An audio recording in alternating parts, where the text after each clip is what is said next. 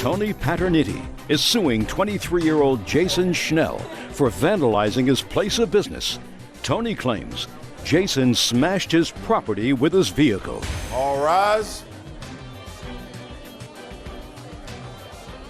This is case number 529 on the calendar in the matter of Paterniti versus Schnell. Vice have been sworn in. You may be seated, sir. Have a seat.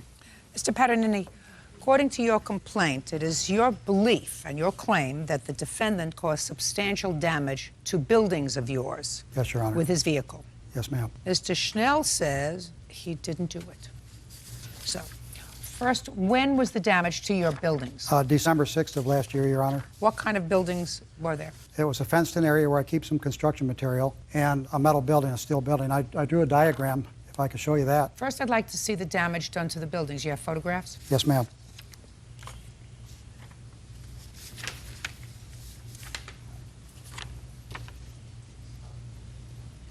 There wasn't a tornado in your area, was there? Not at that time, Your Honor. No. And when you left, you said it was December of '06. What date in December? December 6th. On the 5th, were you at the building? Yes, ma'am. Building's okay? It was fine when I left around 6 p.m. Fence was okay? Yes, everything was okay. No tornadoes that night. So now I see the damage. How much in dollars was the damage that was I estimated caused? around $4,600, Your Honor. How do you get to that estimate, Mr. Paterniti? I'm a licensed contractor. I brought a copy of my contractor's license. And I actually believe I estimated it low since I can do most of the work myself. You have to replace the fence in this shed? Yes. Okay. Now you're going to try to explain to me, since I gather from your papers you did not see Mr. Schnell That's correct. cause this damage. What evidence do you have that he caused the damage? Well, Your Honor, can I show you at first what I thought happened to the property? No, don't tell me what you thought. I'm not interested in what you thought. Okay, the reason I think it was Mr. Schnell is when he hit the concrete sidewalk here, he blew out a tire, left gouge marks on the concrete, knocked down all this, and there was gouge marks all along the property, and we followed the gouge marks down here, and I could actually see where the gouge marks on the road on You mean the gouge marks on the road from being driven on the tire rim? That's correct, Your Honor. Got it. He turned up, I could see where they crossed the street and turned up 90th Avenue. At the time I was looking, a friend of mine and his son came down. It's hearsay.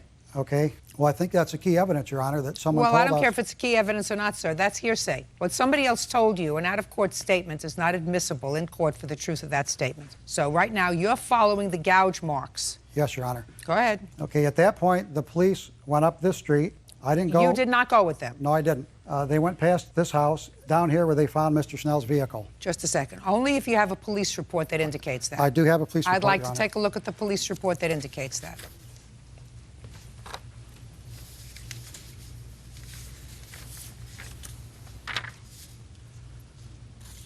Police observe in their report that the damage appears to have been done by somebody doing donuts on the property with their car and lost control and struck the concrete pad, causing the right front tire to blow out, which caused damage to the rim. And then the writer observed pieces of the rim on the concrete pad. The writer observed gouge marks in the concrete from the broken rim. Then it ran into a chain link fence.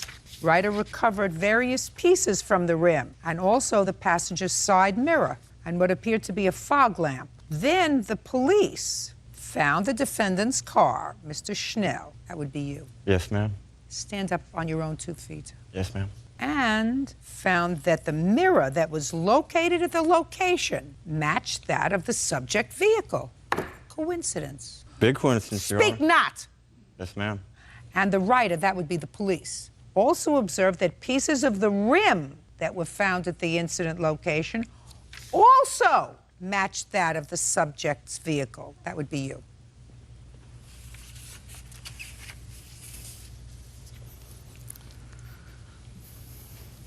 My turn? Look at me. Look at me. Yes, ma'am. I was just I don't gonna want grab... you to look down at anything. Oh, no. I was just grabbing the pictures. I have evidence also. There's no way that my Jeep could have done that damage to his property, ma'am. What kind of car do you... Put it down. What kind of car do you have? 98 Jeep Grand Cherokee. How much did you pay for it? About $5,000. Did you take good care of the car? Oh, no, ma'am, I did not. So you acted irresponsibly towards the car. Oh, I did. Where did you Yes, get the $5,000 from to buy the car? I just... Don't look over there. Yes, ma'am. I just gotten off a deployment, ma'am, from Iraq, so I had a lot of money in the bank. Go ahead.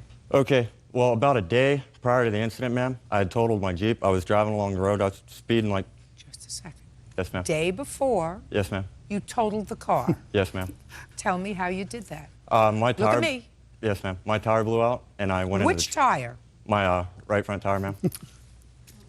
Right front tire blew out. Yes, ma'am. How did it blow out, Mr. Schnell? I don't know how it blew out, ma'am. Right front tire blew out, and? I went crashing into trees. I got pictures here that shows the trees that I crashed into. I'd like to take shows a the look. brake marks. I'd like to take a look at the tree you crashed into. Yes, ma'am. And that wasn't anywhere near his building, was it? Oh, no, ma'am. Good. You look at the pictures, you won't see a building around it. And I want to see the car. Yes, You ma'am. took pictures Yes, ma'am. of the tree. Very nice. And now I want to see a picture of the car.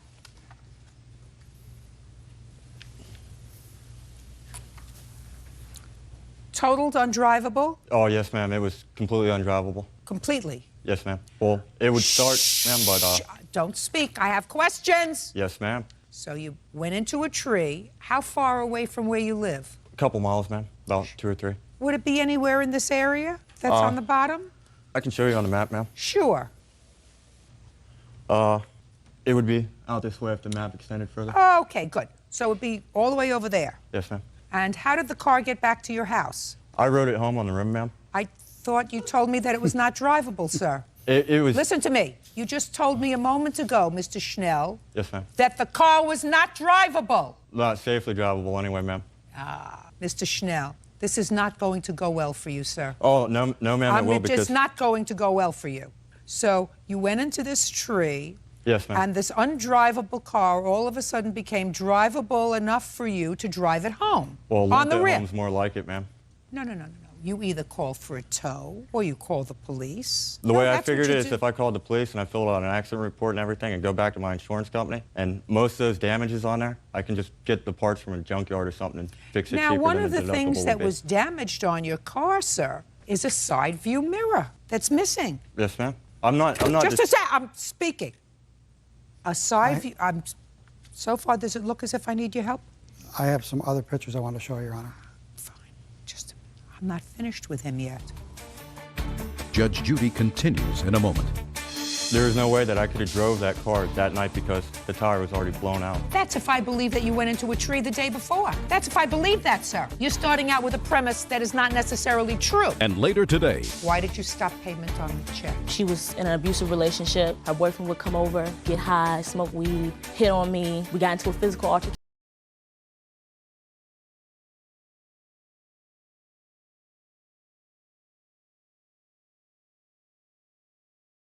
claims Jason Schnell vandalized his place of business when he recklessly drove a vehicle onto the property. So far we have a right front tire Yes, ma'am. that matches the right front tire at his place of business, and a side view mirror also found at his place of business, also missing from your car. Yes, ma'am. Coincidence. I'm I'm not- speaking coincidence. Either it's a coincidence or it's on purpose. It's coincidence, ma'am. Coincidence. Yes, ma'am. We also have a fog lamp Yes, ma'am. also missing from your car. I'm not No. disputing that my car was crashed, ma'am. Just answer my question. Yes, ma'am. Also missing. That the police found on his property. Yes, ma'am. Also, if you'll look at that picture, though, ma'am, did they find my bumper on his property? Just a second. Did they find anything else Let me that was explain missing from the something car, to you, ma'am? sir. I don't answer your questions. Yes, ma'am. That is not my job. Yes, ma'am. At what rank did you leave the military? Lance Corporal, ma'am. What was a step above Lance Corporal? Corporal. Corporal. And above that? Sergeant. Did you speak back to your sergeant? I did Not when if I you was right, wanted to ma'am. live, right? I did what I was right, ma'am. Well, maybe that's why you chose not to make the Army a career.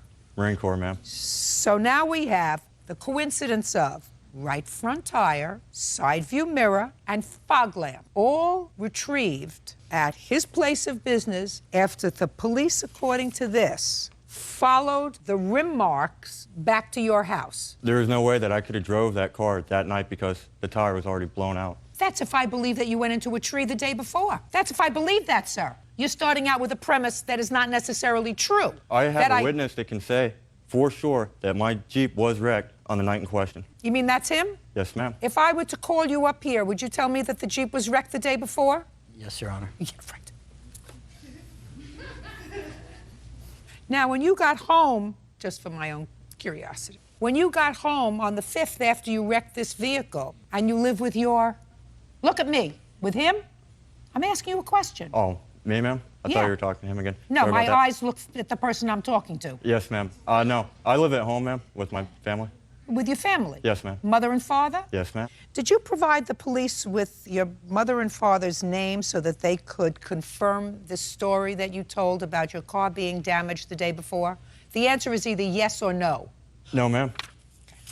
Now I'll see your pictures. Thank you. These are actual police photographs, Your Honor, when the police went to his house.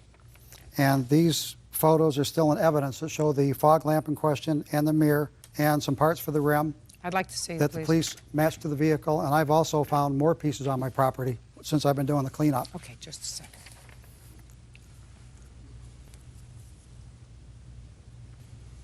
So the mirror that was found, which is primarily what I'm looking at, the paint is the same color as his car. Yes, Your Honor. Well, let's see what else we have. So we have As you right can see- front tire, side view mirror, the same color as the side view mirror would have been from his car. Yes, Your Honor. All found on your property. Yes, Your Honor.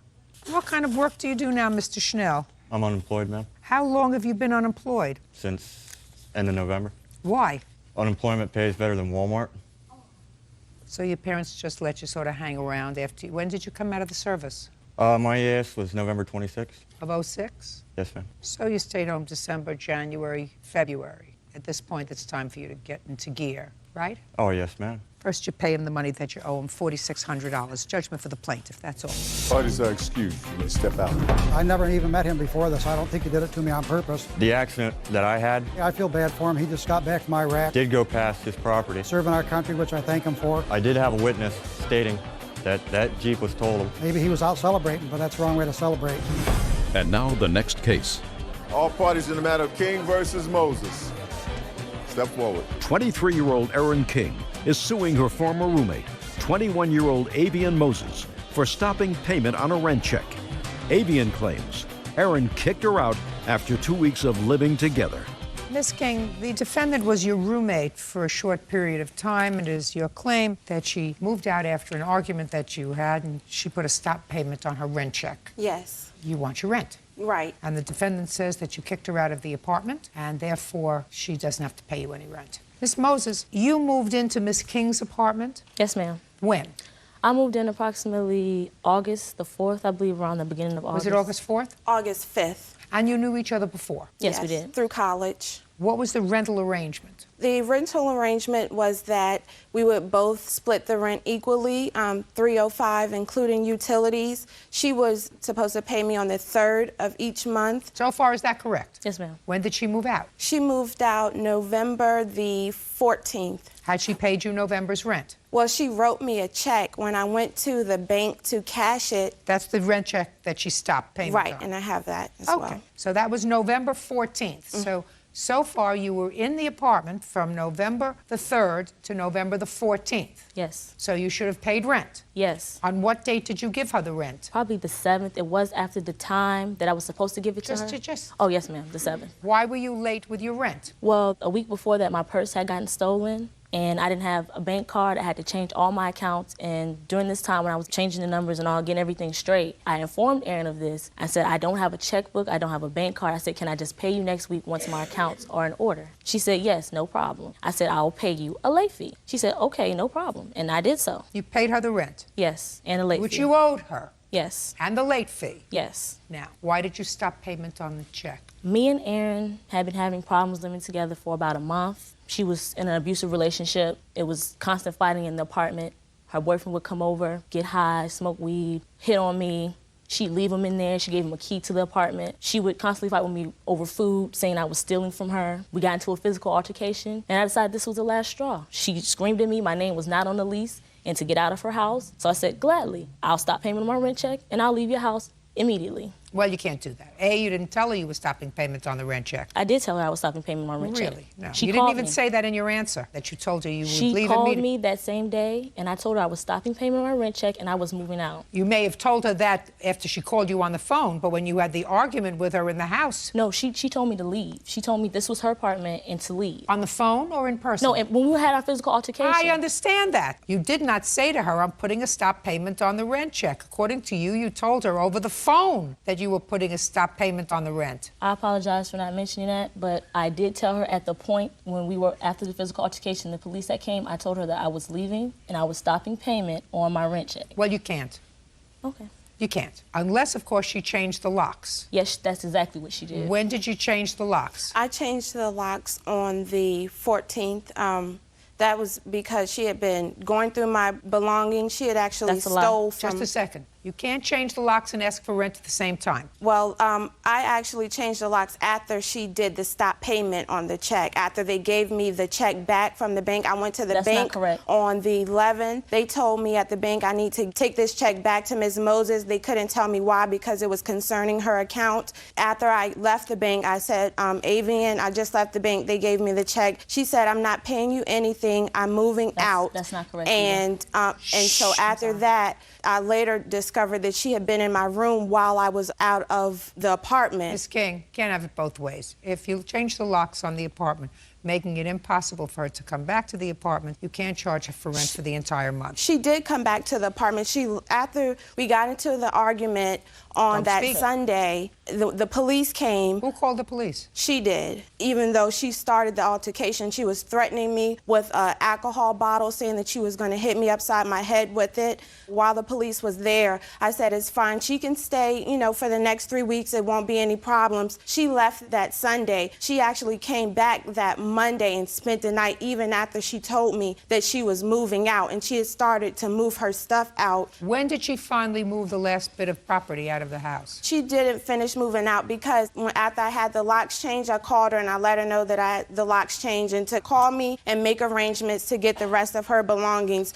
I guess she was angry because I had the locks changed, and she said, well, you're stealing my property. She was with her mother. I said, no, you can come in and get your stuff. I even gave her mother a futon cover that was in the living room and a financial aid paper. I guess, it has her financial information. I kept telling them, please come in and get the rest of your stuff. I even, gave them that. I wasn't... When did she take it out, or did she still not? She left after I gave her mother the futon cover and the Norfolk State financial aid booklet. They said, we don't want the rest of the stuff. We're leaving, and they left it. And so she left a bed, a dresser, Did you leave clothing. a bed and a dresser there? Yes. Ma'am, because yes, I did, because she wouldn't allow me to get it. She changed the locks. Listen to me. You didn't sue her, did you, for your stuff? Yes, I did. The court ordered her to give it back to me, and I didn't get it back until January the 1st of 2007. Oh, so you did sue her. This is Yes, not I the did. first time you've been in small claims court. No, ma'am. You're only entitled to half a month's rent. Change the locks, but you're entitled to half a month's rent. $150, $250. Okay. Right? That's what your half a month's rent is. Yes. And that's what you offered to pay her. Yes, I did. She said she $150, didn't want it. $250. Absolutely right. That's all. Judgment for the plaintiff. Parties are excused. You may step out. I'm happy with the judge. Barbara Baker is suing her former friend, Micah Sandoval, for the unpaid balance on a Ford Taurus. Micah says she paid her back with free babysitting. All rise.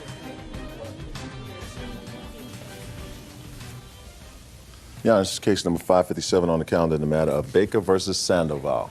Parties have been sworn in. You may be seated. Ladies, have a seat, please. Miss Baker, were you and Miss Sandoval friends Yes. before you sold her this car? Yes, we were. Do you ever watch my courtroom program? Yes, I do. Didn't you ever hear me say, never sell a used car to a friend? Yes, ma'am. But you didn't listen. You didn't take me seriously. No, I'm sorry. You're never supposed to sell a used car to a friend and never make a loan to a friend, because that's the fastest way to lose a friend. You always end up enemies, and you're the bad one when you try to collect the debt. Okay, so you sold the car to Miss Sandoval. How much was the car? $3,800. You have a bill of sale? Yes, I do. I'd like to see it, please. I also have a contract. I'd like to see the contract, too.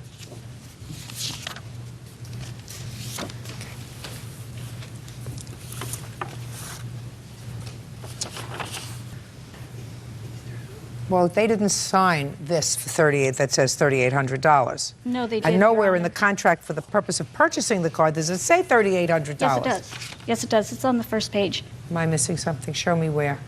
Okay, no, I guess it doesn't. It does not. Okay. Well, let me tell you this. Usually a contract for the okay. purchase Then of... do Listen to me, have- my mouth is moving. Yes. Usually when you make a contract for the purchase of a something, what you list is the property being sold and the purchase price. Do you understand? Yes. Okay, that didn't say this. Okay, in our state, the buying party is not responsible to sign the bill of sale. But I also have where she registered the car and claimed $3,800 is what she Fine. paid for the So car. let's say $3,800. But remember this. Yes. In the future, if you sell anything, you have to put the purchase price in the contract. That's what the contract is about. Okay. What you're selling and how much you're selling it for. Well, Your okay, Honor, you purchased the car for $3,800. How much did you pay? I've paid a total of $3,912. I'm not counting, madam, what you claim as far as work for hire and working off some of the Pay in cash was $912.50. 912. It is your claim that you paid up because you fell onto some financial hard times and the plaintiff agreed to let you off the hook by doing some babysitting or something for correct. her, and that you babysat for her $2,000 worth or more. Yes, it was No, $3,000. Your Honor, she worth. babysat. You paid her $912. In what month and year did you stop paying her? I stopped in January of 06. When was your last payment? December of 05? Yes, around December of 05. Not about. When was your last payment? Did you pay it by check December or cash? of 05. We always paid in cash. So let's say January of 06, you stopped paying her because you were having financial difficulties. And what arrangements did you make? I had went to her and told her that my husband and I were splitting up and that, I didn't really know what to do with the car. She then stated that I could work off the rest of the payments and doing daycare for her grandchildren that she had custody of. And you're saying that that happened in January. Yes, that happened in January. Did that happen in January? No, it did not. No, it didn't happen in January. Didn't happen in January. Yes, it did. No. Show me. Prove to me that you started doing daycare. I have two letters. Show me that you started to do daycare in January of 2006. I actually started way before that because I was also doing daycare for health and welfare children. I'm talking about And- for her grandchildren. I have two statements here from people that did use my daycare that stated that they did see her children there. Show me your record. I don't your have those record records. of when the children started. You run a business. When the children started each day, when they were there, for how many days they were there, for how many hours a day. Show Well, me. what I'm trying to tell you is through the health and welfare department, I get paid monthly. The only time that I ever did daycare was for low-income women that were on the health and welfare, and she was the only one that I had let come to me without going through the health and I welfare understand department. that. That doesn't mean you don't keep records if you're paying off a debt. We had made a deal with each other. Oh, well, then for tell that. me what the deal was. That I would be doing daycare for her children or her grandchildren. How many days a week? It was about 2 days a week. No. Friday Yeah, and that's what Saturday. you see. That's what I mean. About 2 days a week. Friday and Is- Saturday nights when she would go out with her Just a stripper second. daughter. Friday and Saturday evening. From when to when? She would drop them off about 8 p.m. and pick them up in the morning at about 10 a.m. And you're telling me that happened every Friday night and every It did. Saturday night? after her husband left her. After yes. you're telling me that happened every Friday night and every Saturday Yes. night. Okay. And for that, you say you want to be credited for $400 a month. That was for one child, the special needs child. The other child was $200 a month. Did you leave the children with her every Friday and Saturday night? No, I did not. She babysat during 1 week, and I have emails here that back up that Can I see the emails? Yes, I have several emails about how she will pay me, how she owes Let me see. There is some in there about babysitting, and I gave her $60 credit for a time that she did babysit.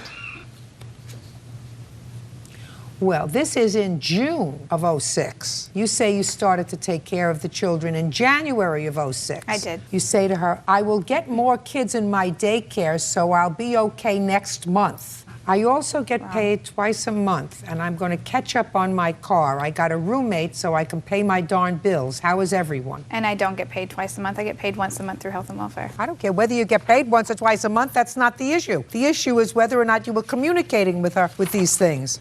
Then she writes you one. August 18th. She says, could you babysit on Saturday night, maybe all night? How much would you charge for the two children? That's August 18th, 2006. And then finally, in October of 06, she says, you have moved, your phone is disconnected, you won't call me, you don't want to babysit off the payments, you want the police to track down the car, call me.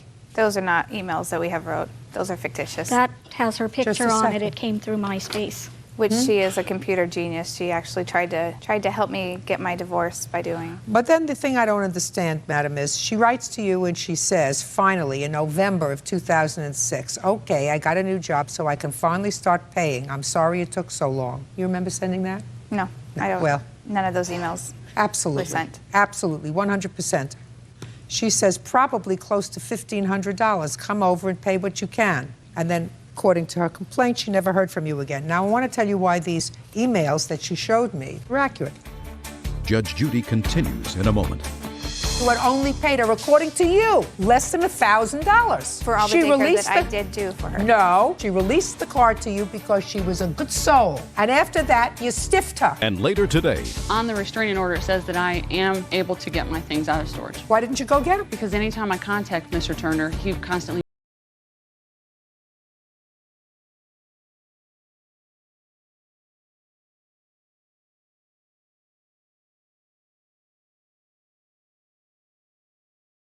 for the balance on a Ford Taurus, Micah says she paid off the debt with free babysitting. Because she's suing you, not for the $1,500 that she says that you owe her, but she's suing you for $4,500 because she's added on late fees and whatever else. That's nonsense. So if she wanted to make up a story, she would have said probably close to $4,700. She doesn't say that. She says close to $1,500, which means she's giving you credit for $912 that you paid her in cash and for a whole lot of money for babysitting. No, ma'am, it was $1,500 up to that point. No, it says, how much do I owe? And you says probably close to $1,500. Oh, okay. That's what you say. Well, when you make up your own emails, you probably forget what you're writing. Oh, come on, Miss Sandoval, let me tell you something. When you buy a used car from somebody, you're supposed to pay for it. Now, usually if you buy a used car, you pay for it all at one time. She was very nice to you. She let you make payments. She not only let you make payments, but when you ran into some hard times, she said, you know what, we'll even lower the payments to $100 a month from $130. So we'll lower the payments so that maybe you could make those. You couldn't make those. Then you said, we'll do a little barter. But after a while, you got tired of bartering. You did barter some, because you did babysit some, and then you make up in your own mind, I babysat enough. You know, really babysat enough. This is what the state pays me. This is what she's going to pay me. And then the car's all paid off. Not only is it paid off, but I overpaid her. She had released the title to me, which in Idaho, you cannot release the title unless it had actually paid for. When did she release the title? February of '06. Listen to me. In February of '06, you had only paid her, according to you, less than $1,000. Well, with our $500 down payment that we did also. So that would have been $1,500. Listen to me very, very carefully. You just said to me, before you paid for the car, she signed over the title. That's what you just told me. Well, I had paid all in cash. And then after that, I was just going to do the daycare. But you hadn't done it. So she released the car to you in good faith, right? For all the daycare that I did do for her. No. Before you did babysitting for her, madam. I have babysat for her since No. her grandchild was little. Before you started babysitting for the two children, Friday and Saturday night, she released the car to you because she was a good soul. And after that, you stiffed her. Judgment for the plaintiff in the amount of $1,500. That's all. Step out. Parties are excused. You may step out. Not loan money to friends. I'll do what Judge Judy said. It's fine with me. People I don't want in my life. Not loan money to friends, not sell cars to friends. Keep friends as friends. And now the next case. All parties in the matter of Hartley versus Turner. Step forward, please. Victoria Hartley is suing her ex-boyfriend, Marcus Turner, for rent, the return of property, and harassment. Victoria says Marcus is obsessed with her. Miss Hartley, you and Mr. Turner lived together for a while. You had an apartment together. You left. Yes, ma'am. It is your claim that when you left, it was agreed that Mr. Turner would keep the apartment and pay the rent on the apartment. The apartment had been leased with a co-signer, a friend of yours. Is this your friend? Yes, ma'am. And it is your claim that Mr. Turner did not pay the rent for a month. The landlord came after your friend. Your friend paid the rent. You felt obliged to reimburse her for the rent because you and Mr. Turner were living together. You want Mr. Turner to pay you that money. Yes, ma'am. That's the first thing. Second thing is you claim that he has some property of yours in a storage unit that you want. And the third thing is you claim he's been harassing. Yes, ma'am. Mr. Turner says you moved out of the apartment without notice, so you can pay that month's rent, that you had plenty of opportunity to get your stuff from storage, and he's got a counterclaim, and his counterclaim's rather interesting. He wants you to pay for your half of the storage. That's ridiculous, Mr. Turner. You agree, don't you? You can't say you abandoned the property and wanted to pay for the storage, right? Well, if she wants your stuff back, I mean, that's I'm willing to give back her washer and dryer. That is not a problem. But I mean, to come after me for 2 years now. Just a second. So you're willing to give her back a washer and dryer? Yes, ma'am. Perfect. I see how easily we resolve that. Washer and dryer for you. Is it in storage, sir? Yes, ma'am. Good. So you'll give her back her washer and dryer. Your Honor. What? There's also a box of items that my grandmother had given to me, which she has since passed away, that I would like back. What's in it? There are different water pitchers. In the box is also a home interior bride and groom that she gave me when I got married. You know where that is? I said that on her mother's back porch. I called her cell phone, so I just left a box on your back porch. You might want to go over there. There was a couple kids across the street. They seen me, so. It's what you're telling me, Mr. Turner. You don't have the box No, I dropped the box off at her mother's house. When? On the back porch. When? Not too sure what day, maybe a year and a half ago. All I want to know is you do have the washer and dryer. You say you don't have the box anymore. No, I do not have that. Doesn't have the box anymore. Now, Miss Hartley, listen to me very carefully. I read your complaint very carefully. There was a time that you went to court to get a restraining order against Mr. Turner. Is that correct? Yes, ma'am. On what date was that? Do you remember? October 2006. And you had already separated at that time? Yes, ma'am. Now, I've been in domestic relations courts for many, many years. When you go to domestic relations court, you are asked whether there is anything else that you need. And if you wanted to, you could have said to the judge, there is property in the storage room that I want, and he refuses to give me access to it. Did you do that? Yes, ma'am. Did you get an order to go and get your property? No. From the judge? On the restraining order, it says that I am able to get my things out of storage. So, why didn't you go get them? Because anytime I contact Mr. Turner, he constantly makes it a date type thing. Then what you do is you go back to court and say he's violated the protective order. You don't wait a year and a half and sue him for the property. Okay. It's been a long time. If you really wanted it, you would have gotten it. Now, on what day of the month did Miss Hartley leave the residence? Do you remember? July, March. July 19th, 2005. Did you pay July's rent? Yes, ma'am. Did you pay July's rent? Yes, ma'am. What about August? Did you pay August's rent? No, ma'am. I was moved out at the time. You can't be moved out half the time, No, I mean, Mr. like Turner. there was 2 weeks left on the lease. She moved out like at the middle of the month. I just stayed because it was paid for. When did you leave, Mr. Turner? The end of the month. End of July? Yes. And when was the lease up? August? So there was a month left on the lease. I believe so. Now, when the two of you separated, what arrangements did you make as far as staying in the apartment, Mr. Turner? I told her I would finish staying the 2 weeks and just move out slowly. She did not have a problem with it. And that's Did you why I say, did. I'll finish moving out in 2 weeks, or I'll finish moving out when the lease is over? No, I move out in 2 weeks. What did he say? When I told him I was leaving, I said, what do you want to do about the apartment? Do you want me to contact the manager and tell her I'm going? He says, no, because I don't know where I'm going to live right now. I'll take care of the apartment complex. I said, are you sure? Are you going to live with your grandmother? Are you, do you have a place to go? He said, right now I don't want to live with my grandma. I'm just going to stay here till I find a place. I will let the apartment complex know when I leave. I will handle this. Sounds right to me, Mr. Turner. No, ma'am. Because I told her. Did you pay anything for the month of August, sir? No, ma'am. Well, you have to. You had a lease. Who did you expect? It was month to month at that time. The 4-year lease was up, and it was month to month. Oh, so you just had to give them a 30-day notice? Yes, ma'am. Did you give them 30-day notice? I didn't. No. Well, but you were the last one in the apartment. Yes, ma'am. Because I thought she was going to give it. I never told her not All to. right. Well, or how much was the rent? I believe at that time it was $570 a month. Well, how much did you pay? Sandra O'Reilly ended up paying the apartment complex. They wanted $804. There was some damages to the apartment. They had to replace the bathtub. Just a second. You lived there for a year? Mm-hmm. Good. So you pay $400, he pays $400. That's for August's rent. You didn't give 30 days notice, he didn't give 30 days notice. If I would have known he wasn't going to say anything to the apartment complex, I would have paid for at least half of August. Well, that's what you're doing. You're paying for half of August. And he's paying for half of August. All right. What else? Even after the restraining order, Marcus has still called the store where I work at and the store I left from. I've had to transfer to 3 different stores, so he finally will stop calling. He hasn't stopped calling. He still calls the stores where I'm at. What do you call her for? I do not call her. I don't know where she lives. I don't know where she works. I have no idea what her phone number is. I can't call somebody if I don't know where they live, where they work. Do you have any proof of his calling? Yes, ma'am. You Let's want see. the records before or after the restraining order? Let me see the records after the restraining order.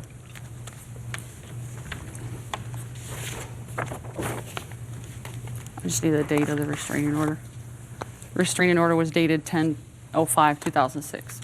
The highlighted ones are the past stores that I've worked at. How do I know they're coming from him? If you look at the top of the bill, it'll say his name and his cell phone number. How did you get these? I sent an email to Sprint and told him I was taking him to court and wanted phone records. So you have phone number 810?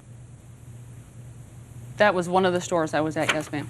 Whose number ends in 3753? That was the store I went to in July, And then he had come up to the store and said he was somebody else, left his cell phone number, wanted to know was I dating anybody. I don't see why he has to keep calling the stores where I'm at, asking about me, driving past my house, if he doesn't have any of my items except the washer and dryer in storage. Why do you call her? I do not call her. Well, you did. These are your phone records. There was a time that These I are your did because phone. we was These working. are your phone records. All right. December and January. Clearly, you made phone calls to her places of employment. There's no reason for you to call her places of employment. Do you understand? Yes, ma'am. Don't call her anymore, sir. Okay. You want to tell me in 10 seconds about your counterclaim? I know you done dismissed it, so. I didn't do it's that kinda- yet, but I'm going to. I hear for like a year and a half, she did not want her washer and dryer. Now she's coming back for it. I think she's owes me half the storage. I mean, it was in there. I gave her 4 opportunities to let her come get it. My one witness. Listen to me. and Mr. it's- Turner, I don't know why she's here, sir. I have no clue why she's Exactly. here. She's going to get her $400 for your half of the rent for August All right. 2006 because that you should have paid. Neither one of you gave 30 days notice. She didn't give 30 days notice. You didn't give 30 days notice. True. If her friend who co-signed for you had to come up with that money and she reimbursed her friend, it's only reasonable and fair that you be the true. responsible. No, very true. Okay, the washer and dryer is laying in storage. She wants it. Yes. You give it to her. The two of you never had an agreement that she was going to pay for the storage. There was never a contract that she was going to pay any part of the storage. That's why your counterclaim is dismissed. Okay. Do you understand? Thank you very much. Goodbye. Good luck. Have a happy life. That is our excuse. You may step out. He's a stalker, and he will still to this.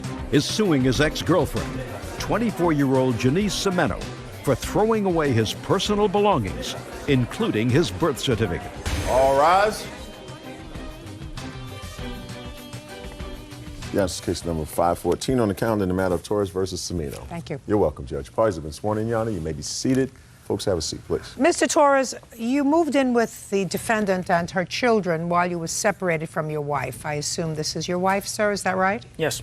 And it is your claim that when you decided to return to your wife and reconcile with your family, the defendant kept and/or destroyed some property that belongs to you. The defendant says you had ample opportunity to get what you wanted. Whatever you didn't take with you, she got rid of. She is counterclaiming because she says that because of your broken promises, she lost wages. She's going to explain that to me. When did you and your wife separate, sir?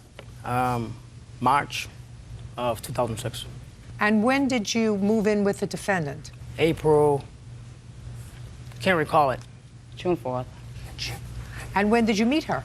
I met her through my boss, which is her brother. When? In May. Where had you been living between March and May? My mother's house. So you met her in May and you moved in with her in June? June. First mistake. Where did you move in with her, sir? And where she used to live in Falmouth. Falmouth? Yes. In a house or an apartment? An apartment. How old are your children? I have a 5-year-old and an 18-month-old. Where's their father? Don't know. Gone. Yeah, Gone. don't know. Were you working? Yes. Who were you working for at the time? Stop and Shop and Dunkin' Donuts. Who was taking care of the children when you worked? They were in daycare full-time. Was that subsidized daycare? Yeah. Okay. So you move in, Yes. and then what happened, Mr. Torres? Everything was getting fine. I was missing my kids a lot. You have to speak slowly, Mr. Torres, because I'm going to try to follow you. Okay. Everything was going fine. You were missing your kids a lot, is what I got. Now you're going to try to speak a little slower and keep your voice up so I can hear you. See how I'm speaking and projecting? You don't have any trouble hearing me, right? No, I don't, Your Honor. Good. Go ahead.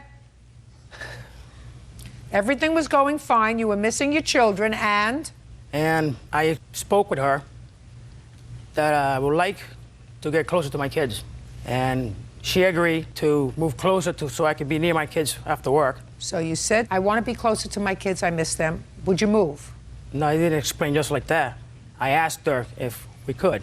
I didn't force her to. Nobody said you forced her, but you said, I want to be closer to my kids. I want to move with you and your kids. Yes, So she moved.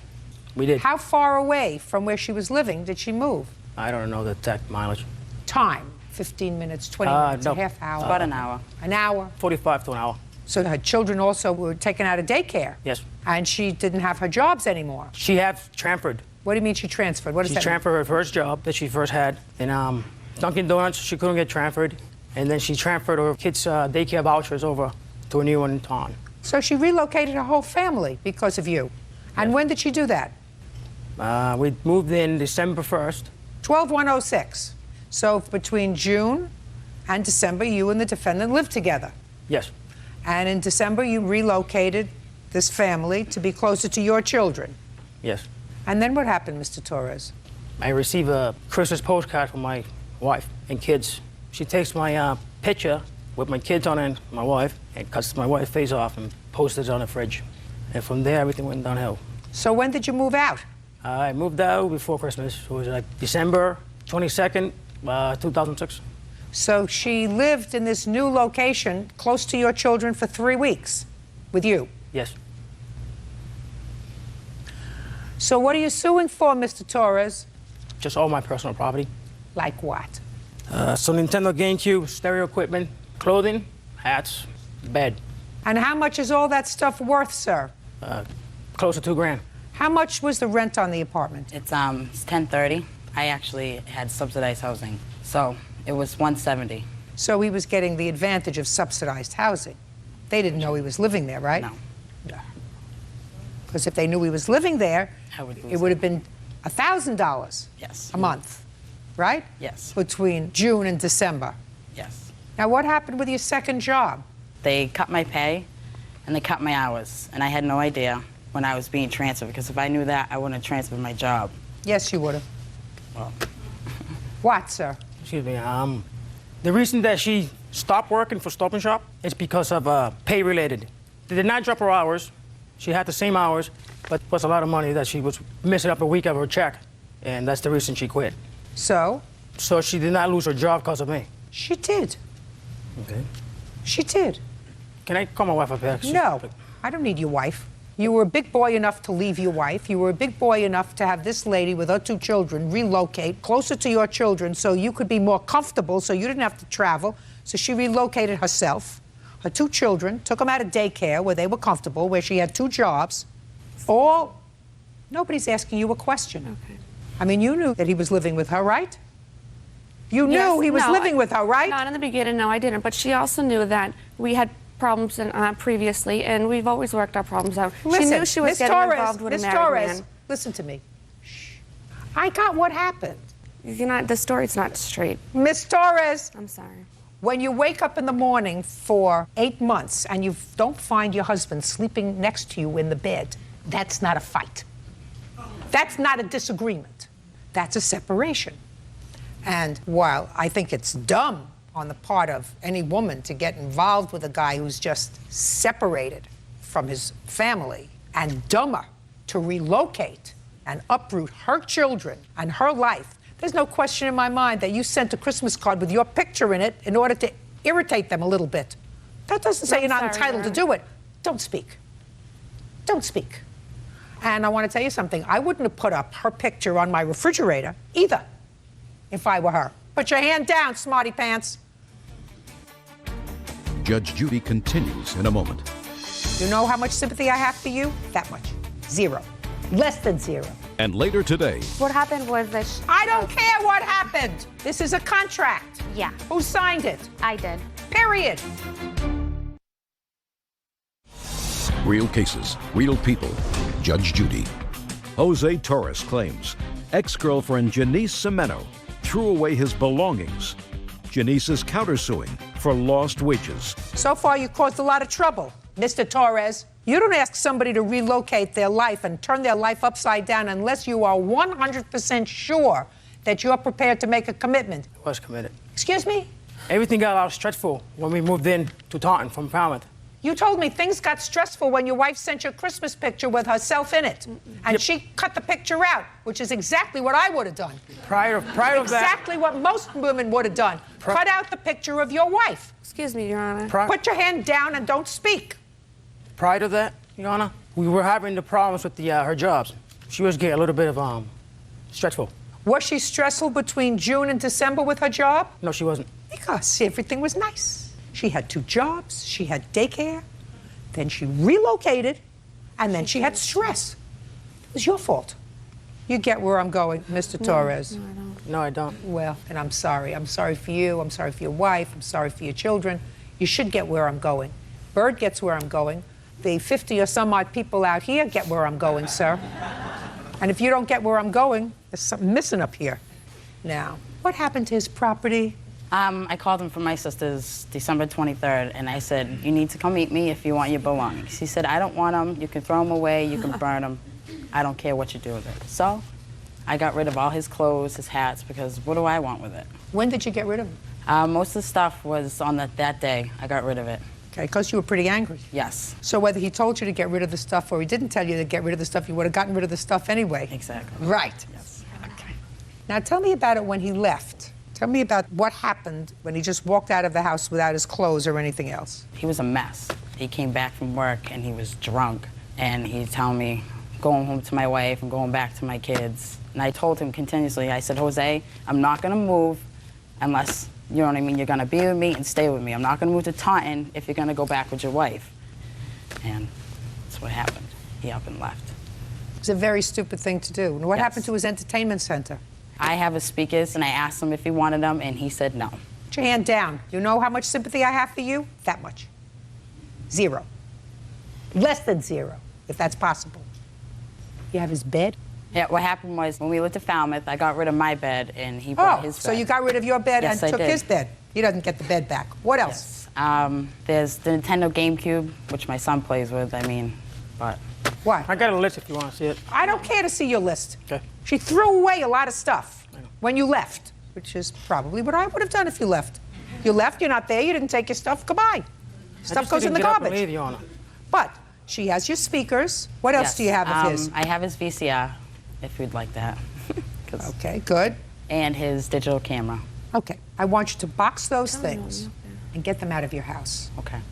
Within 5 days, he's going to pay the cost of putting it in UPS or the post office or whatever.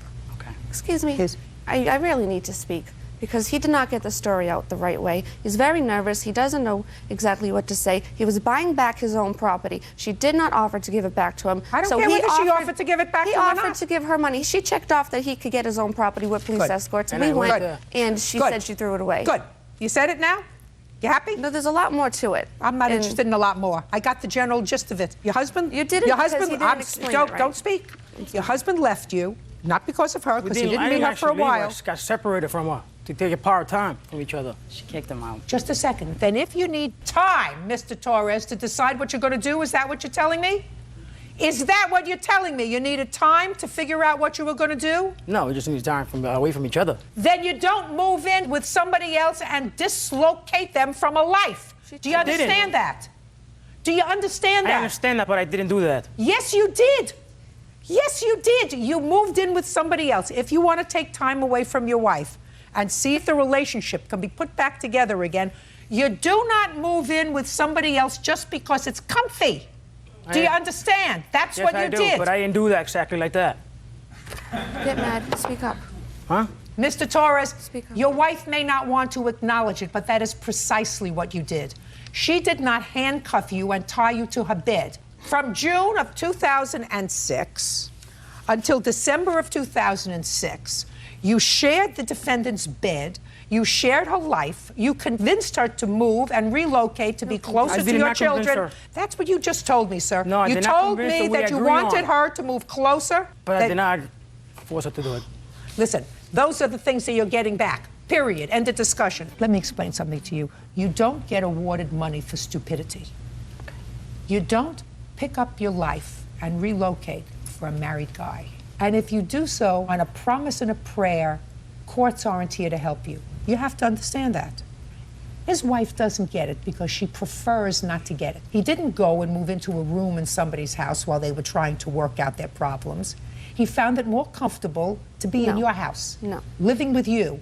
And she thinks that's your fault. That's not your fault. She's angry at the wrong person. She should be angry at him because it was his choice to move in with you, and it was his choice to move into another apartment with you. It was his choice. He was more comfortable living that way while he was figuring out what to do with his marriage. So her anger is misplaced, and I don't want to hear about it. So you get your property back. The stuff that she just mentioned, sir. Other than that, you get nothing. I'm dismissing her counterclaim because, unfortunately, the law doesn't permit her to have a counterclaim for her own acts of misguided love and affection and your promises that you were going to be with her. Law doesn't permit I ain't made that. any promises. Get out of here. As I excuse, you may step out. Wait here, please. He didn't get the story straight. He was very nervous. He had a hard time talking. He was already separated and lived in his own place. She chose to deal with a married man. I had no idea. He told me after we were together. 13 years we've been together. We've had our separations. You know, he's always come back. And now the next case. All parties in the matter of Rendon versus Cepeda. Step forward, please. 24-year-old Tanya Rendon is suing her ex-roommate, 23-year-old Crystal Cepeda, for 2 months' rent and utility bills. Tanya says Crystal was a disrespectful roommate. Miss Rendon, Miss Cepeda was your roommate. According to you, she owes you a couple of months' rent and some utility bills. Miss Cepeda says you told her to leave the apartment. She owes you nothing. Who signed the lease to the apartment? I did. So it was just in your name? No, it's both of our names, but she never stopped by the office to sign it. Listen to me, Miss Rendon. If she didn't sign the lease was in your name. It was printed with both of our names, but she... Show me the lease. I mean, are you not following what I'm saying? Yeah. I thought this was going to be easy. What happened was that... I don't care what happened. This is a contract. Yeah. This is the only contract that exists with the landlord. Who signed it? I did. Period. We're going to start again. Okay. And I'm going to try to come down. You moved into the apartment. The lease is in your name only. Is that correct? Yes. But you moved in together. Yes. And according to you, you had an arrangement with her that you would split all the rent and all the utilities on this apartment. Lease is from September 1st, 06 to February 28th, 07. Yes. When did you move out? I moved out January 31st. Now, according to what I read, you paid January's rent, and then you went and withdrew money from the bank so that the check bounced. Right. Now, you try to explain to me why you do not owe January's rent if you lived there, according to you, until January 31st. Because I wasn't really staying there. I don't give a rat's behind whether you were really staying there or not. Your things were there. Right. So you owe January's rent. Yes. I would like to say something, Your Honor. She agreed to stay there till March 1st. Why don't you be quiet? Okay. How much was your half of the rent? $590. Put your hand down. So far you owe her $590 for the month of January because you can't give her a bad check for January. Do you understand? Yes. Did you pay the utilities in January? No, I did not. How much are the utilities in January? January only. January, they're $90 a month. So far, that's $680. Now, according to you, she also owes for February. Now you can tell me why she owes for February when she moved out January 31st. When she first moved in, the agreement was that she was going to pay $590 a month until March 1st. It was a 6-month lease. Throughout that time, she kept paying her rent late. She also was very disrespectful to the point that she had people have sex in our apartment with me there. Wow. Tell me about February, because so far you haven't told me about February. I couldn't find a roommate. Obviously, I had to come up with the money to cover for February because she just pretty much left. She didn't even bother cleaning the room. She says that you told her to leave. Is that right? 2 weeks before the end of January, she told me that she had found a new roommate that would be moving in in the beginning of February. Who that was? She told me a girl that she found on Craigslist would be moving into the apartment. So you decided to terminate this roommate relationship yes. well prior to January 31st. Yes. Because you had discussed moving out. Right. You say it was her fault. She says it's your fault. It was clear from reading the complaint and answer that the two of you did not have compatible lifestyles. Right. All right. Go ahead. So in January, at the middle of January, I decided, I guess I don't have a choice. She had notified me that I would have to be leaving the apartment because she found a new roommate, and so I decided, okay. Where did you find this new roommate? She was a friend of my ex-roommate, one of my ex-roommates. And when did she move in? She moved in March 1st. So you had to cover the rent yourself in February, yes, right? I did. That's too bad. She owes you $680 for January. Anything else? No. Anything else? The bills, I mean, she didn't pay for the bills for January. $680. Get over it. That's all. Parties are excused. You may step out.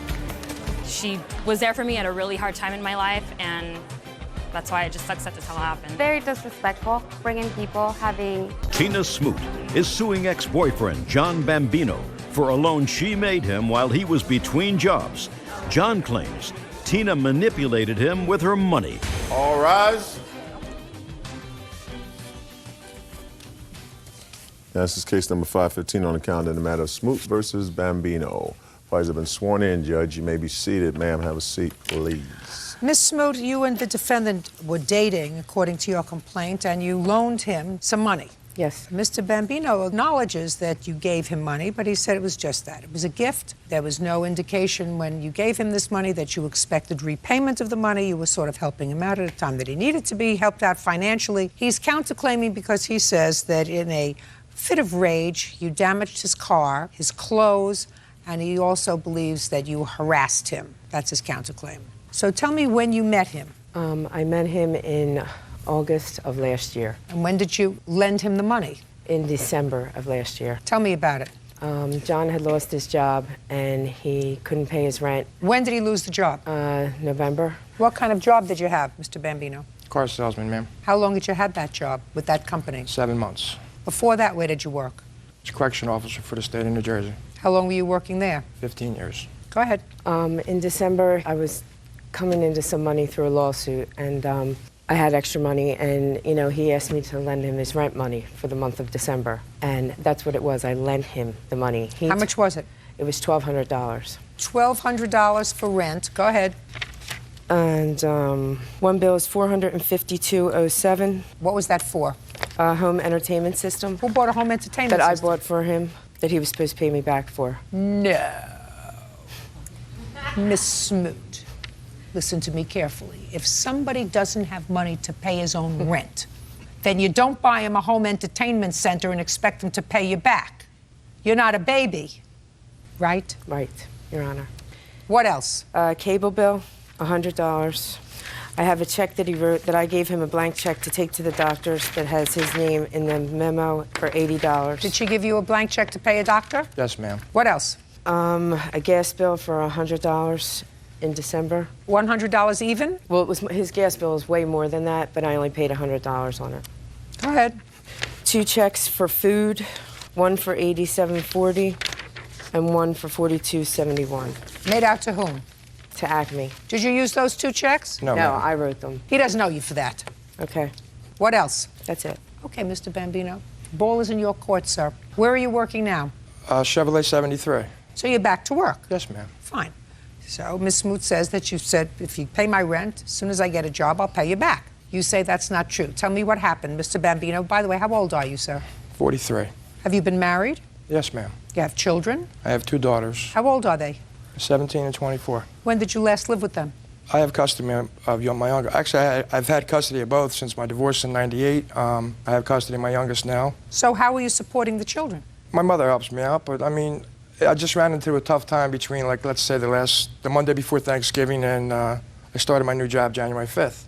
Right. So it was approximately 6 weeks. So what you're telling me is your mother helps you out. She helped me out in that particular time frame, yes, in the beginning of January. Go ahead, I'm listening. I met Tina, as she said, in the middle of August. We started the date. Would you try looking at me rather than keeping your eyes closed? It's disrespectful. I'm sorry. I met her in the middle of August at a club over in Philadelphia. Approximately 2 weeks later, she accused me of staring at a woman on the track. She told me to get in her Jeep. She started to give me a ride, which was the ride from hell. She just started driving down the interstate, doing approximately 70, 75 miles an hour, weaving in and out of traffic. But after that, you took money from her. No, well, ma'am, it's... Listen to me. After that, you took money from her, so I'm not interested in a ride I didn't from take hell. money. Yes, you did. She gave me the money, ma'am. That's not what I said. I said you took money from her. Yes. After the ride from hell, which would have put me in a different county from somebody like that, you took money from her.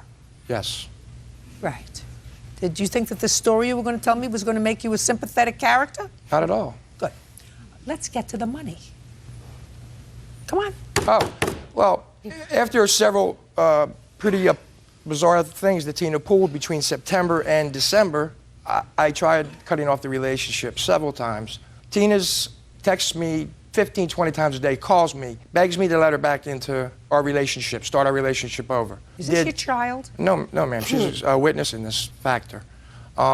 Tina, I let back in approximately 7, 8 times between September 1st all the way up to the February 11th. She just constantly says I'm cheating on her. You want to know something? You want to tell the sad story? Go on Dr. Phil. Right. To me, I want to know. To me, I want to know about the money. The money. Tina would manipulate things and try to get me to let her back in.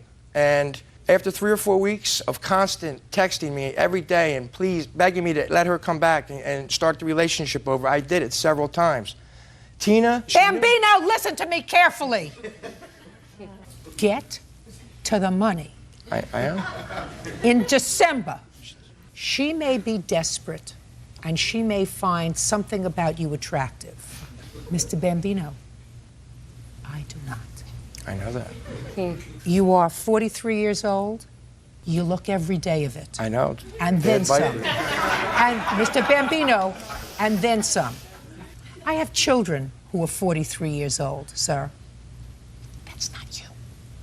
That's the first thing. Second thing is, let's get to the money in December. Excuse me, you date him? No. Perfect. Get to the money. All right, I let Tina come back over in early December. She laid $1,200 on my couch and said, pay your bills with this. I don't care when you give it back to me, just pay your bills. She insisted. I did pay. I paid my rent with it, of course. The other things, utilities, she paid $100 for the heating bill. Mr. Bambino, how do you think Miss Smoot knew that you didn't pay your utility bills and that you didn't pay your rent? How do you think? By communicating By you with telling me. her. Mm-hmm. And it was that kind of casual conversation that inspired her to leave the $1,200 on the table for you? Yes, ma'am. Ah.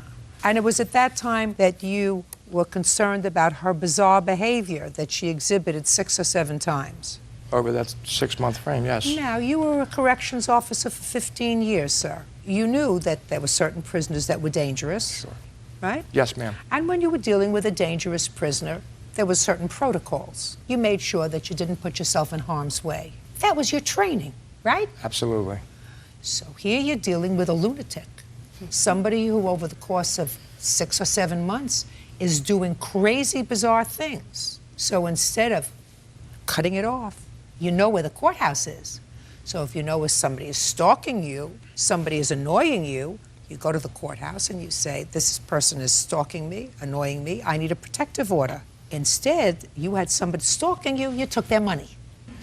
No. You took their money. I didn't say loan, I didn't say gift, I said you took their money. Well, you did, you just told me that, Mr. Bambino. You told me she was stalking you, harassing you, doing all kinds of bizarre things, and she put $1,200 down on the table, and she paid your bills, and you took it.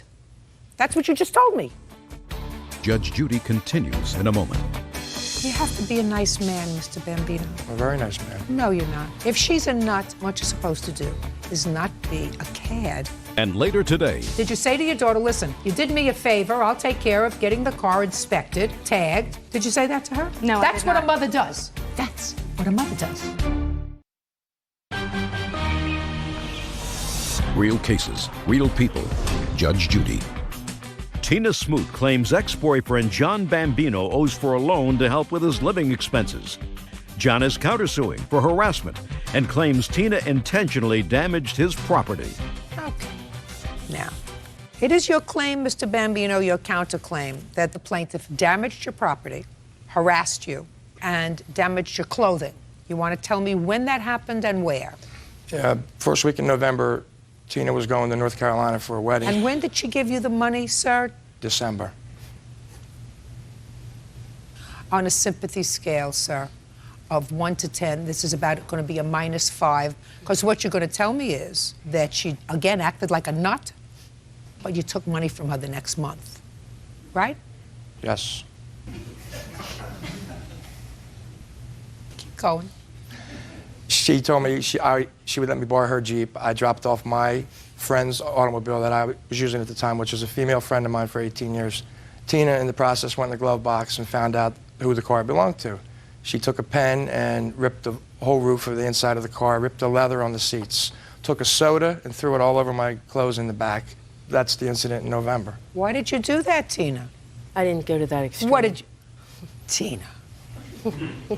What happened? Why did you do it? I didn't do that, Your Honor. Yes, you did. You did some of it. I called him and told him to bring my Jeep. What did you do to the stuff I in the poured car? soda on his clothes, that was You all. poured soda on his clothes. Is there a police report with regard to the damage to this friend's car? No, ma'am, but I have pictures. It's not your car. It's not my car. Did you fix the car? Not yet. Then you're not the person who can file this claim against Miss Smoot. That would be the car owner. Yes, ma'am. And as far as throwing soda on your clothes, So what? you owe her $1,480. You have to be a nice man, Mr. Bambino. I'm a very nice man. No, you're not. If she's a nut, you're not supposed to take advantage of people who are not balanced. If you actually believe that Miss Smoot is not balanced, then what you're supposed to do is not be a cad and take advantage of her financially. You're supposed to say, I don't want your money. I don't want it as a gift. I don't want it as a loan. I don't want you in my life. I don't want that at all because I don't think you're balanced. I think that you should take this money and use it well by going to see a doctor who will maybe give you some medication to help you feel better. Instead, what you did is you took advantage of her because you're not a nice person. Nice people don't take advantage of sick people. Judgment for the plaintiff in the amount of $1,480. Your counterclaim's dismissed. Goodbye. Parties are excused. You may step out. It was all a big joke to him anyhow. That's totally not the case. It's totally not the case. She thinks that something's going on between us. We're just co-workers. She's a little insane. She needs some medicine. That's what she thinks. I feel bad because she's not a bad person. She's got 2 beautiful daughters. First of all, I don't have 2 daughters. I have a daughter and a son. I'm not going to date women ever again. I will never let anybody take advantage of me again. I'm going to do a background check and, do what I got to do. And now the next case. All parties in the matter of Zuloff versus Steck. Step forward, please. 19-year-old Jacqueline Zuloff is suing her mom, Shelley Steck, for the return of a '97 Pontiac Sunfire. Shelley says the car is titled in her name. Ms. Zuloff, this is your mom. Yes, ma'am. According to your complaint, you believe that your mom conned you out of a car. Yes, ma'am. Your mother says that she did, in fact, purchase it from you and paid you for it. Tell me about the car. When did you buy it? I purchased the car on February 9th, 2006. How much did you pay for it? I paid $400 for the car. Who did you purchase it from? It was a friend of my uncle's. What kind of car was it?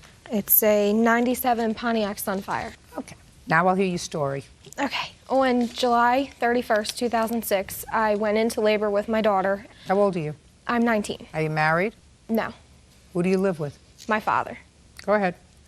We had contacted my mother while we were at the hospital. Her engine had blown up in her car. When she arrived at the hospital, she asked to borrow my car because that way she could come back when I actually went into labor. And you said, yes, you can borrow my car. Yes, I did. The agreement was 2 weeks. After my mother had borrowed the car, after the 2 weeks, we had talked again, and at the time, I wasn't working. What month was this? This was probably around the end of October, beginning of November. So she's had the car now August, September, and October for Yes, 3 ma'am. months. So far, is that correct that you were using your daughter's car for 3 months? August, September, and 2 weeks of October. Okay. So she told me there was a couple things wrong with the car. Since I wasn't working, I couldn't afford to pay for it. And the insurance was $152 in my name. So she told me that if I signed the title and we put it in both of our names, that she could get cheaper insurance. She would, pay for it and give it back to me since I couldn't work and I had my daughter. Okay. So I went ahead, I signed the back of the title, and her boyfriend, George, he came to my house and picked up the title, and my boyfriend's mother had gone to bingo and met up with my mom, and that's when my mom had told her that I had sold her the car and that she wasn't giving it back. Did she ever give you any money for the car? No, ma'am. Who paid for the insurance the 3 months that your mother had the car from August, September, and October? My mom paid, but I had to pay for 1 month because I got a cancellation notice in the mail saying... Which month? I believe it was September. Did she pay you back for September's? No. How many months of insurance did you pay for, Miss Steck? Did I pay for it too? Okay. Now I'll hear your story. Okay. July 31st, my daughter went into labor. I was on my way to work when I got the phone call. A friend had picked me up to take me to work. She had called me and said she was in labor. My boyfriend had met me at the hospital where she was having the baby. I had asked if I could borrow the car so that I could come back and see her and the baby.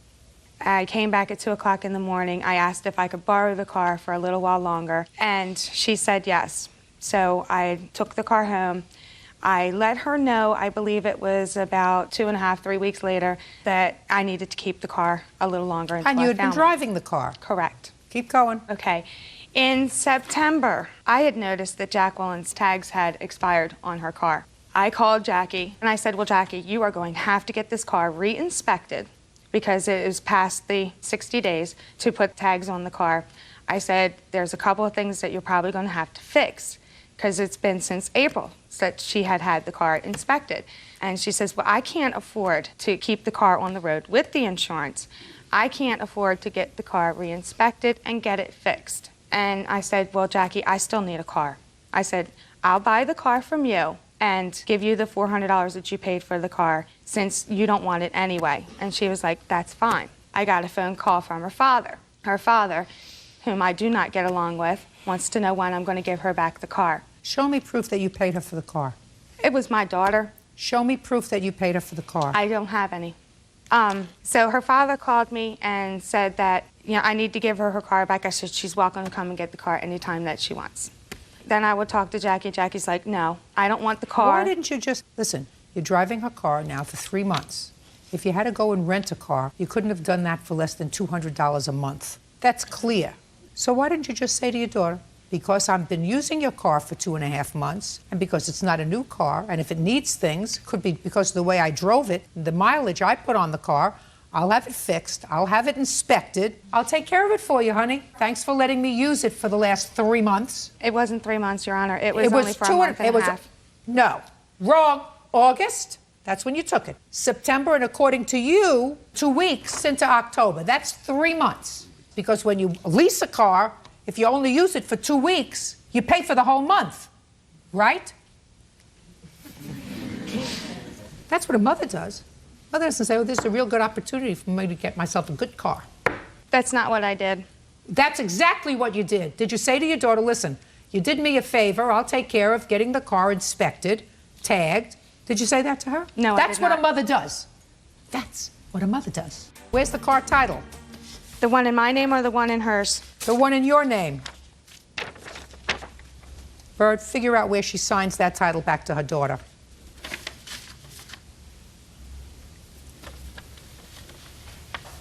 Where it says seller. Yeah, signature seller up here.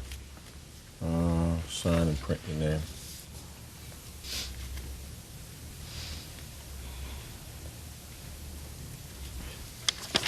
Would you give the title to the plaintiff, please, Bird?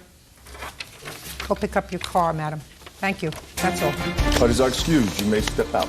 Damian Cecile is suing his former friend, Amy Brown, for money he paid to get her started in a vitamin-selling business.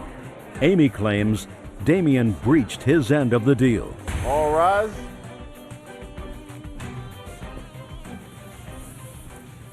Yeah, this is case number 453 on the calendar in the matter of Cecile versus Brown. Parties have been sworn in, Judge. You may be seated, sir. Have a seat. Pronounce your last name for me. Cecile. Mr. Cecile, I want you to understand that I have some familiarity with the kind of business that you're in. Do you want to explain it to Bird, or would you like me to do it? The nature of the business? Yes.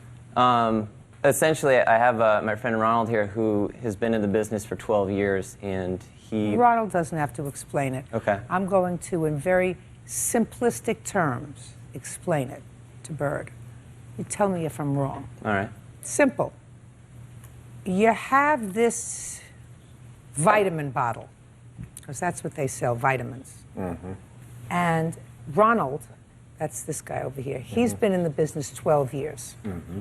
He sometimes sells these vitamins. Mm-hmm. But what he does mostly is get other people under him who sell vitamins. Mm-hmm. And depending upon at what level they buy in, they could buy in with $500 or $1,000 or $2,000, they get product.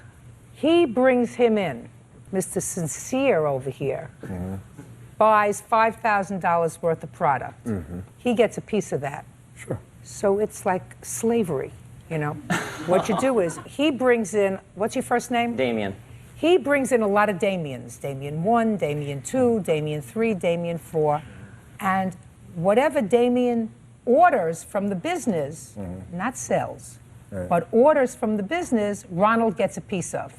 Multi-level marketing. Correct. Now, so then it inures to Damien 1 through 5. They say, listen, we want to be Ronald too. Of course. So we're going to see if we can get, what's your name? Amy. A whole bunch of Amy's under us to buy as much product as he can, because they get a piece of whatever Amy buys. Of course. And And him they too. also, and so does Ronald. That's right. Because Ronald gets a smaller piece of Amy, but he still gets a piece of Amy. And then, what's your name? Jamie. What's your name? Cody. Cody.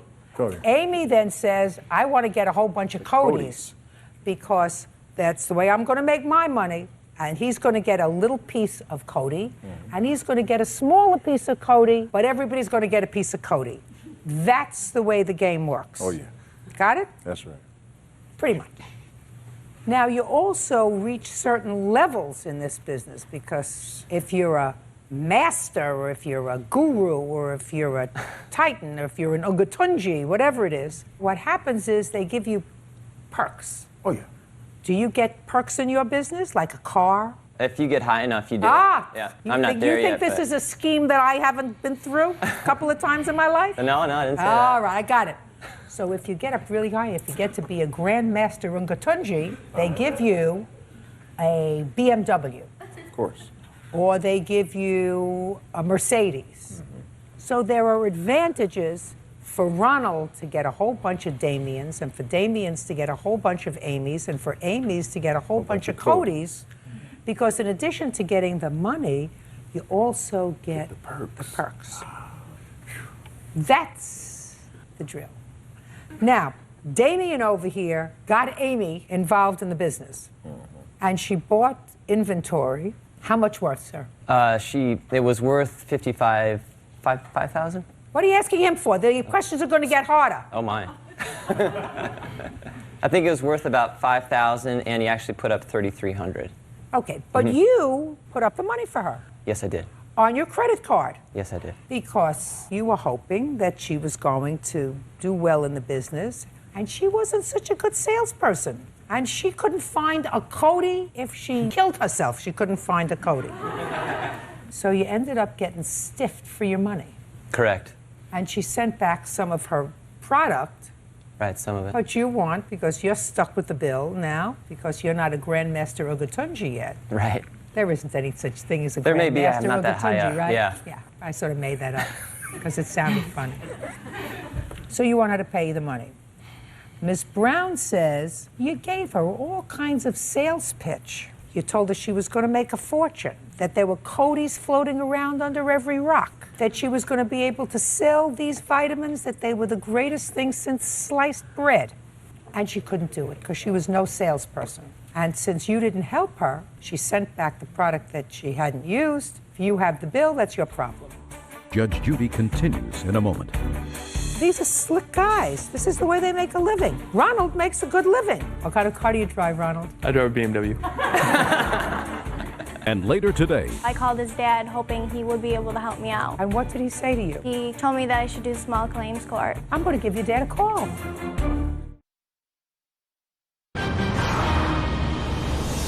real cases, real people. Judge Judy. Damian Cecere says he helped friend Amy Brown with a loan to get started in a vitamin-selling business. Damian claims Amy has yet to pay him back. Okay, we have certain things that we understand. We understand that he bought in for $3,300 and put it on his credit card. That is an agreed state of fact. It is also agreed that you agreed to pay him back that money for starting you in this business. This was going to be your business. You were going to be a grand female Ugatunja. Didn't work out. Wasn't your thing. So what did you do? I asked for his help several times. How did you do that? Either phone conversations or via email. And what did he say to you? Usually it was, yeah, we need to get together and talk about this, which never happened. And after so many attempts, I just sent all the product back. And what did he say? He was fine with it as far as I knew. I told him I was going to do it, and he said he understood. So, when did he decide to sue you? I just was served about 2 weeks ago. When was this that you sent back the product? Believe it was May or June of 2006. So why did you wait to sue her, sir? Is not an answer. Okay. I wanted to work with Amy to give her an opportunity to pay back the remaining balance. Well, had you asked her for it? Of course. How many times did you ask her for the balance? Numerous. Both on the phone, and then when she started not returning my phone calls, our relationship was degraded to emailing. And I have in emails that she said she would indeed pay back the remaining balance. Can I see it, please?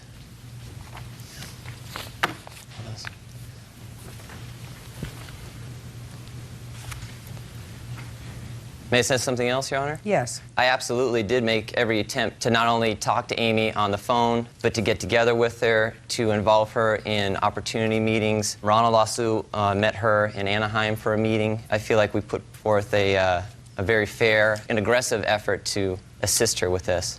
It is clear to me that over the course of several months, you agreed to pay him. And I agreed to make payments. So why didn't you? Because at the time I had lost my job, I was laid off, and I just bought my condo. And you just bought your condo? I just bought a condo, and then I was laid off, and then I was trying to get caught up with my other bills, which were a priority. Well, then you acknowledged this debt to him.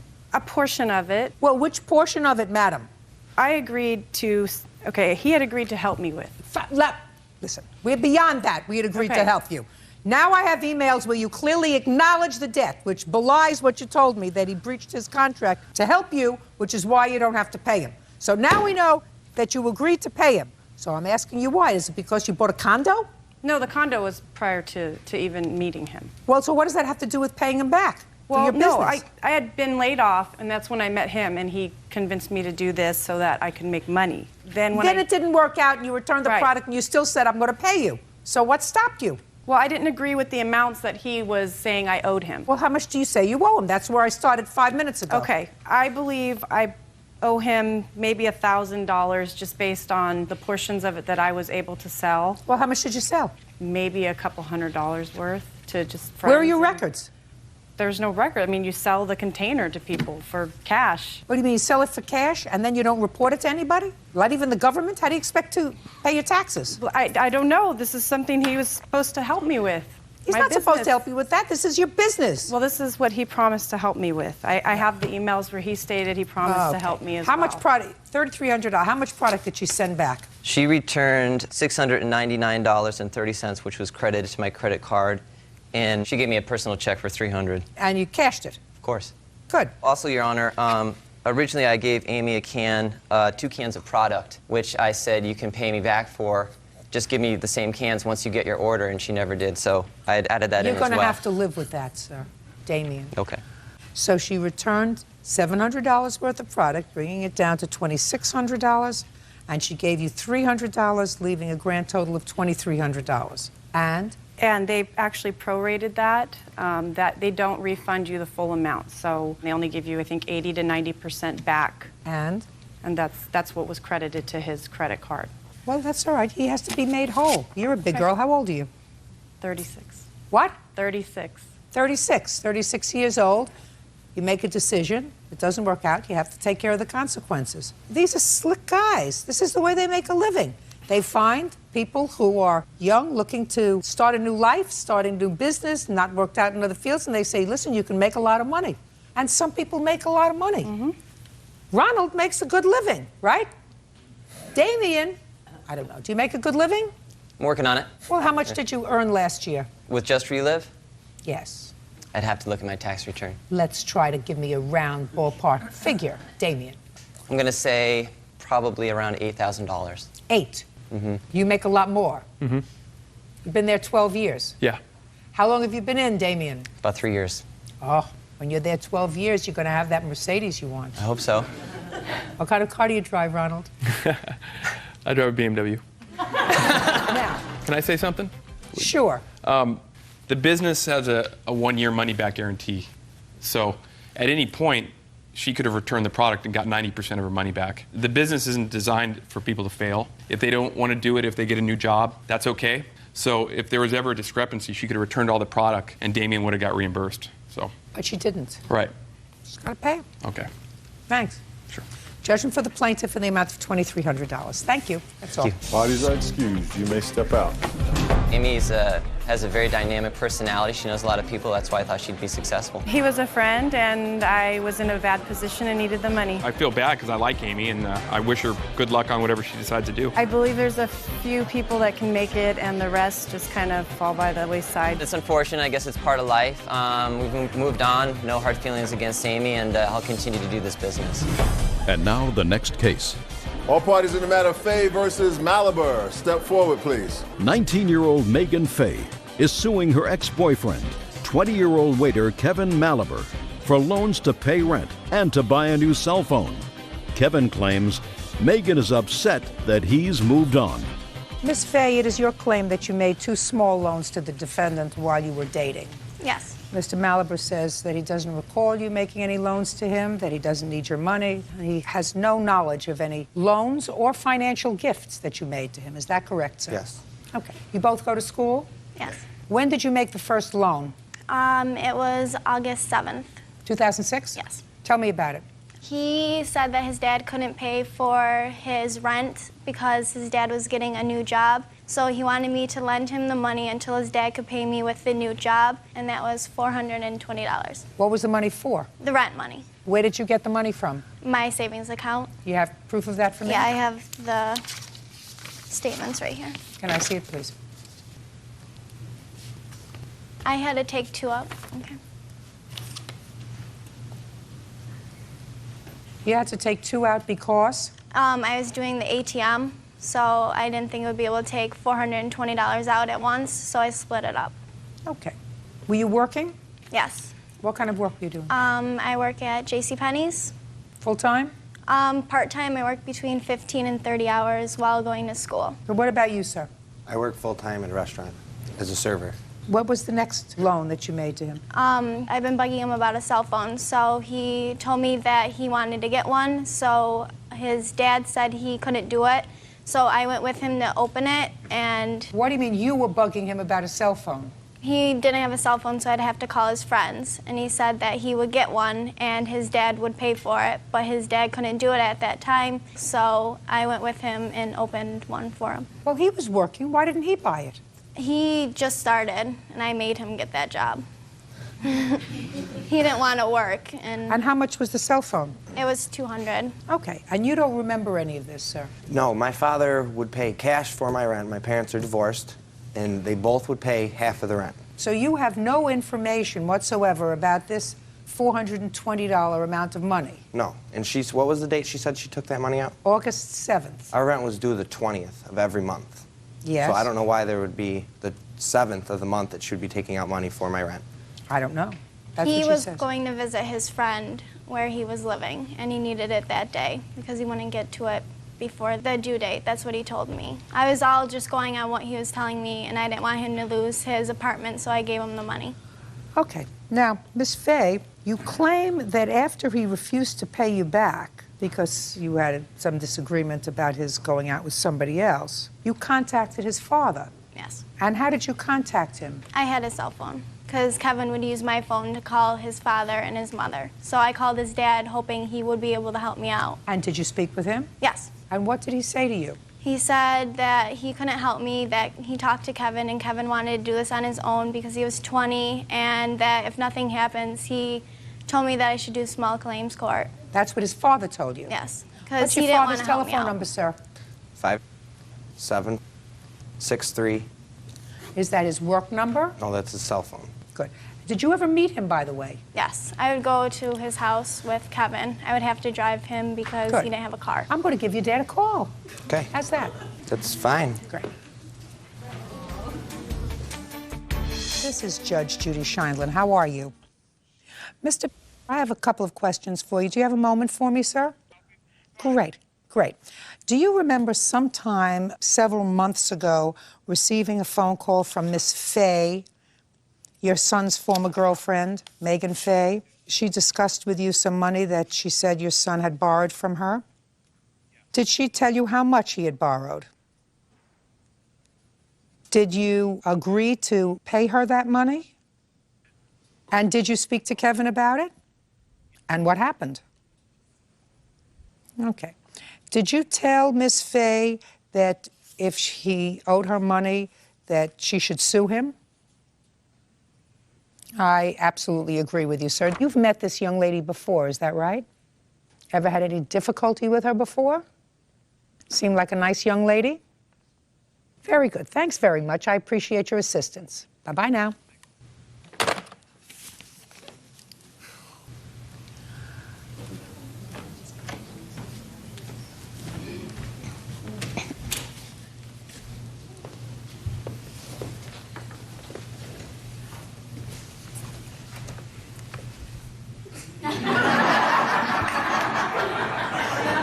He's sad.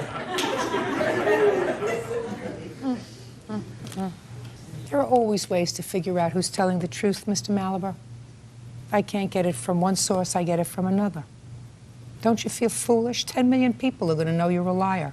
I'm not lying here. Yes, you are. What did he say? That's for me to know and for you to think about. But there's no question in my mind you're a liar. Judging for the plaintiff in the amount of $620. That's all. Thank you.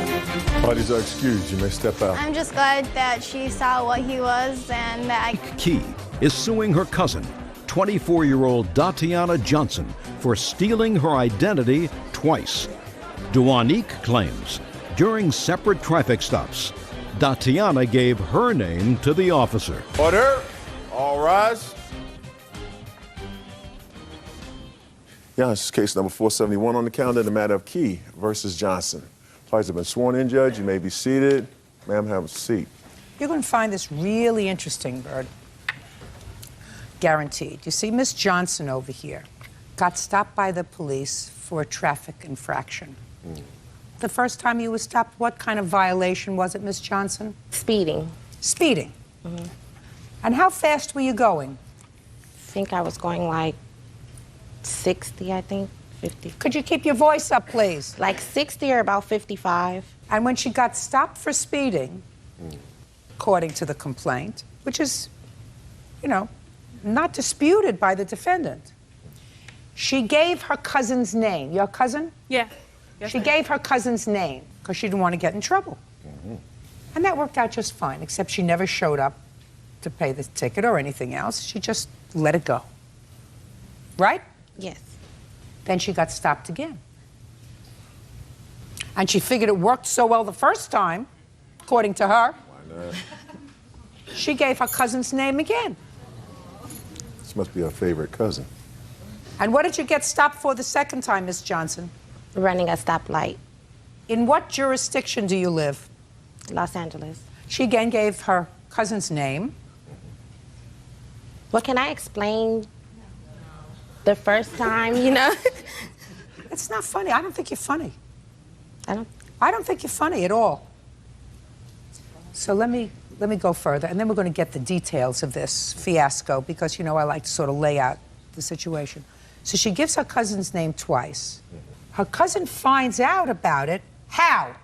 I was getting insurance on my car, and the lady notified me that my license was suspended, and I had 2 tickets on my record. And I could not get insurance until the license was cleared up. So your license, they suspended your license? Yes, ma'am. You're lucky they didn't issue a warrant for your arrest. Yes. And this was, I was driving around, I didn't find out till like 10 months later that my license, it has been suspended 5 months before I even knew about it. So she and her cousin discuss it, and she decides to do the responsible civic thing and goes to court and pleads guilty. I plead guilty. Yeah, she pleads guilty. Okay.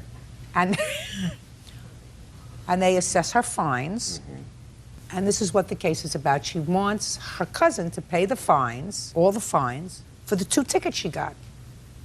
Your And Honor. the cousin says, I don't know. We're family.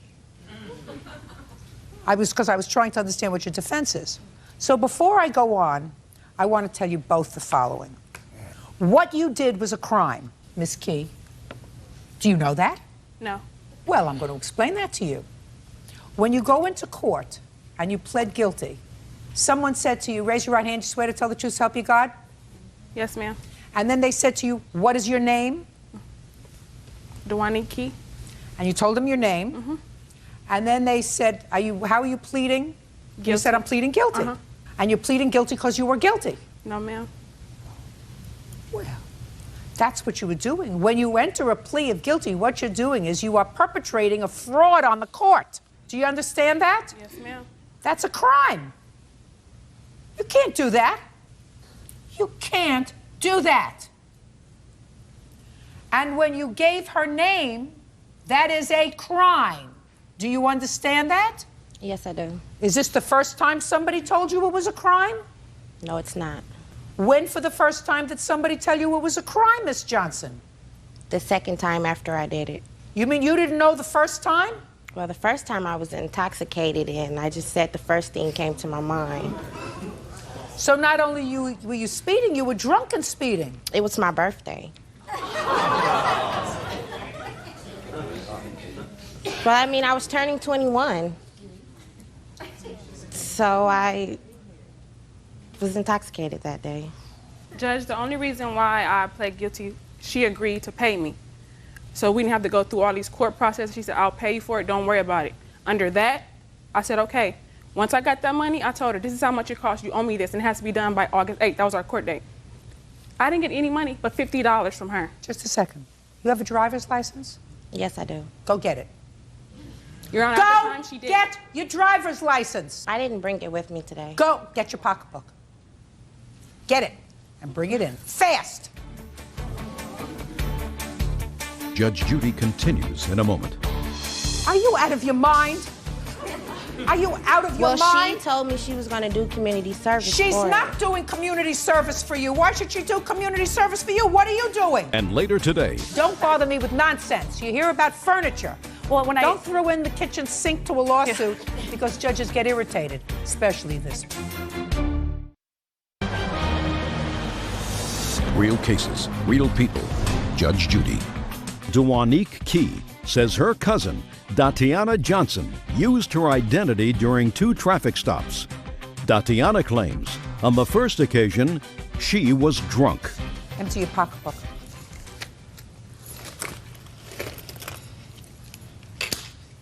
Is that your driver's license? My California ID. I'll take it. Now empty your pocketbook. I want the driver's license. I don't have the driver's license here. Then empty your pocketbook. You want me to take everything out of my purse? I want you to give me your driver's license. I didn't bring it. I didn't drive today. Unless this court receives your driver's license, madam, within 3 days, it is my intention to inform the police department in Los Angeles to confiscate your driver's license. Do we understand each other? Do we understand each other? Yes. Can I ask why, though? I mean, this is Because you perpetrated a fraud on the court. Her driver's license was suspended when yours should have been suspended. Don't you get that? And I had a failure to appear. Don't you get that? Your driver's license should have been suspended. You were driving according to you drunk. You got a speeding ticket. You gave somebody else's name. The second time you did the same thing. You ran a red light and gave somebody else's name. And you still have a driver's license. Your driver's license should have been suspended. And if I don't get your driver's license so that you don't have it, it is my intention to inform the police department in Los Angeles, which I may do anyway. Do you understand that? Yes, ma'am. This belongs to me. Now, you have 30 seconds to tell me why you don't owe those fines. Because I was under the impression that she did community service. Are you out of your mind? Are you out of your mind? Well, she told me she was going to do community service She's for not it. doing community service for you. Why should she do community service for you? What are you doing? She was doing it for herself. I don't understand what you mean she was doing it for herself. Meaning because it's my name. I don't understand what you mean she was doing it for herself. Because she called me and told me that the judge ordered her to do community service. So when she told me that, I thought it was taken care of. What do you do for a living?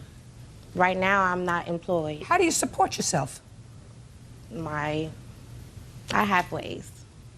How do you support yourself? My daughter's father. Supports you? Child support, basically. Who do you live with? My mother. Why don't you work? I was employed. I just recently stopped. Why?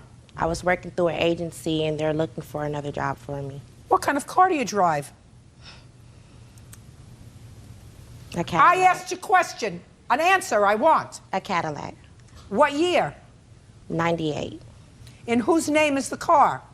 It's in my name. Where is it registered? In Los Angeles. Yes. She just got that car, so she had plenty of time to pay me back. This car is brand new. Paid cash. You must get a lot of child support.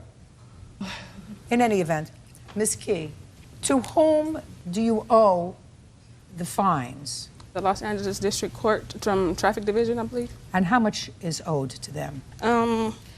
Roughly $1,700. One ticket was $1,189, and the second ticket was $565. Now, Ms. Key. Yes, ma'am. You don't get any award for brains, because what you did was so wrong. And I understand that you may feel as if, well, it's family and you didn't want her to get into trouble. Yes, ma'am. But what you did was against the law. You do understand that? Yes, ma'am. I mean, you deserve to have a consequence. I assume that you did already have a consequence. I had enough. You had enough? Yes. I believe that that's probably true.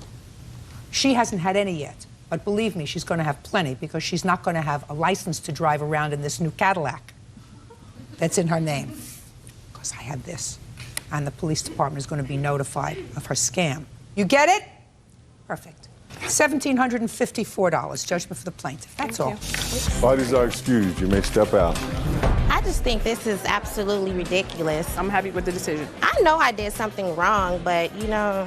This is on my record. I gave her $50. $50? Come on. Some people don't get nothing. The ticket's what, $1,700? $50 couldn't make or break my tickets. Yeah, I just have to get over it now. I hope that she doesn't do it again. She got her ruling, and now leave me alone. She keeps where she stays, I keep where I stay. And now the next case. All parties in the matter of Miller versus Simpson. Step forward. 25-year-old Leah Miller is suing her ex-roommate, 21-year-old waitress Angelica Simpson, for her share of the furniture purchased for their apartment.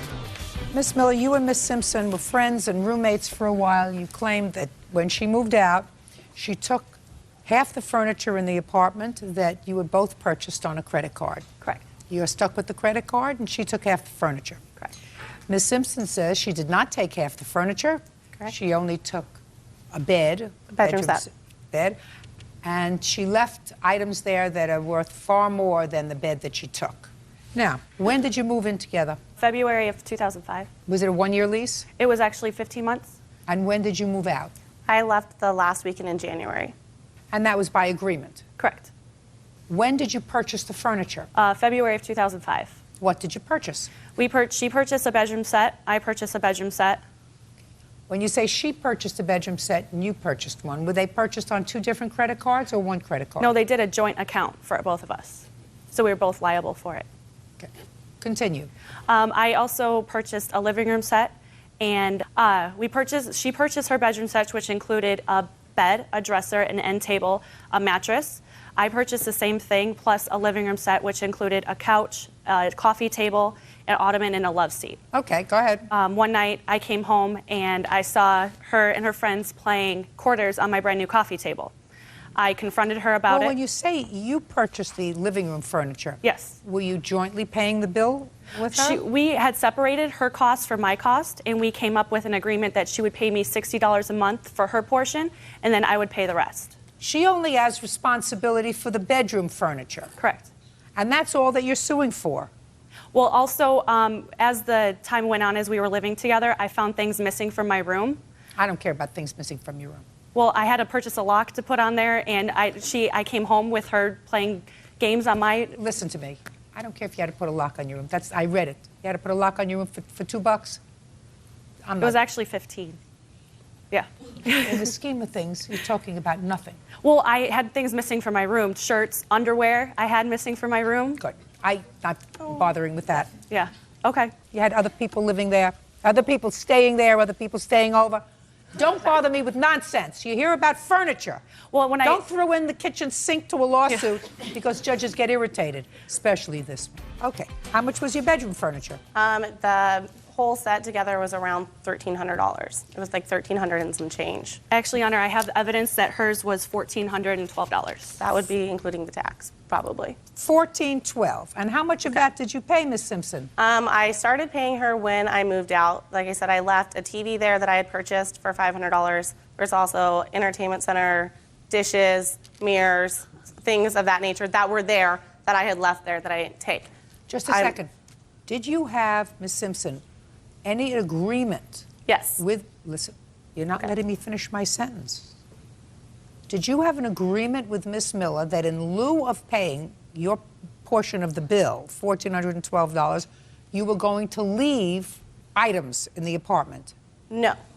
Then I'm not interested in what you left. But that's where I was going with this. I had moved out of the apartment and had paid her $55 for so-on months. Then just a second. It was. You talk I very. didn't start. Okay, go ahead. Go ahead. Yeah. You paid her $55 a month for how many months? It was for 6 months. Okay. No. Shh, just a second. $55 a month for 6 months. Yes. Okay, that would be $330. Yes. Go ahead. Then I'm a waitress, so I make all my money in tips, and I was paying her in cash. A incident arose with my mom when she pointed out that it was both my name and Miss Miller's name on the contract. So if I was paying her the money, how would I know that she was paying it to More Furniture?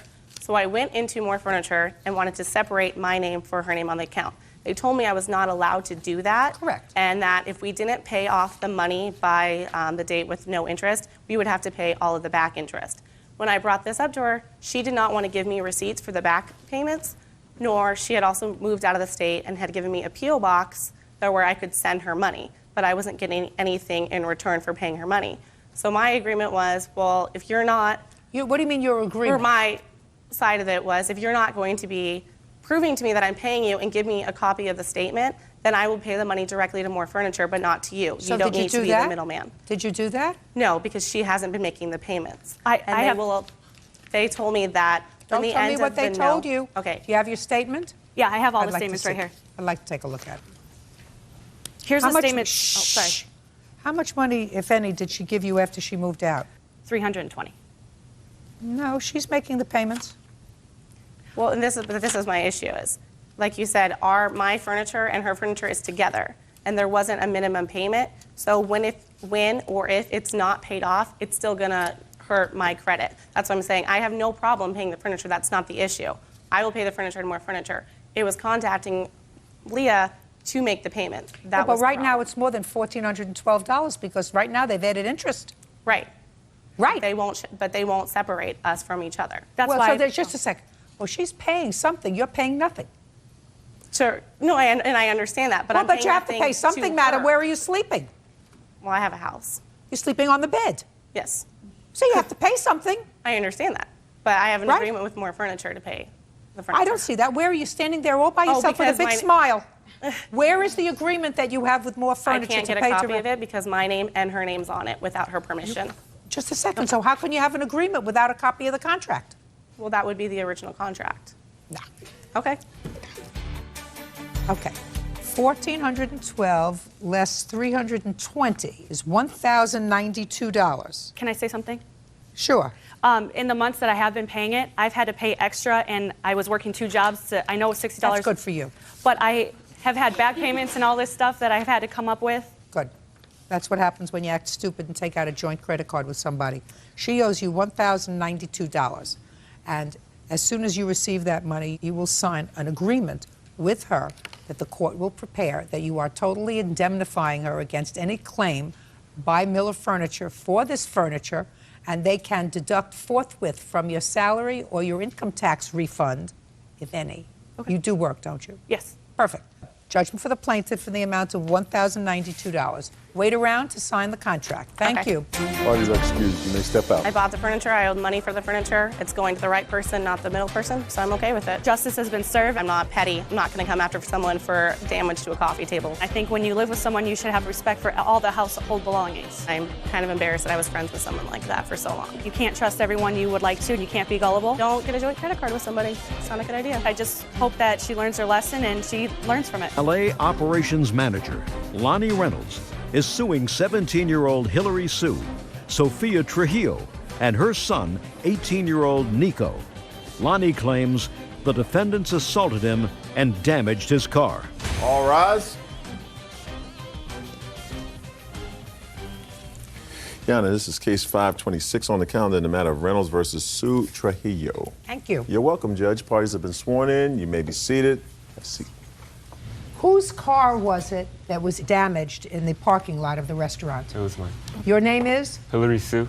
What kind of car did you have, sir? It is a Lexus SC400. According to the complaint, because you have a counterclaim, you are in charge of the valet service at a restaurant called Buca de Beppo. That's correct. Where is that located? Huntington Beach, California. And you all went there for dinner. Yes. Right. And when you came out of the restaurant, you were advised that your car was in an accident or something happened to your car. Yes. So you went outside, and at some point you contacted Mr. Reynolds. Yes. At what time did you receive a call, Mr. Reynolds? Approximately 11:30 p.m. Where were you when you received the call? At home. Who did you receive the call from? The restaurant called me, then the valet manager called me, and then Hillary Sue called me, and then Sophie Trujillo called me. Why did you call him? Well, what happened at first when we first came out, we were never notified that the car had been damaged. So what we did is I went into Buca de Beppo's to ask what I could do because they said they were not liable because they had a valet company that was responsible. So That's what they said. That's what they said. Now, may I please see the damage to the car? Sure. This is before the accident, this is after. Now, Mr. Reynolds, you got out of bed, I assume, and went to the restaurant. I was still up. I'm on call until the restaurant actually closes and the valet's clear. How long did it take you to get there? Less than 5 minutes. Now, jumping to what your claim is, you claim that you were assaulted, your car was assaulted, your suit was assaulted by these people when you got there. So that's your claim. And the defendants say nothing could be farther from the truth. You were really the aggressor. You got there and you were in a foul mood. You wouldn't speak to them. When they tried to speak to you, you assaulted who? Me. And then he grabbed Nico's neck. So you have a counterclaim. And you Yes. have a claim for the damage done to your car. Yes. So you got there at approximately 11:35. Is that what you're saying, Mr. Reynolds? Yes. And first you spoke to the valet manager. Yes. I assume you asked him what happened. That's correct. And did the valet manager acknowledge to you that they had somehow damaged Mr. Tsu's car? No, they did not. Well, what did the valet manager tell you? He said that the client had a claim that there was front bumper damage to their car, which they had no knowledge about. They pulled the car up right in front of the restaurant, and the customer said, my bumper's been damaged. How long have you been working for this company, sir? 20 years. And in the 20 years that you've been working for the company, how many times have you responded to situations like this where the valet person says, oh, it's my fault, I damaged the car? Do you understand what I'm saying to you? You understand the question? Would you estimate that that happens 50% of the time? No, less than that. A lot less. Very. Because that's been my experience. That very rarely do the valet people say, oh, I acknowledge that I damaged the car. That's the way the car got here. So when you spoke to the valet manager and he said, I didn't do this to the car, what did you do? I took the report from Hillary. I took pictures of his vehicle. I exchanged information. Tell me what information you exchanged. My business card. Can I see the business card? This was given to Hillary. At that point, he said that. Sorry. Okay. Did anyone ask you for your insurance? It's commercial insurance? Yes, Sophie did. And what did you tell her when she asked for your insurance? I said, we do not carry commercial insurance policies around with us. You need to call the insurance agent tomorrow, anytime between 9 to 5 p.m. And what did she say to you after you said, you have to call the office, here's my card? She became very agitated. What did she say? Well, she started threatening me, then hitting my car. What did she say, is my question. Well, give me your business card was the first thing she said. And then I was on my way to take pictures of the exit ramp, and that's when she started striking my vehicle.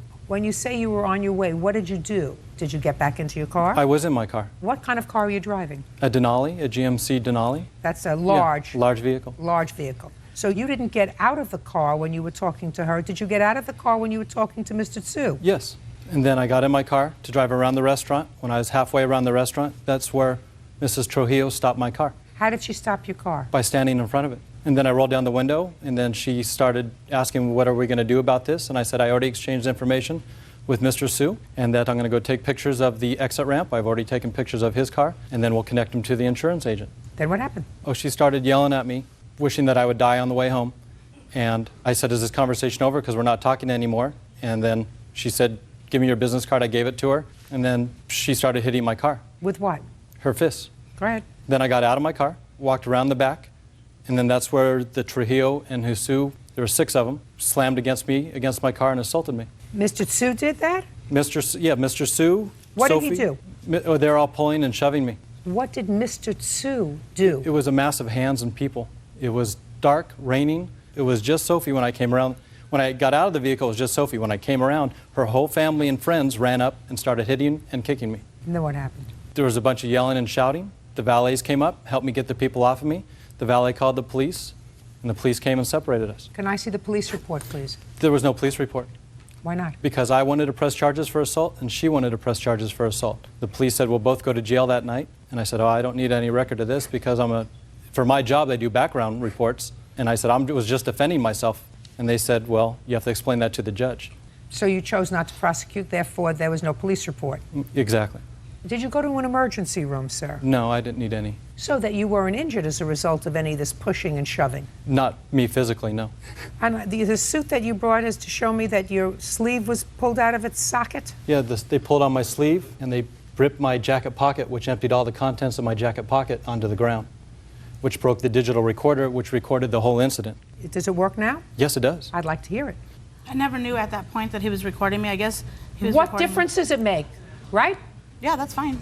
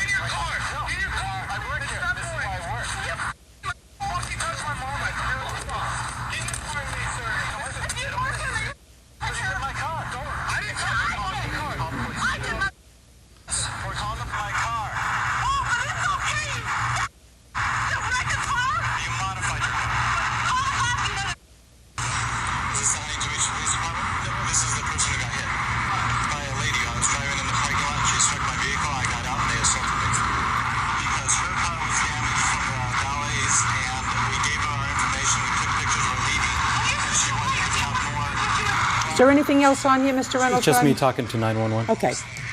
Could you turn this off, please? Okay. Now, Mr. Tsu, are you in any way related to Ms. Trujillo? No, I was working for her. Now, at the time that this incident happened, you had already received Mr. Reynolds' card. Is that correct? Yes. So my question to you, Ms. Trujillo, is why did you get involved in this incident at all? Your Honor, the reason why I went around was because I had went around because I knew that there had to be a place that they wrecked the car because they kept saying that they did not wreck it. So I did. I walked around the entire building of Buca de Beppo's and I found the location where they hit the dip and damaged the car. So when I came around, that's when he was getting ready to leave. My son called me and he's like, Mom, he's getting ready to leave. He's not going to stay here. And I said, he has to stay so he can talk to me. No, he doesn't. But I was trying to make sure that Hillary would get his car taken care of. It has nothing to do with you. He had already gotten the business card. His car was damaged at the parking lot. Mr. Reynolds acknowledged that to the police. No, but Judd! Okay. I just heard what you said on the recording.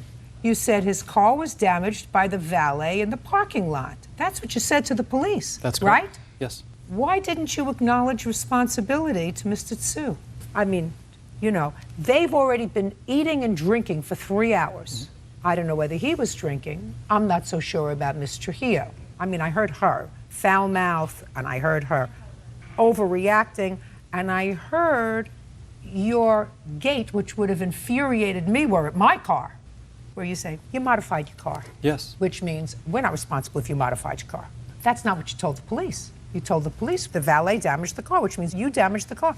Why didn't you just say that to Mr. Tsu? I did say that to Mr. Tsu, that we are not responsible for his car since he modified it, and he needs to speak to the insurance, and they will evaluate it. But you are responsible. Not for a modified vehicle. Who says so? Almost all insurance policies state when you modify your vehicle, unless you go back and say, we have altered our vehicle to this extent and we'd like additional coverage, they will only cover just a stock car. Listen to me very carefully, sir.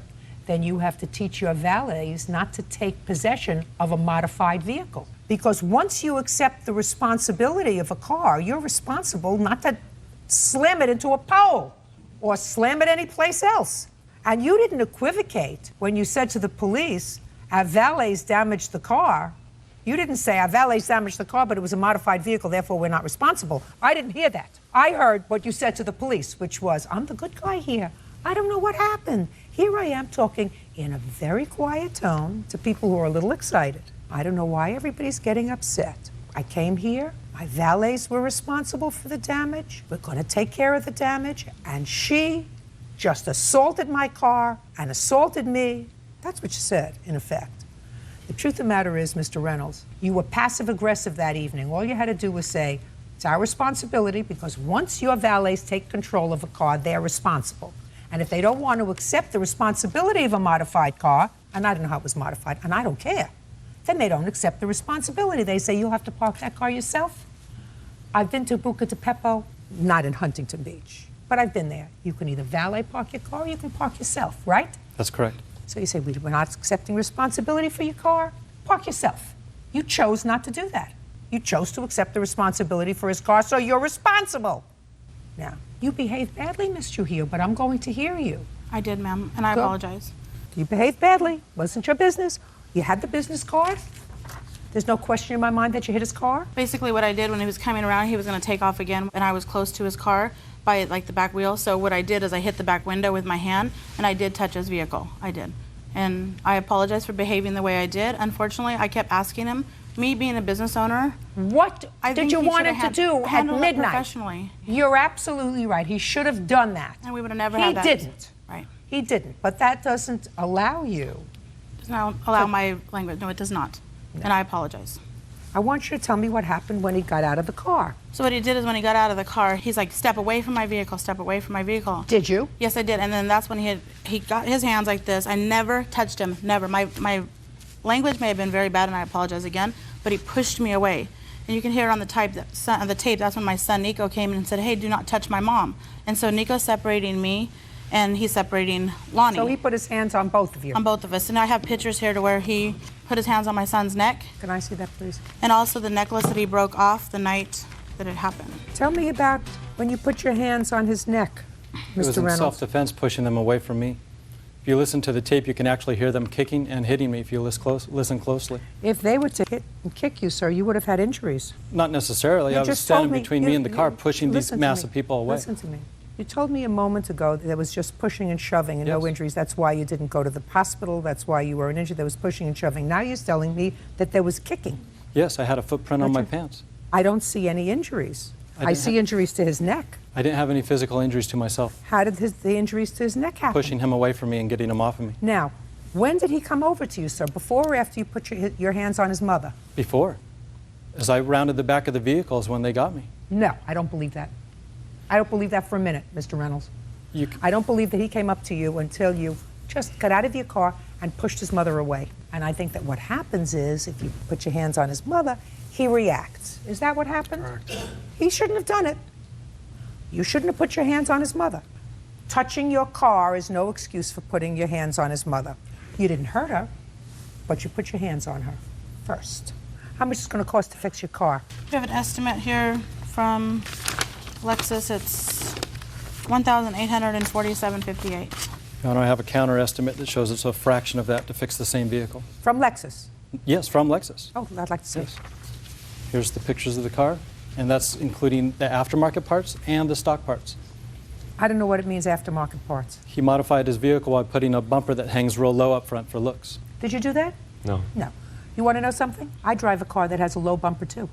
It happens not to be a Lexus. Do you know how many times the bumper gets pulled off and cut like this? Twice so far. I have pictures showing how low his car is to the ground. I don't care. It doesn't make any difference, sir. I just told you. Okay. I just told you. You're responsible. If you don't want to accept cars that are modified, he says he didn't do it. Maybe he bought it that way. Who knows? If you don't want to accept it, train your people not to accept the cars and tell them to park elsewhere. Once you accept a car, you accept it as it is. So, you can't double talk me, Mr. Reynolds. You are legally responsible, and they can take the car wherever they like to have it fixed. This is not an estimate that you just gave me. Lexus estimate is an estimate. And that's about, unfortunately, what it costs for a new bumper. I can tell you that because they tried to get that from me from my car until I explained to them that this was the 20th time that it had happened to a car that I knew about. And I said, if you have a design flaw in your car, that's your fault, not mine. Anyway, this is your fault, not his. And you have to take care of it. That's on your counterclaim. Yes. So you can sit down. Okay, thank you. Now, you were not injured, is that right? No, ma'am, I was not. You have a claim for what? He was suing us, so I counterclaimed with him because he said that we damaged his pen, his jacket. There's an estimate here saying that he lost hours of revenue, gratuities, a day out of service, his Just car a was second. out. Is that a claim that he Like it? filed? No. Take No. it. Go like this. Good. Perfect. Mr. Reynolds had a job, and his job was to calm the situation that day. I don't think that he did that. I think that he spoke in a monotone voice, which at some point can be very irritating. Mr. Reynolds should have done when he reported there that evening is say, I'm sorry, our valet lied to me, or at least said it to himself. Our valet lied to me. He did, in fact, damage your car. If you call the office tomorrow morning, we'll make arrangements to have it fixed. That's what you should have said. You chose not to say that. Ms. Trujillo was absolutely wrong in putting her hands on your car. Now, do you have photographs of your car to show any damage to your car as a result of her putting her hands on your car? No, it's not my car. It's a company vehicle. Very good. So that you're not suing for that. Yes, I am. I had to pay for it. Well, let me see pictures of the damage. I do not have pictures. You do not have pictures of the damage? No. You have pictures of this damage? Yes. Well, then you Those should have are taken ours. pictures. Shh. Should have taken pictures of that damage, Mr. Reynolds. You know the business. You've been in the business 20 years. So your claim for damage to the car is dismissed, as is your claim for assault, because the first person that put their hands on somebody was you when you put your hands on Ms. Trujillo, who acted badly, whose counterclaim I'm dismissing. But you were the one who put your hands on her first. Now, as far as his claim is concerned, I believe that he was protecting his mother because you put your hands on her. And you did, in fact, injure and scratch him. Would have been smart to sort of stay out of it. Your mother could have taken care of herself, you know, just using her words. But you're not allowed to put your hands on another human being. So, Mr. Tsu, you get for your car $1,847.58. Yeah. And you get nothing.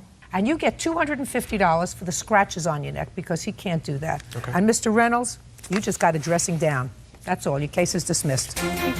Parties are excused. You may step out.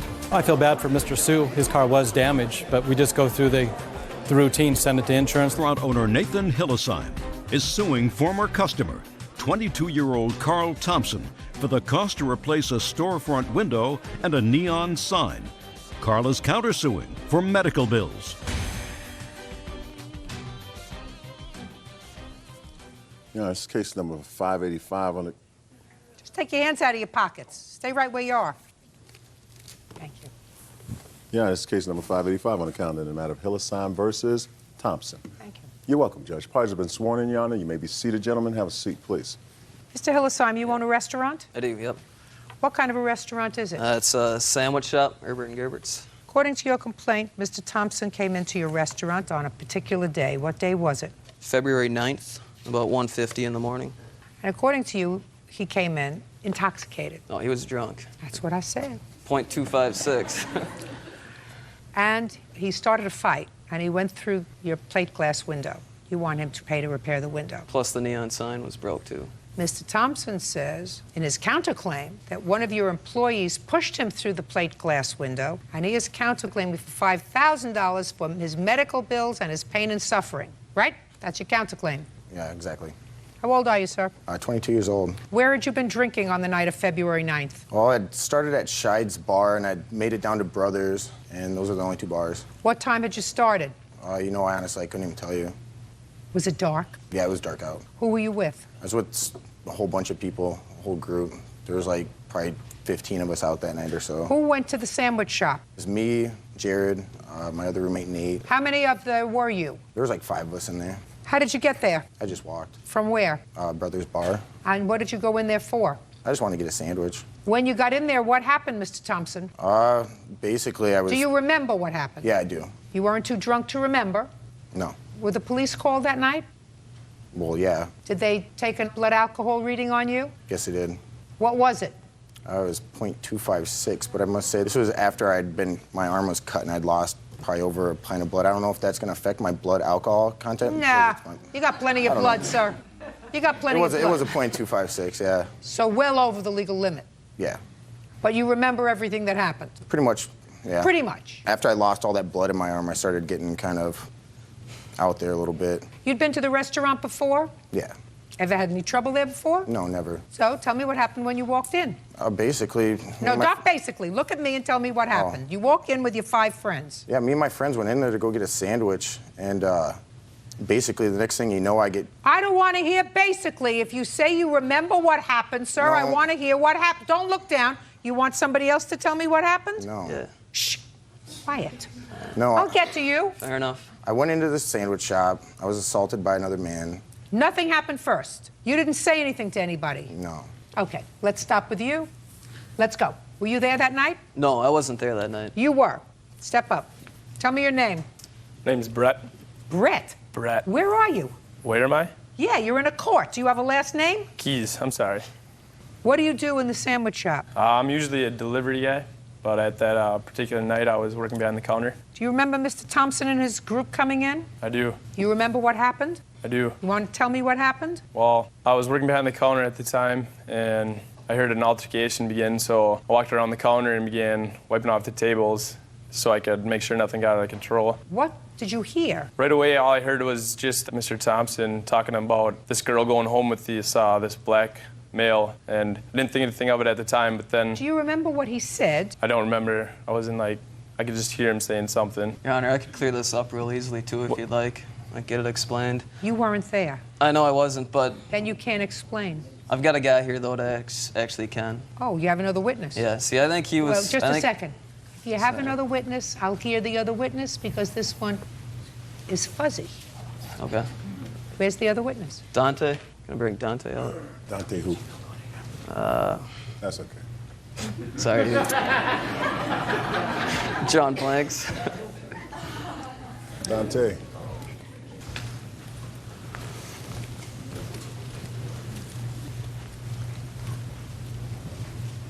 Here's your right hand. You swear to tell the truth in these matters? I do. State your name for the record. Dante Pettis. Mr. Pettis, I assume you were in Mr. Hilsheim's restaurant. Yes, ma'am. On the evening of February 9th. Yes, ma'am. Were you eating there? I wasn't actually eating there.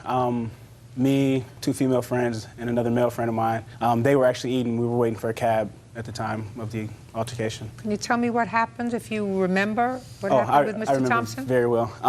As we sat at one of the booths, he came up and was making comments towards, racially, saying, why are you going home with these guys or whatever? The only thing they're going to do is, sleep with you tonight and then never call you and things of that nature. So he was addressing this group that you were with? Yes. Was he using any words that were negative? It wasn't actually the words that was negative, it was just the demeanor of which he was using them. How far was he standing from your table when he said that? Oh, at that time he was maybe right at the end of the table. So what happened next, Mr. Pettis? I was a bouncer. I've been a bouncer in the city of Winona, so I know how to kind of diffuse the situation. So me and the 2 young ladies decided to go outside just to wait for the cab out there. And one of the young ladies walked back in, and I saw her say something. I don't know exactly what she said. I don't know who she was talking to or whatever. So I walked in following that. Next thing I heard was, oh, you think I'm racist? You think I'm racist? I'm the wrong MFer, to be called racist and this and that. Next thing... Who was saying that? He was. Then the next thing, he swung at me. Swung at you? Yes, he took 2 swings at me. I retaliated. Take hands out of your pockets. I actually retaliated. I hit him a couple times, and that's when Brent kind of came from behind the counter already or whatever. He tried to defuse the situation or whatever, and the young man over there was pretty drunk at the time, and he slipped through the window. You don't remember any of that, Mr. Thompson? Any of that just went on? I do remember some of that. Well, how come you forgot all about that when you were telling me what happened? The next thing Well, you knew, you because said you got... When I asked you what happened, you said you walked in, and the next thing you knew, you got pushed through a plate glass window. You forgot all about this whole thing. See, I didn't know. I thought I was coming here today to pretty much go to court over me getting thrown through the window. I didn't know any of this stuff was going to be part of it at all. What do you mean you didn't know that was... I didn't know. Pretty much what I thought it was like that. The only thing that I was pretty much going to come here to pretty much argue was just the fact that I was thrown through a window unreasonably. Well, just a second. And Mr. Thompson, there were events that led up to that. You didn't walk into a restaurant and order a tuna on whole wheat toast, and somebody said, I don't like people who order tunas on whole wheat toast. He'd go through a plate glass window. There was something that transpired.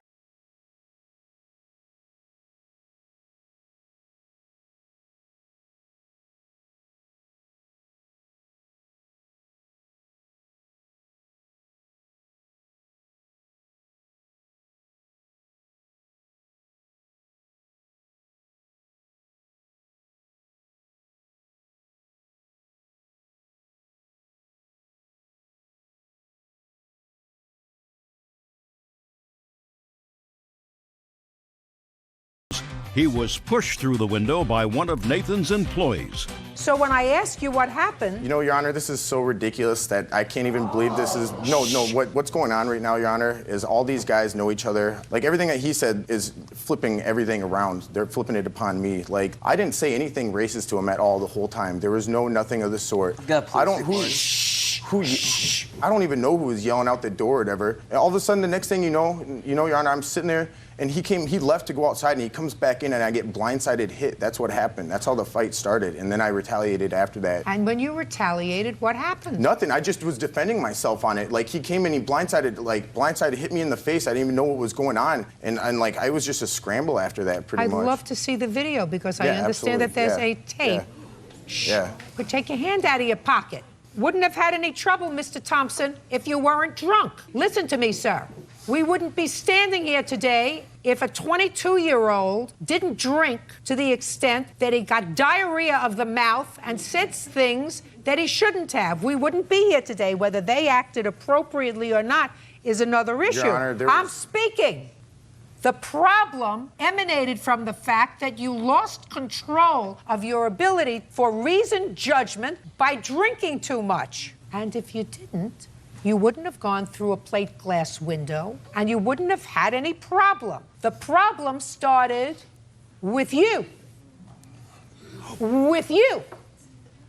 Because there isn't a question in my mind, Mr. Thompson, that you made statements to this man and his three companions that if you had not had too much to drink, you wouldn't have said. Now, whether they overreacted is another issue. Exactly. The fault lies with you. So stop thinking of yourself as a victim. How long have you owned the sandwich shop? 5 years. How many times has somebody gone through your window? First one. You think it's an accident that the first person that went through his window had a 2.56 blood alcohol reading? You think that that's an accident? Your Honor, once again... I'm asking you a question. You think that it's an accident that in 5 years, the only person that went through his window had a 2.56 blood alcohol reading? Your Honor, everyone that goes in there at that time of the night, Herbert's and Gerbert's is located by all the bars. Just a second. Is what you're going to tell me everyone who goes in there is drunk? No, but what I'm saying is that... Just a second. They have fights, and there's always drunk people there, so... I said to you, fine, very good. So what you're saying to me is that in 5 years of drunken people going into his bar at 1 o'clock in the morning, you're the first drunk that went through the plate glass window. And I'm saying to you, do you think that that's some sort of serendipity? Now I'll see the video. I've gotten it out of my system. Idiot. If I could, Your Honor, it's a kind of choppy video. It's not very clear at all. Could I have Brett to actually explain what goes on the video? You won't explain to me, sir, if I can't see it. Okay, cool. Mr. Pettis, can Yes, you ma'am. tell me what's going on here, please? May I approach the Yes, TV, please. Thank you. If you see, this is like the group of people. I'm actually standing over here, and he's right there. He just took a swing at me. The video's kind of chopped up. He took a swing at me. I retaliated, and that's how everything gets pushed over. All right, so now everything is pushed over towards the window. Go ahead. It was like when we were all over here, he was separating us, and at that point in time is when he slipped through the window. Brett actually... Well, I don't see that point. Yeah, Your Honor, this is not clearly showing it at all. I have a better video on this laptop over here where I can clearly go through it frame by frame, and I've got it. I can clearly show this a lot better, Your Honor. Yeah, there was absolutely no Take your hands swinging. out of your pockets.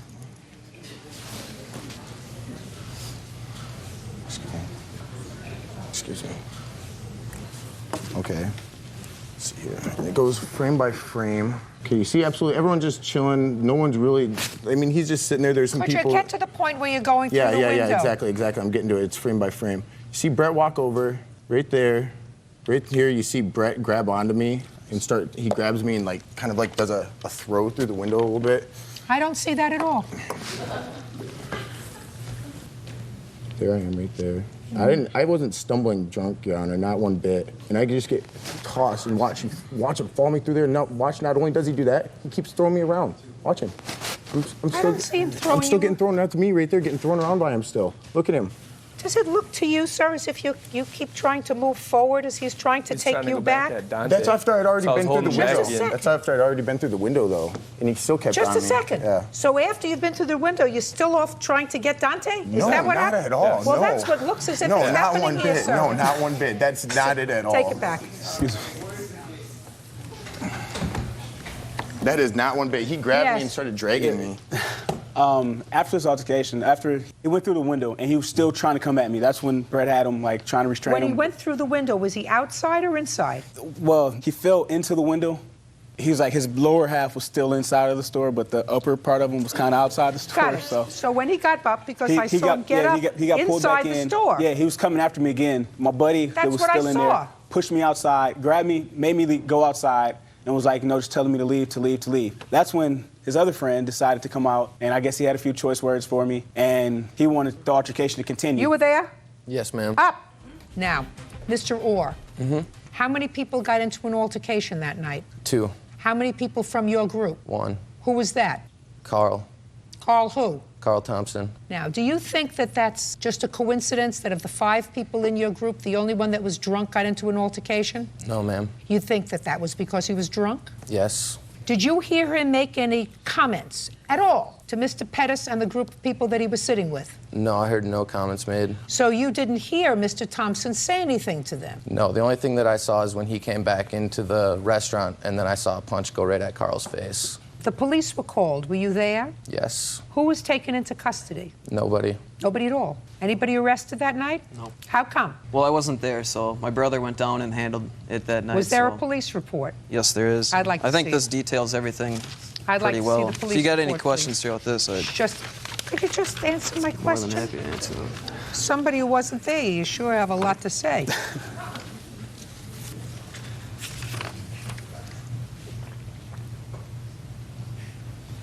Mr. Orr, you remember speaking to a police officer that night? Yes.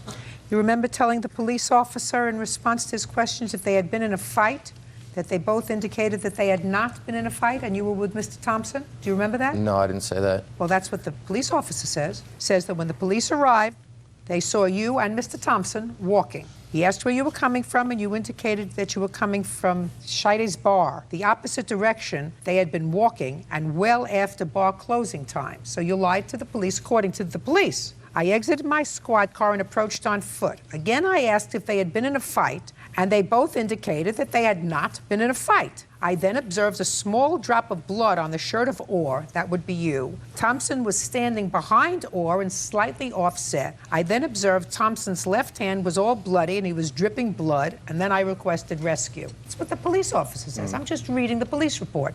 Yeah, Jared was never actually in a fight at all. And like with me, Listen to me, Mr. Thompson. If a police officer came up and I was all bloody, and I had been pushed through a plate glass window, and according to you, you had been blindsided by a punch to your face in the bar, and a police officer said, first, where are you coming from? I wouldn't have lied and say I was coming from a bar because that was a lie. You would say I was coming from the sandwich shop. And then if I was asked by the police officer, was there a fight? I would have said, yeah, there was a fight. I got pushed through a plate glass window. And I did. Your Honor, like I said, and it shows on the police report, I had bled copious amounts of blood. I'd been punched. Thompson, not from your brain. But after the point when I went through that window, and at that point, I got no recollections even of talking to that officer at that point. You know why? Because I'd lost so much blood. No. Listen to me. If you lost that much blood, sir, so that you were delirious, you couldn't have been walking. I lost a lot of blood, Your Honor. Oh, God. You're standing here, aren't you? Orr stated that a group of black males attacked Thompson at the sandwich shop. And then Mr. Rohr, according to the police, at least said that Orr told me that one of the black males displayed a handgun in his waistband.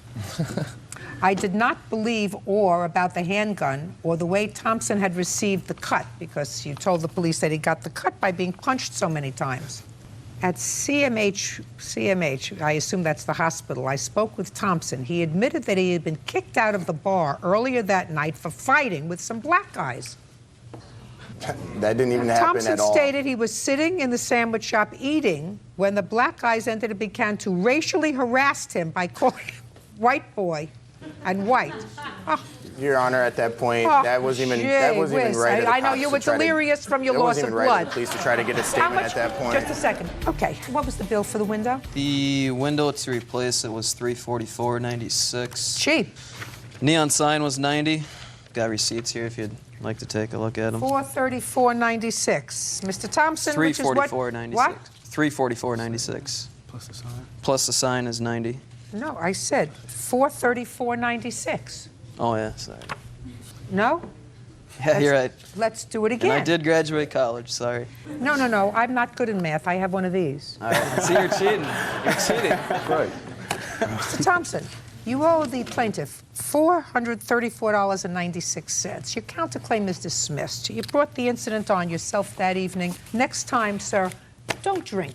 You can't handle it. Your counterclaim's dismissed. That's all. Thank you. Parties are excused. You may step out. From now on, I'm going to go to the City Council of Winona. The guy is suing his ex-wife, Marilyn Johnson, for back child support that she agreed to forgive after he agreed to forfeit his parental rights. All rise. Your Honor, this is case number 464 on the calendar in the matter of Strand versus Johnson. Thank you. You're welcome, Judge. Parties have been sworn in, Your Honor. You may be seated. Ma'am, have a seat, please.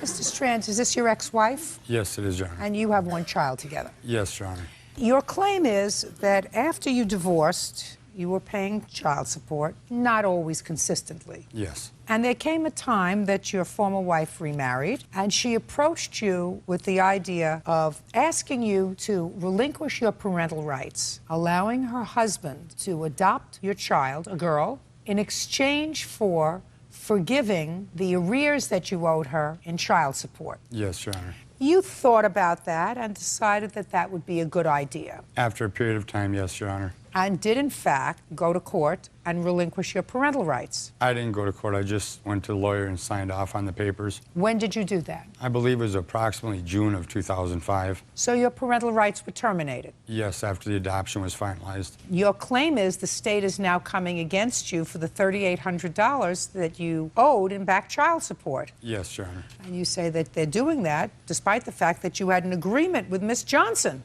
Yes. So you want the $3,800 because lots of bad things have happened to you. Like what, sir? I've lost my driver's license and my source of income. I'm unable to find work right now. What kind of work did you do? I'm a truck driver by trade. Miss Johnson says you never had a contract with her. Correct. When was this arrearage accumulated? It started occurring when we'd separated before the divorce, and it had gone on and off when I'd get laid off in the wintertime and was unable to make payments through my unemployment until I got back to work and started paying again. How many children did you have? I have one with him. And how many others? 2 others. How old are they? They are now 22 and 20. So this was the only minor child? Correct. And what kind of work were you doing when you separated? I was working, I'm not certain, ma'am. Were you ever receiving any sort of public assistance? Yes, ma'am, I was. When? When we separated in 95. And how long were you receiving welfare? Till September of 96, I believe. I'm not certain. Subsequent to 1996, and you say you're not certain, so it could have been longer. Or shorter. Or shorter. Subsequent to that, were you ever receiving any sort of public assistance again? Yes. When? I don't recall the date, but I was receiving daycare assistance when I was working. And how much child support were you paying, Mr. Strand, when you were paying it? It started out at $200 a month, and through cost of living increases, it had gone up every 2 years. The last time that it got increased, it went up to $404 every month. Now, were you aware of the fact that your wife at that time and your daughter were receiving welfare? I was aware of the fact that they were getting daycare assistance, yes. Well, at some point she was getting welfare, and at some point she was getting daycare assistance, which is also another form of public assistance. And was it at that time that you were paying $200 a month? Yes, Your Honor. Were you always paying the $200 a month, or was that during the period of time when you were laid off seasonally? I always paid it when I was working, and when I would get laid off or when I was in between jobs, I wasn't paying it. But when I did get back to work, I always made a point to either contact the county or my ex-wife or both right away to let them know where I was working so that it could continue to be collected. You understand, Mr. Strand, that this is your problem. Even if I believe that you had an agreement with your former wife that she would forgive the arrearages, she can't bind the state with regard to the arrearages. And if this $3,800 bill accumulated at a time when your daughter was receiving any sort of assistance, whether it be daycare or regular public assistance, she can't forgive that money. Your Honor, there was a separate amount that was owed to the state and an amount that was owed to my ex-wife as the custodial parent. The part that was owed to the state has already been taken care of a long time ago. Is that right? Yes, Your Honor. When was that? That was taken care of when I filed bankruptcy last October. It was a sum of $1,100, and I was able to put that onto my bankruptcy. So the $3,800... So the state's never been paid? No, the state was paid while I was paying child support. So much would go to my ex-wife, and so much would go towards what was owed to the state. I thought you said that money was discharged in bankruptcy. Not all of it, just what was owed at the time that I filed my bankruptcy. Yes. So the state did not get their $1,100. You just had it discharged in bankruptcy. Yes. Why didn't you add this money? Because you're not allowed in the state of Minnesota to discharge child support until it gets turned over to your ex-wife or to collections as a debt owed. Now, why, Ms. Johnson, do you think that your former husband agreed to terminate his parental rights? Your Honor, I believe that he looked at her as a dollar sign, and he was never keeping employment nor paying his bills, and he just felt that this was an easy way to get out of his obligation. Well, you asked him to do that. I suggested it, yes. No, you asked him to do that. You approached him. He wouldn't think about that. You approached him. And what did you say when you approached him? I just said that you are not being a very good father. My husband is willing to adopt our daughter. If you sign over your rights, I will consider it. Consider what? That I could sign off if it was... If it was what? If I was able to. If you were able to what? Sign it off. Sign what off? The back child support. Well, why can't you? If the state's been paid, you can sign off the back child support. Because I don't choose to. But you made an agreement to do that, madam. No, I did not. Oh, yes, you did. You did. Because I don't believe that under those circumstances he would have gone to your lawyer. By the way, who paid his lawyer? I don't know, ma'am. I didn't have a lawyer, Your Honor. Whose lawyer did you go to? Mine. I went to her lawyer to sign. Oh, so you went to her lawyer? Yes. Made an appointment for him to go to see your lawyer? He made an appointment, yes. Who you paid? Yes. Miss Johnson, I don't believe you. And I have to make a judgment. You want to try to convince me that you didn't make an agreement with him and not give me this answer I choose not to? Come on. He was just not paying his child support, Your Honor. So you said to him, I'll forgive your child support if you sign over your parental rights. No, I did not. I said my husband has an interest in being my daughter's father, and if you would sign off, he says, could we then forgive that child support? And I said, we'll talk about it, but no. No, I don't believe that. That's a lie. That's a lie. Judge Judy continues in a moment. And later today... You want to know something? You're a scammer. I don't know how you got Social Security disability. At age 47, I know people who were 67 with asthma, they work. You must...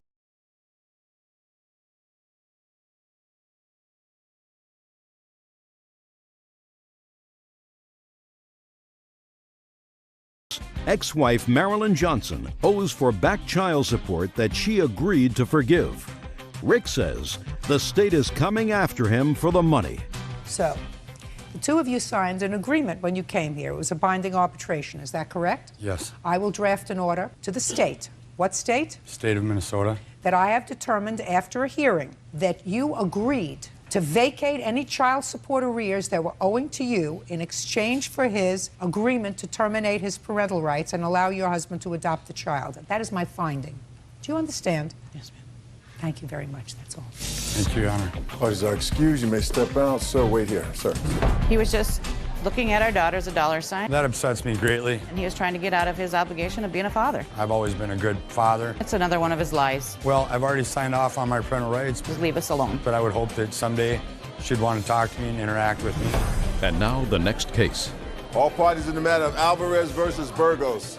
Step forward. Store owner Daniel Alvarez is suing his customer, Carmen Burgos, for cashing a counterfeit check at his store. Carmen says she was the victim of an internet scam. Mr. Alvarez, what kind of store do you have, sir? I have a general store.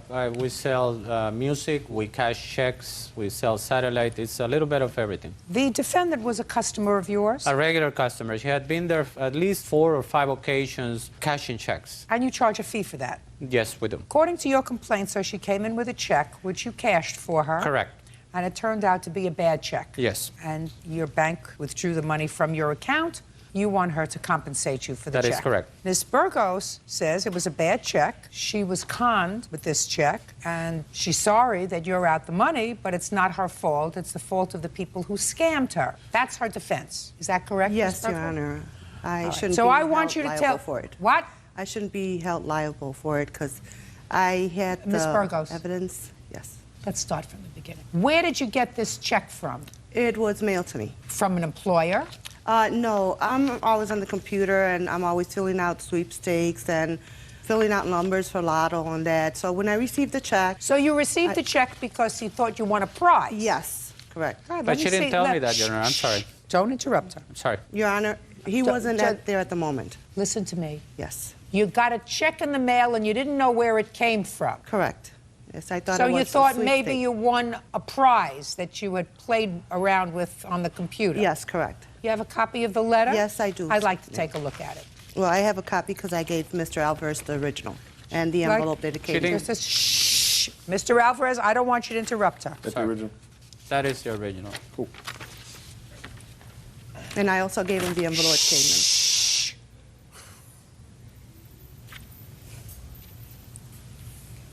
Now, this letter says that you won the North American Ballot Sweepstakes. Correct. And it tells you to call Debbie Baum in Canada. Yes, Your Honor, and that's who I called. Just for my own information, when you called her, what is it that you claim she said to you? Well, I called her because at first I'm like, well... Joe, tell me. Just answer my question. I asked her about that I had received a check for a sweepstake for the sum of $2,900. And she told me yes, and I told her, well, it says here for processing. She goes, oh, no, that's no problem. You could go ahead and change. That's part of what you have won. There's 72 people that are in with it. I read the letter. too. There's 72 people that are going to share in $1.8 million. Right, and that's just the beginning of it, so you could Fine. go ahead and cash it. Cash So it. that's right. Fine. I went to Do you have a Mr. copy of the check? Yes, I have I'd the like original. to see it.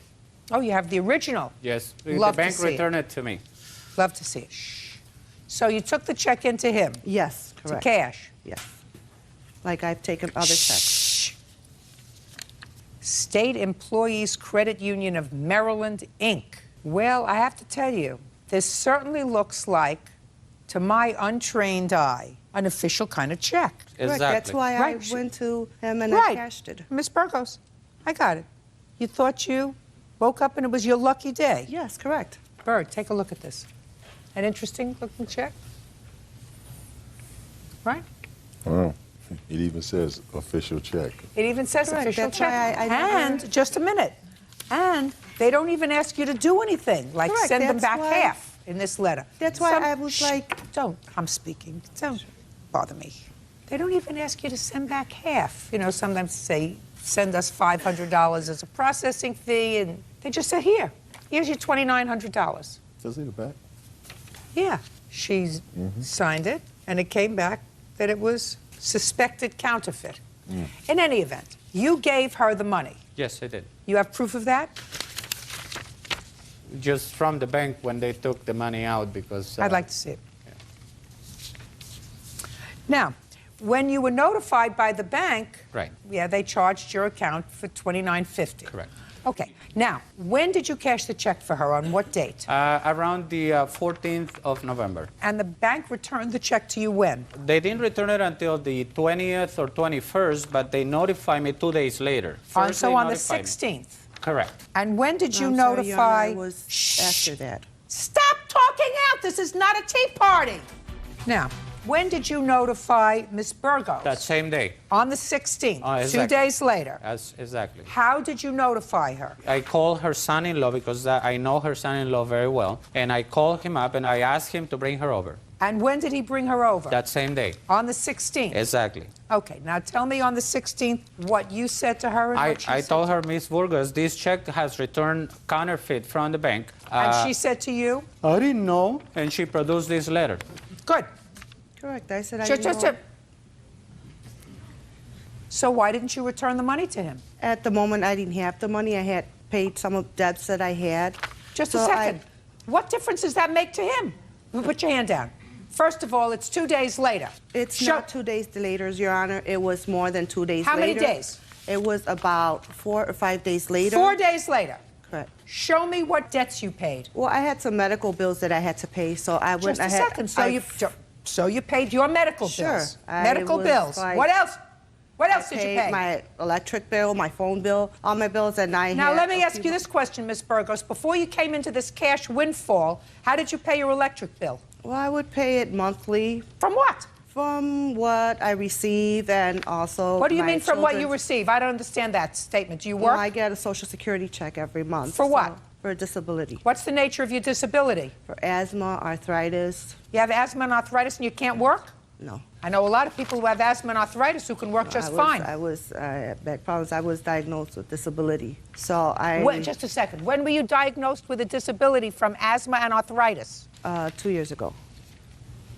Ms. Burgos, I'm believing less and less of what you tell me, madam, but I will tell you this.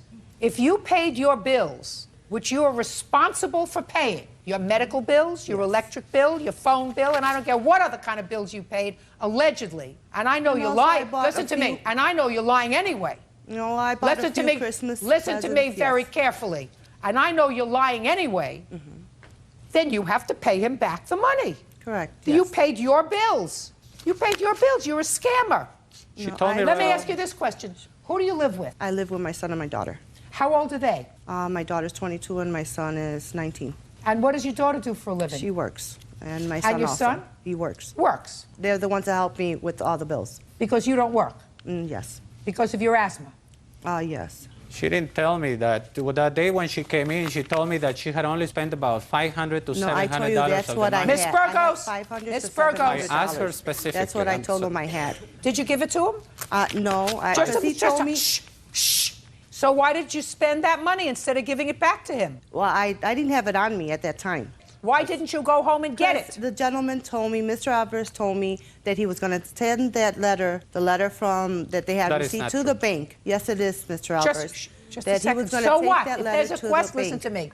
If there's a question, why didn't you say, listen, if there's a question and if this check was bad, I don't want Mr. Alvarez to be out the rest of this money. I'm going to hold what I haven't spent and give it to him if he's out of pocket. Well, I had held it. I had it. So and why when- didn't you give it to him? Because when I spoke to Mr. Alvarez on the phone, I told him I have the $500. He says, no, I want all the money. That's what he said. That is and I true. says, well, I don't have all the money at the moment, okay? I could give you at least $500 at a time. He said, no, I want all the money at the same time. You want to know something? You're a scammer. It was. You've been scamming no. Social Security in all probability for the No, last I 2 haven't. years. I don't know how you got Social Security disability. How old are you? I'm 47. 47. I know people who are 67 with asthma, they work. No, I am disabled. You must have had a It was- really, really fine lawyer. You owe him $2,950, Miss Burgos. You were a scammer, and you knew you did the wrong thing as soon as he told you that check came back. Yes. I'm People very rarely get windfalls of money from the internet. Very rarely. not a Don't look like this to me. I'm I not a don't scammer know. because that- I don't know that how I letter got had Social check. Security disability. I don't know where I got this check from. I don't know. Well, now you know that this man who was doing you a favor cashed your check and got penalized because of your stupidity. He got penalized, but you said, listen, I got the money. Let him go after the people. Let him go after. I'm speaking. No, I didn't. Let him go after the think people. That way. I did not think that way. Well, then you did should not have think returned that the way. money that you hadn't spent. Okay, he didn't want the money that I had not spent. So you spent the rest. Just a second. Hey, I still have the $500. You're supposed to set an example, Miss Burgos, for your children. You're not supposed to be a scammer. I'm not a scammer. Yes, you are. Yes, you are. And you believed in getting something for nothing. No, And you put him in a very precarious position. You've got a lot of nerve. I've never. You've got a lot of nerve. Your Your children are not going to be proud of you after today. Judgment for the plaintiff in the amount of $29.50. That's all. Step out. Excuse. Bell is suing her ex-boyfriend's friend, 25-year-old Anthony Carper, for a loan to pay court fines. Order. All rise. Yeah, this is case number 458 on the calendar in the matter of Bell versus Carper. Parties have been sworn in, Judge. You may be seated. Folks. How are you related to her? I'm not related to her. I'm the witness's mother. Which witness? Right. Jesse. I don't know. You don't know she's your mother? No, I do, but I mean, I don't know how this all came about. I do. We're going to find out. All right, thank you. Thank you. Miss Bell. Yes. How old are you? 22. You work? Yes. For whom? My father. Doing what? I'm a receptionist of his company. I've been working there for about 5 years. Is it a successful company? Yes. How many children are there in your family? I have one brother and one sister. Is your sister younger or older? She's older. She's 32. So you're the baby daughter? Yes. Pretty one. Thank you. According to what I read, you used to be involved romantically with him. Mm-hmm. The one who's going to sit up and uncross his arms. Yes, sir. Yes, ma'am. And he was a friend of this one. Yes. Yes, ma'am. So you became a friend of this one. Well, I was friends with him before Jesse and I actually got into a relationship. And I gather that your father must have been thrilled with your choice of boyfriends. Absolutely not. Now, I could tell that before I even sat down, because these two charmers ended up in jail. Correct. For whatever. We'll figure it out. And it is your claim that you loaned Mr. Carper money to pay off his criminal fines. Correct. Mr. Carper says that you did pay off his criminal fines, and you did so as a gift because you were a friend of his. He says you were more than a friend of his, that you had a romantic relationship. We were never boyfriend and girlfriend. Listen, he didn't say boyfriend and girlfriend, he just says you were intimate with both of them. No. And all I can say is yuck. Can you imagine a father who has a company that has enough money to employ a receptionist? And this is the boyfriend and this is the friend that she goes to visit both of them in jail? How many times did you go to visit them in jail? I never visited them in jail. Oh, good. At least, thank God for that. What were you in jail for, Mr. Carper? Personal reasons, man. Personal reasons is not a criminal offense. Shh, Quiet! I made stupid decisions, Your Honor. Mr. Carper, when I ask a question, I expect an answer. Yes, ma'am. What were you in jail for? Possession. Possession of? Schedule II substance. What kind of substance? Pills. Was it the first time you were arrested? No, ma'am. And the last time you were arrested was when, sir? Before I got incarcerated. When were you incarcerated? It's March of 2002. And how long were you in prison? 30 months. What prison?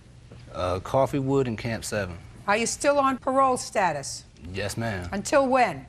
It's indefinite. You're on indefinite parole? Yes, ma'am. Fabulous. Now, your friend, what's his name? Jesse Goff. Jesse. How long have you and Jesse been friends? Since I was 5 years old, ma'am. And what was he in prison for? Assault. Assault? Yes, ma'am. How long had Jesse and Miss Bell been friends? They had known each other for a long time. I never met her. She said I knew her before they started dating. I never met this girl until I came home. I didn't know who she was. So that's a lie right there. How long did you think they were involved? He was in prison with you, right? We were in the county jail together. Oh. Yes, ma'am. When were you in the county jail together? 2003. Did he know her then?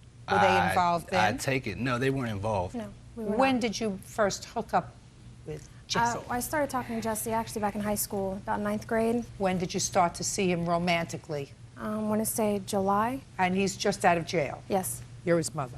I am. Sometimes you bake a souffle and it falls. Happens. Tell me about the loan. I loaned him $4,589 on September 29th to pay off his charges, which I have receipts of. Well, tell me how it came about that you laid out that money. Well, I saw him apply after job after job after job, and he kept getting turned down because he didn't have his license. And what do you mean you saw him?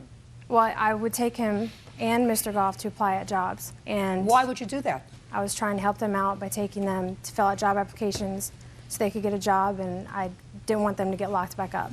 And I asked Mr. Carper if I were to pay off his fines, he could get his license and get a job, and if him and Jesse were willing to be my roommates, because I'm going through separations, so Separation from? My husband. You have any children? I have a 3-year-old daughter. So you wanted to take your 3-year-old daughter and be their roommate? Yes.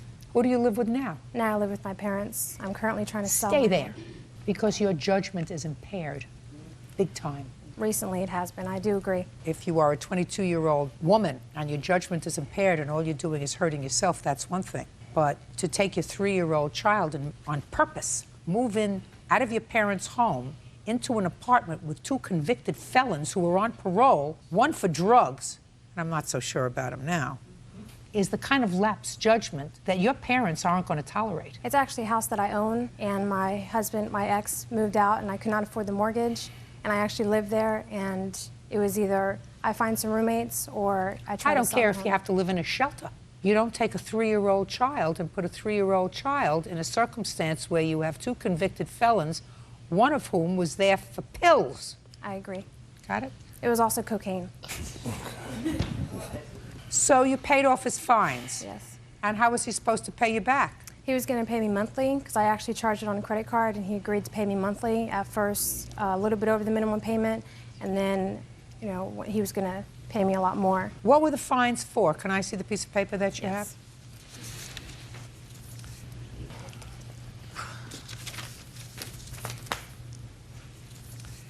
You think that's a real diamond in his ear?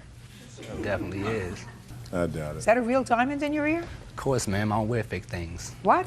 I said I don't wear fake things. Yes, Could I it is. see it, please? You Yeah, said take it out. Wow.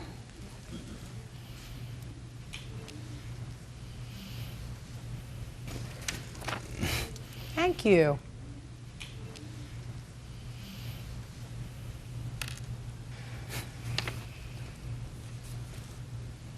Felony fee, fines, $1,000. Felony fee, $350. Jail admission fee, $25. And court-appointed attorney, $437. Love it. Commonwealth of Virginia. Good for Virginia. And what would happen to you, Mr. Carper, if you didn't pay these fines? They would probably violate my parole. And then what would happen to you? Then I would not see the light of day forever. Judge Judy continues in a moment. Payment of the fine is what? Punishment. Right. And if you let somebody else pay your fines, you're allowing somebody else to do your... Punishment, ma'am. Is he a quick learner or what? It's quick. And later today, This guy is no good. No.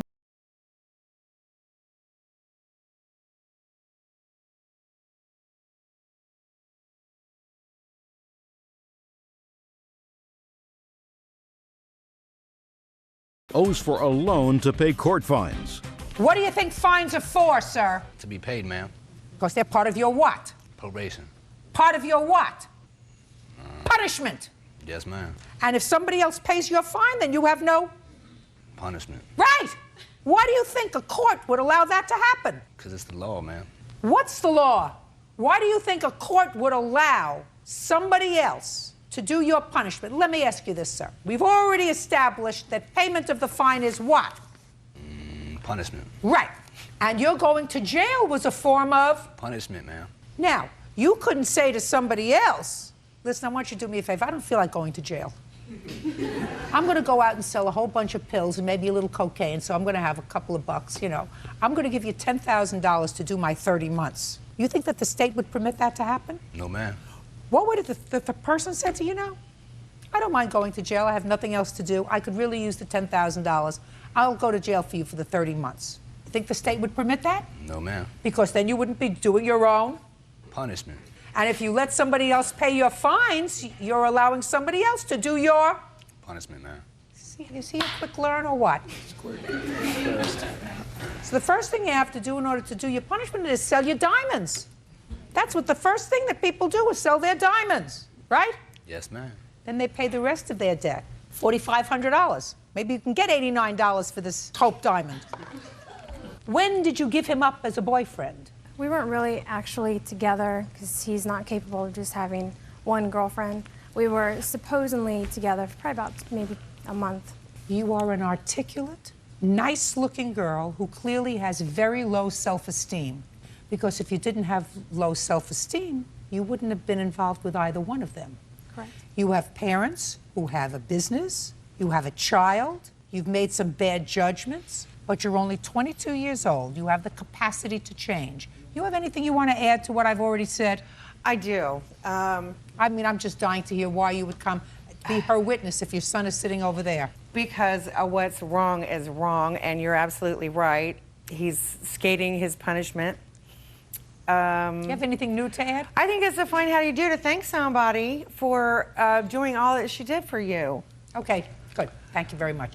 By the way, did she also pay your son's fines? Yes, she did. Did he pay her back? No, we actually go to court for that on March 7th in Prince William County. Should we just hang out here? Just a second. Just a second. So why don't you do this? You're his mother, right? I am. You made him. You raised him. Why don't you pay his fines? Because he's 24 years old and I'm not responsible for him anymore. Right, yeah, I know, but you're more responsible than a stranger. Maybe you should just let I him would go not back have to paid jail. his fines in the first place. You would let him go back to jail? I would. You're absolutely right. Sit down.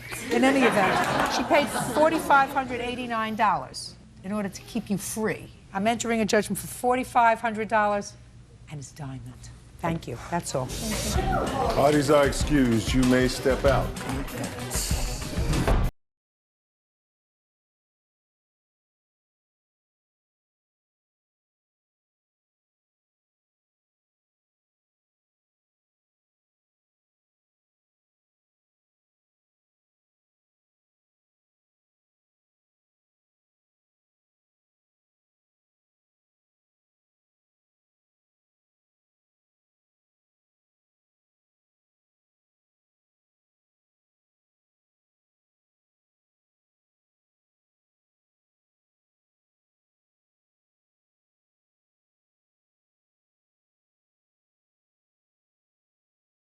Mr. Easton and you dated briefly, according to your complaint, and you believe he owes you for an airline ticket that you purchased for him in order that the two of you go home to meet the parents. And then you broke up for the trip. Mr. Easton says that the going home to meet the parents was strictly your idea. He never asked you to buy the ticket. You bought it on your own, so you pay for it, right? Yes, ma'am. Okay. When did you meet him? February 2006. We were working together. And when did you start dating? We started dating in the beginning of June 2006. And when did you want to go and introduce him to your family? Through the month of June or in the beginning of July 2006, our relationship became serious. No. You're talking so fast I can hardly understand you. I asked you a simple question. When did you want to take him home to meet your parents? July 2006. After 4 weeks? Why?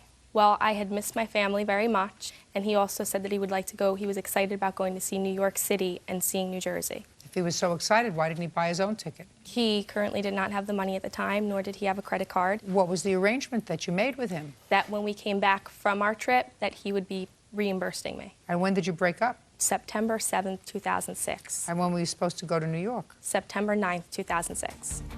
I'll hear you. After she had initially brought the idea to go visit her parents, I told her then, I was like, well, I don't have money. No, look at me. Oh, I told her then, I don't have money to pay you back for any kind of ticket before we even discussed repaying anything. Why would you say that to her? I thought you met at work. This is after we started dating, man. No, listen to me. You're not listening. You don't have your listening ears on. You said, I don't have any money. And she just told me that you met at work in February of 2006. What kind of work were you doing? I, at the time, was working at Home Depot, man. And in July, where were you working? I worked for a structural engineering firm. And in August? Still worked there, man. Okay, so you were working, you were employed. Yes. Do you have children? No, before dating Miss Murray, I was in a previous relationship. Separating from that relationship, I had to move back home. But upon moving back home, my parents were like, well, you got to help pay bills and stuff like that. So I pay half of everything. So? Leaving pretty much nothing. Well, that's not true. You have money to eat out, right?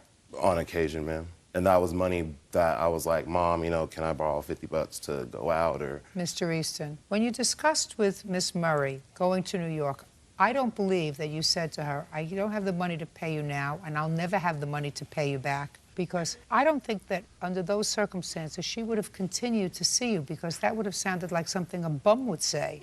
I don't have money now, maybe. I'll never have money to pay you back. I wouldn't have taken you to meet my parents. I would have been humiliated to take you. You're a bum. If you say, I'll never have any money to buy an airline ticket for $295. So I don't believe that you said that to her. I believe that you probably said to her, I don't have money to pay for it now. That I believe. Now, when did she buy the ticket? She called me and was like, I bought tickets to go to New Jersey. No, you had already discussed it. So don't say it came as a surprise to you. It didn't come as a surprise. I don't know the exact date of her When did you buying purchase the tickets? July 25th, I purchased the tickets. I have phone calls. Shh.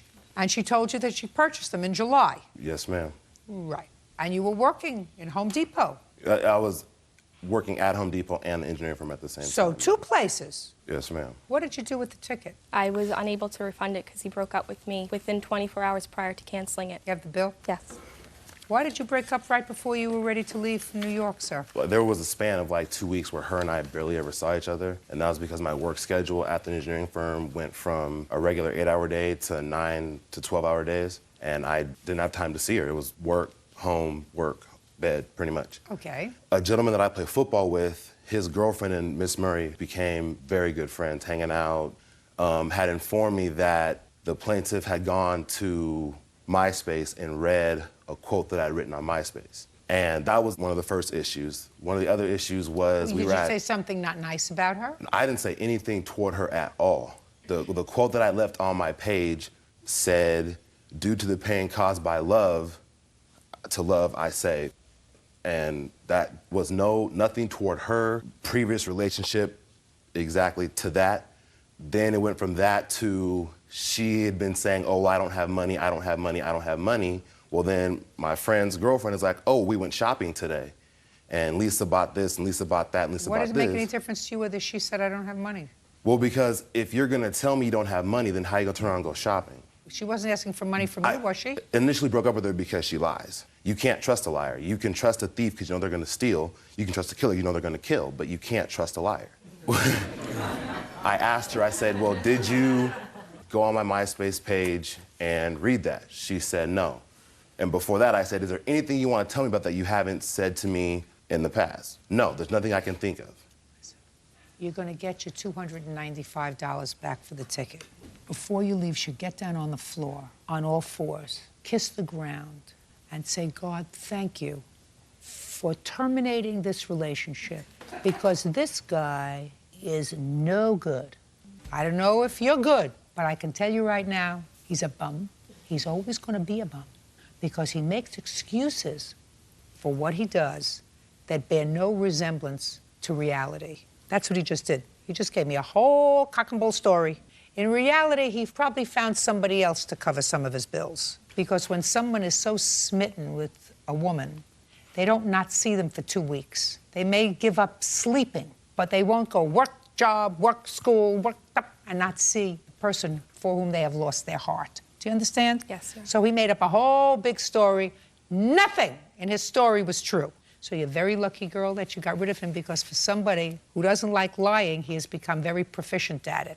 Judgment for the plaintiff in the amount of $295. That's all. 1-year-old Christy Dye is suing her ex-boyfriend, 23-year-old Jeffrey Springer, for the cost of wheels and tires. All rise. Yeah, it's case number 495 on the calendar in the matter of Dye versus Springer. Parties have been sworn in. You may be seated. What do you do for a living? I'm a model. You make a lot of money? It's average. I wouldn't say a lot. Well, give me an example. You filed your tax returns last year. What did you earn in your tax returns last year? I just started modeling like maybe 3 months ago. Well, then what did you do last year? I worked at Dillard's. And how much did you earn at Dillard's last year? $5,000. I didn't work many hours. Well, where did you live? In San Angelo. With whom? The defendant, Jeffrey Scott Springer. I'm sorry. Was he supporting you? Yes, ma'am. Because you certainly weren't supporting yourself, Yes, right? ma'am. Yes, ma'am. And Mr. Springer, what do you... I'm listening. I'm sorry. I mean, What do you do for a living, sir? I work in a call center. Call center. Yes, ma'am. For Progressive Insurance. And how long have you been doing that? I've only been doing that for about 3 months in Austin. Sir, what I want you to do is tell me, Mr. Springer, what you were doing last year when you were supporting Miss Dye. I worked for Capital One at a call center also. They didn't do that commercial that they do and fashion it after you, did they? No, ma'am. Adorable.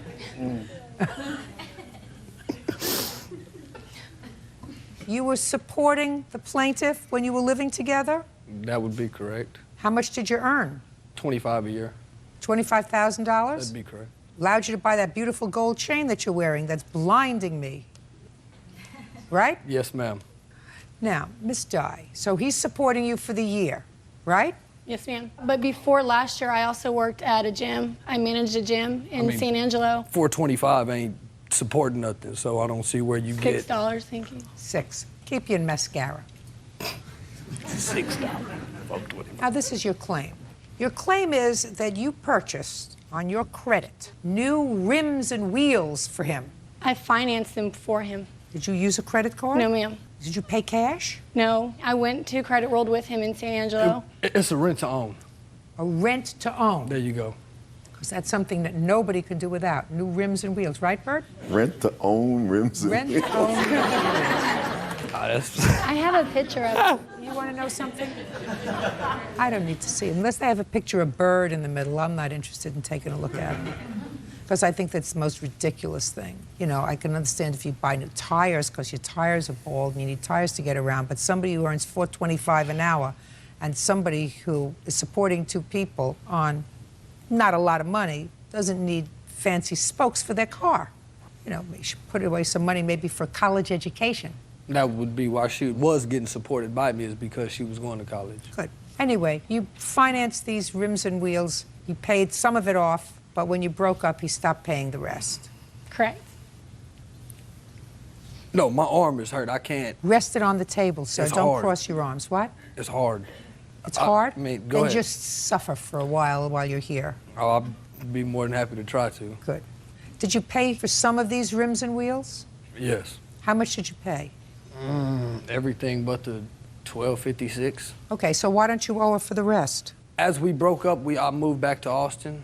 I went to jail for driving on a suspended license. I informed her that I was not going to pay for the car. I called the dealership. They had impounded the car. I informed her that I needed the manufactured tires back to give the dealership so I could get those tires back and give them either to her or to Credit World. She no longer had the manufactured tires. So she didn't give them to me. They gave me 20 days to pick them up off that vehicle. She never gave me nothing, so I could got not it get now. them. So your defense is that you contacted her after how long? 4 or 5 months, maybe. And then you called her and you said, listen, if you want the rims and wheels, because they're going to repossess the car, you have to come down with the original ones. Correct. Where were the original ones? They gave me 20 days. No. I'm not Listen sure to- where the original was. Well, what did you expect her to do? Hold on to the original ones forever? Well, most people hold on to their manufactured Most people rims. hold on to their rims. I'm going to tell you something. Manufacturers. I'm going to tell you something. Mr. Springer, without going into make and model, suffice it to say, sir, that I have a lot of cars. I have never held on to, well, not only have I never held on to rims and wheels, I've never bought rims and wheels. I buy a new car. Car comes with wheels. That's what's on the car. That's what I drive. They're round. They work. That's fine. That's true. How many rims and wheels do you have in your garage? Just sitting Sitting here yeah. off the car. Off the car. None. None. You want to know why? Because we have other junk to put in garages. You know, where are you supposed to put the bicycles and the trash cans? And the cars. And the cars. So, Mr. Springer, let us assume, well, I can't tolerate him. Sorry. Judge Judy continues in a moment. We would like to know, what is it you take? What do you mean, what does it I take? You seem to be so happy. Do you drink a special kind of coffee or No. tea? Do you drink a special kind of juice? And later today, My first child, I gave up to adoption. And she came to me and said that since I did not have a car, that if I gave my child to her friends, she would give me the car.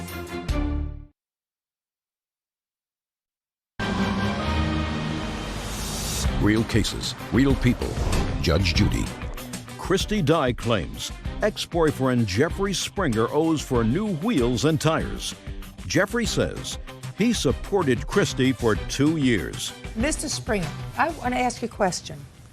Sometimes I wake up in a bad mood. Now, I know that that might be hard for you to believe. It might be hard for the rest of the world to believe that sometimes I wake up in a bad mood.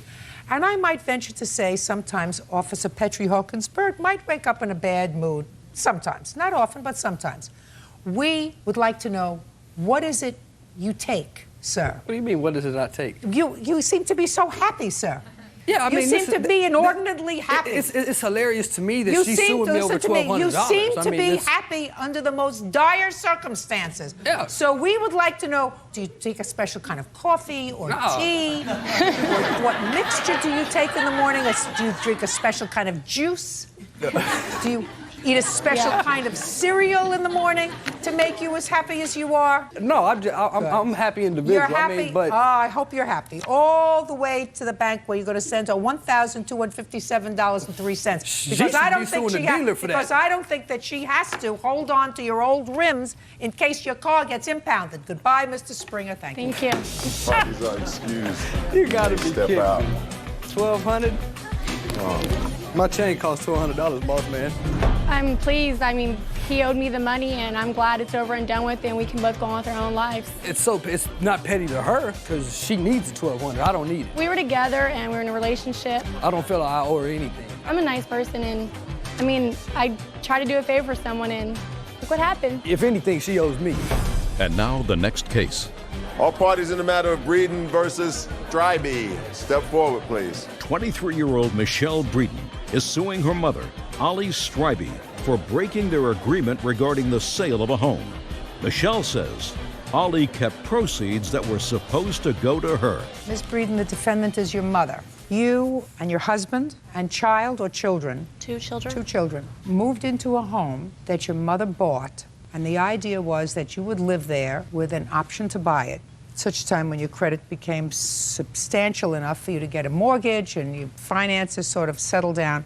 While you were living there, you claimed that you made certain improvements in the house, invested close to $4,000. And then, according to you, your mother decided that since the housing market had taken off, she was no longer interested in selling you the house at the price that she had paid for it, which was your agreement, but she wanted to sell it on the open market, which she did at a profit, and you believe that she should pay you for the money that you invested in improving the house. Yes, sure. That's the lawsuit. Yes. Your mother says that you and your husband, was it your husband, separated.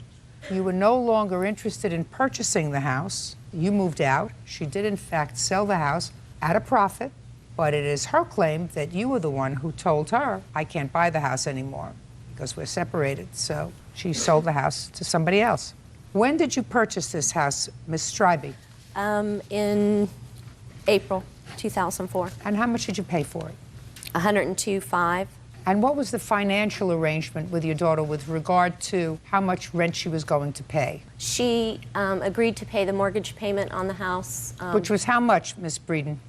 It was just shy of $900, Your Honor. Okay. I'd like you to tell me when you were advised by your mother that she was planning on selling the house. I was advised about 6 months prior to moving out that she was going to sell the house because she was no longer interested in selling us the house at what she paid for it. She was interested in making a profit off of us and wanted to sell the home to us for nearly $160,000. That wasn't the original Just a agreement. second. Did you discuss that with your mother? You said you found out. Did you have a conversation with her? Yes, I had a conversation with Ollie. I told her that I couldn't make payments on $160,000, so we decided that we were no longer going to buy it because she wanted so much more for it. Okay. Now, what was your arrangement with your mother at the time she purchased the house? When she purchased the house, she was going to let us move into it. We were going to cover the mortgage for 1 year, and then after 1 year, we were going to try to get our finances in a situation that we could get appropriate financing. And what happened in 2005? Right after my second child was born, we went in to get a mortgage. It was not satisfactory. We discussed renting it longer from her.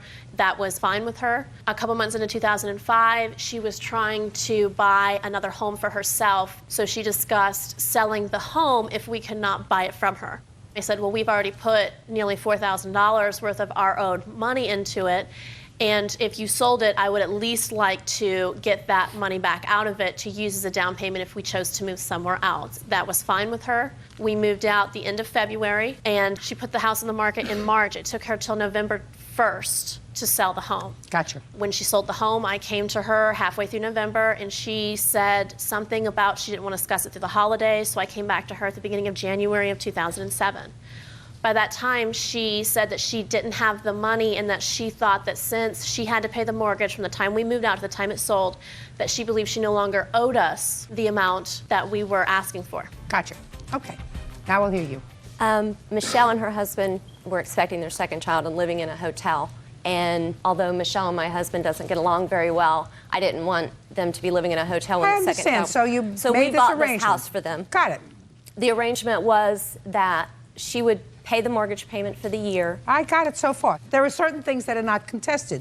You were a nice mom, bought the house, let them live in it, covered the mortgage payment, and then there came a time when you wanted to buy another house. You couldn't buy another house because you already had this house. So let's go. The arrangement was for her to buy the house at the end of a year. I told her I'd give her a year. She So said that. at the end of that year, she didn't have her finances fixed.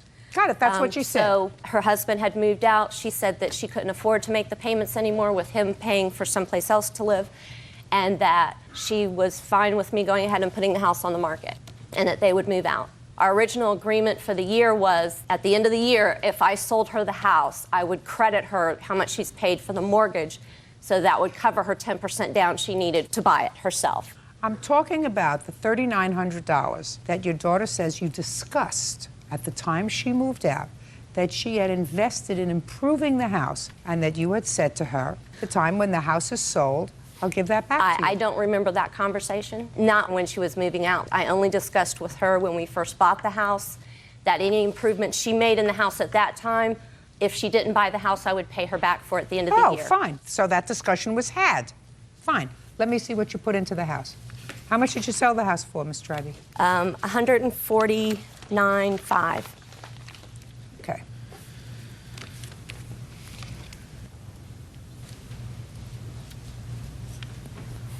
What did you tile? We tiled about 1,000 square feet, the kitchen, the living room, the dining room, both bathrooms, and a hallway. The only thing in the house that wasn't tiled was the 3 bedrooms. She bought the tile and I put it down. It's fine. You got the profit. How much did you clear, Ms. Strivey? Altogether, we probably made about $20,000 off the house. Okay. And I did give her, during this period when we were selling the house, they had repossessed her van and she had no transportation. So I signed over my 2000 Jeep Grand Cherokee to her. That agreement for that Jeep has nothing at all to do with the home. My first child, I gave up to adoption within this period of time. And This I had was nothing going to do with the adoption. I was going to give it to a couple that was in Miami that I did not know. And she came to me and said that since I did not have a car, that if I gave my child to her friends, she would give me the car, and her friends are very good people. But that was the agreement for the Jeep, and that has nothing at all to do with this home. That's not true. I would never offer to sell my grandchild. That was what he needed, because he had already been taken out of her possession once and placed with me for custody. How old is he? He's 6. He's 2 weeks younger than my 6-year-old. I have a 6-year-old as well. And during this period, which is why the husband moved out, is because he was taken away from them and put in my custody. This still has nothing to do with the house, Your Honor. It did, and that was the point where she couldn't afford to make the payments anymore. Where is your husband now? My husband right now is in Cocoa, Florida. Do you live with him? No, I do not. Who do you live with? I live with 2 roommates, and I cover 1/3 of the rent. My friend Lisa and her husband cover a third of the rent, and then my brother-in-law and his wife cover the other third of the rent. Are you still married? Yes, I am, Your Honor. This arrangement just happened within the last few weeks because her husband's been in jail. At the time that you were living in this house, who was working, you or your husband? My husband was working, and I owned my own business. What kind of business? It was a children's consignment shop. That I helped her open. So you were both working? Yes. So whatever money you invested in the house, you would only be entitled to half of this. Is that right? The other half would be your husband's? Yes, Your Honor, if you want to look, yes, that would be correct. Okay. You think your mother has been reasonable or unreasonable with you? I think my mother has been selfish and incapable of being a mother. In the relatively short time, Ms. Strybey, that I have to spend with you, I'm never going to be able to figure out the pathology of your family. Mm-hmm. But it clearly seems to me that your daughter, whether rightfully or wrongfully, labors under the assumption that you had an agreement, which I find to be potentially a valid agreement, that whatever improvements they put into the house that might inure to your benefit when you sold the house, you would reimburse her for if the house wasn't sold to them. That's a reasonable expectation. And truth is, you sold the house for a profit. And if it were me, I would have said, you know what? She's not in great shape. Let me give her what she put into it and let her move on. That's what I would have done. I did offer, when she started looking for another home right away, I went out with her and I was more than willing to help her find another home. And if she at some point in the future, was going to buy one, her father and I had already discussed, we would each pay half the deposit. I've given her lots of money. I assume given that that's true. But I've always made her pay me back, and I think she's very ungrateful. Okay. Judgment for the plaintiff in the amount of $19.50, which represents 1/2 of the amount that you invested in the house. The other half is not your claim, belongs to your husband. Okay. Got it? Good. Thank you. That's all. Parties are excused. You may step out. I've been given a mother who's incapable of loving me, yet comes off as trying to be this star person, and she's not. Michelle has a lot. 26-year-old Ashley Beischer is suing the father of her child, Joshua Schmidt, for a loan to buy a motorcycle. Joshua claims Amy slashed his tires on 2 occasions. All rise. Yeah, this is case number 521 on the calendar in the matter of Beischer versus Schmidt. Thank you. You're welcome, Judge. Parties have been sworn in. You may be seated. Gentlemen, have a seat, please. This used to be your boyfriend. When you were having a lapse in judgment while he was your boyfriend, you co-signed on a credit card for him to buy a dirt bike because he couldn't get it on his own. Correct. And the agreement was that he was to make the payments faithfully on that credit card. That's correct. He did make payments for a period of time on the credit card, and you separated. But he agreed to continue to make the payments on his bike, which he was using and which he took with him. Correct? Correct. Then there came a time that you and your fiancé, this would be fiancé, went to purchase a car. And you found out that your credit was awful. When you checked to ascertain why, according to your complaint, you found out that Mr. Schmidt had not been faithfully making on time the credit card payments on his bike. So what you want now is you want him to pay off that credit card so that hopefully you can get your credit restored. That's correct. Mr. Schmidt says that he was paying off the credit card until you slashed his tires. That's ridiculous. Shh. So that the fault is really yours for slashing his tires, causing him to lose his job. Have we joined the issue, Mr. Schmidt? Hello? You say in your answer it's really her fault. Yes, I believe it is. Perfect. I would like to see the date of the credit card loan and the history of payments. I have that right here. This only goes back a year. They wouldn't. Fine. Okay. Now, Mr. Schmidt, on what day, sir, do you claim your tires were slashed? On May of 2006, I had 2 tires on my vehicle that were slashed. And then also again in October of 2006, I had another tire slash on my car. Just a second. After which incident, sir, did you lose your job? The second. So it's really the October of 2006 incident that you claim caused you to lose your job. Yes. and fall behind in your payments. Yes. So it would be a fair statement, sir, that it wasn't until October of 2006 that you started making either late payments or skipping payments or anything else. Up until that time, they were okay. Correct. Okay, good. Your Honor, can I point something out? Shh. Maybe if I need some help. Well, sir, in September of 2006, which was before your tire was slashed, you had a late fee of $39. Okay. That's before, right? Yep. And in August, which was before your slashed tires, you had a late fee of $39. That would be after the first. You just told me, sir, that you didn't lose your job until after the October incident. Yes, but missing days of work. No. Baloney. The issue was that after the October incident, you lost your job because of the tire slashing, causing you to fall behind in your payments. And you said to me prior to that time you were on time with your payments. So we now have August and September where you were late. Are you following me, Mr. Schmidt? Yes, I am. Who is this? This is my witness, Jason. Maybe. Jason. Now we have July. Late, Mr. Schmidt. And how much, sir, were you supposed to pay every month? It's about $70. So sometimes you didn't pay at all. And then you sort of doubled up the next month, right? Yes. You can't do that. You know you can't do that. Look at what we have here.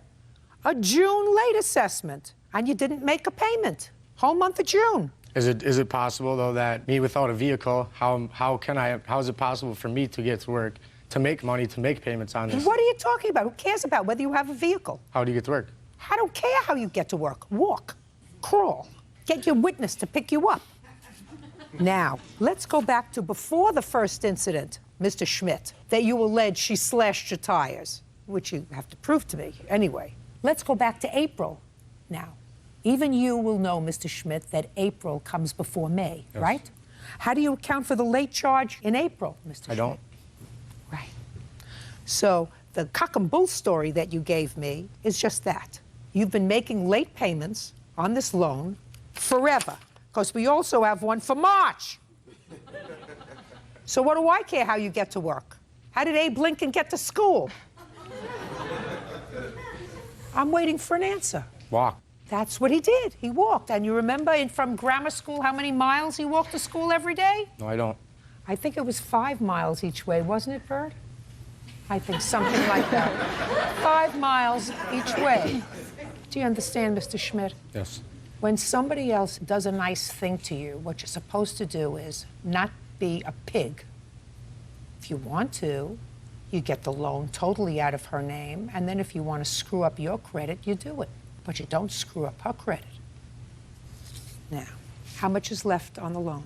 The grand total is about $6,700. Well, the maximum I can award you is $5,000. You understand that, and the check will be directly to the credit card company which holds the loan. Yes. You're still responsible, as is he, for the remainder of it, Right. and he's responsible to pay it. Right. Who do you work for? I actually just got a new employment job. It's DeLuca and Tobin. It's a drilling company.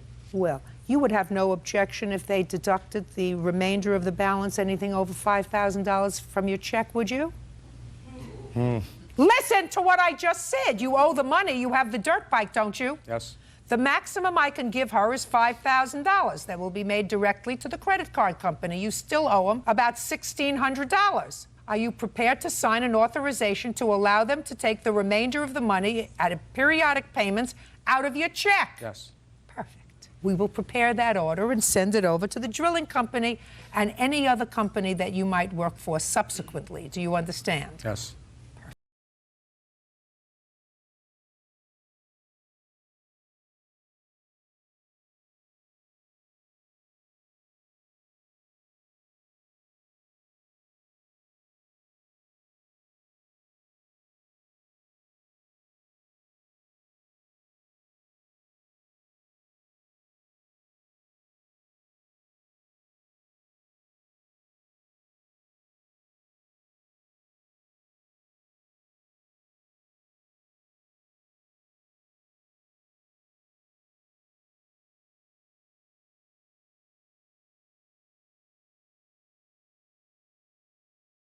let's get to the slashed tires. Did you slash his tires in May? Absolutely You don't not. look like a tire slasher. No. You didn't see her slash your tires, did you? No, I didn't. Did you?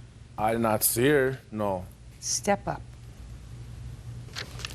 Your name? Jason Jason what? Moyer, How do you know her? through him. When was the last time you had any contact with her? While. A while is not a month, Well, a I year. don't talk to her, but I've seen her around town. When was the last time you had contact with her? Last fall, her around there. Tell me about that contact. Well, Look at me. I was at the bar and I had walked by and Bar, what bar? Krieger's possibly. What do you mean Krieger's possibly? Well, it was either that bar or another one over there. What time? Probably 8 or 9 at night. What date? I'm not exactly sure. What month? October or November.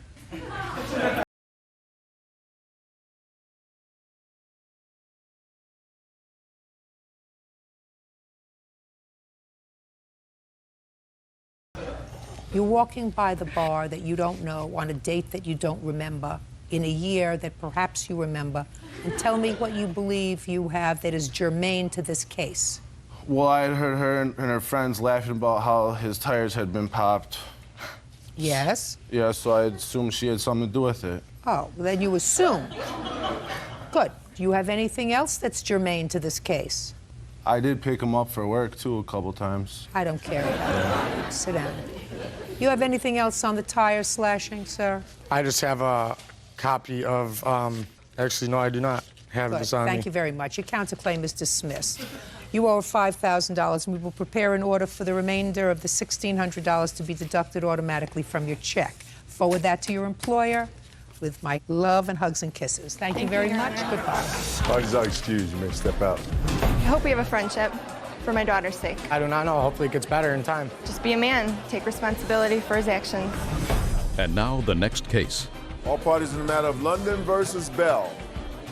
Step forward. 25-year-old Aaron London is suing his former co-worker, Corey Bell, for defaming his character at work. Aaron claims Corey passed around a phony Craigslist ad. Mr. London, did you and the defendant work in the same company? Yes, at one point we did. This is your complaint. You put an ad in Craigslist. I gather you went to school to become a massage therapist? Yes. And you put an ad on Craigslist for massages with your picture on it. Does it have your picture? Yes. Mr. Bell saw that ad on Craigslist. Is that right, sir? I did. And he thought it was really funny that you had posted that ad on Craigslist. So far, am I right? Yes. So he circulated it around the office. He sent it to a lot of other people. He thought it was funny, like, you know, like people send jokes on the computer, and he sent it to a whole lot of other people. So you're suing him for defamation because you were very embarrassed. Yes. That's what this is all about. Mr. London, can I see the ad, please? Yeah.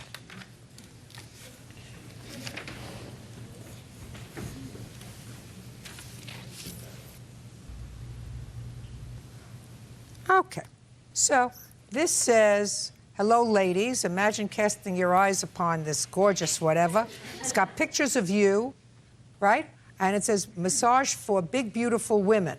Reply to personals, it looks like a number at Craigslist.org. And when people reply to this personal, they get you. Is that right? Well, they get transferred to an email, yeah. But it's you. No, not in this particular case. There's a little bit more to the story that hasn't been revealed yet. Sir, all I want to know Yes. is, it comes back to you. Yes.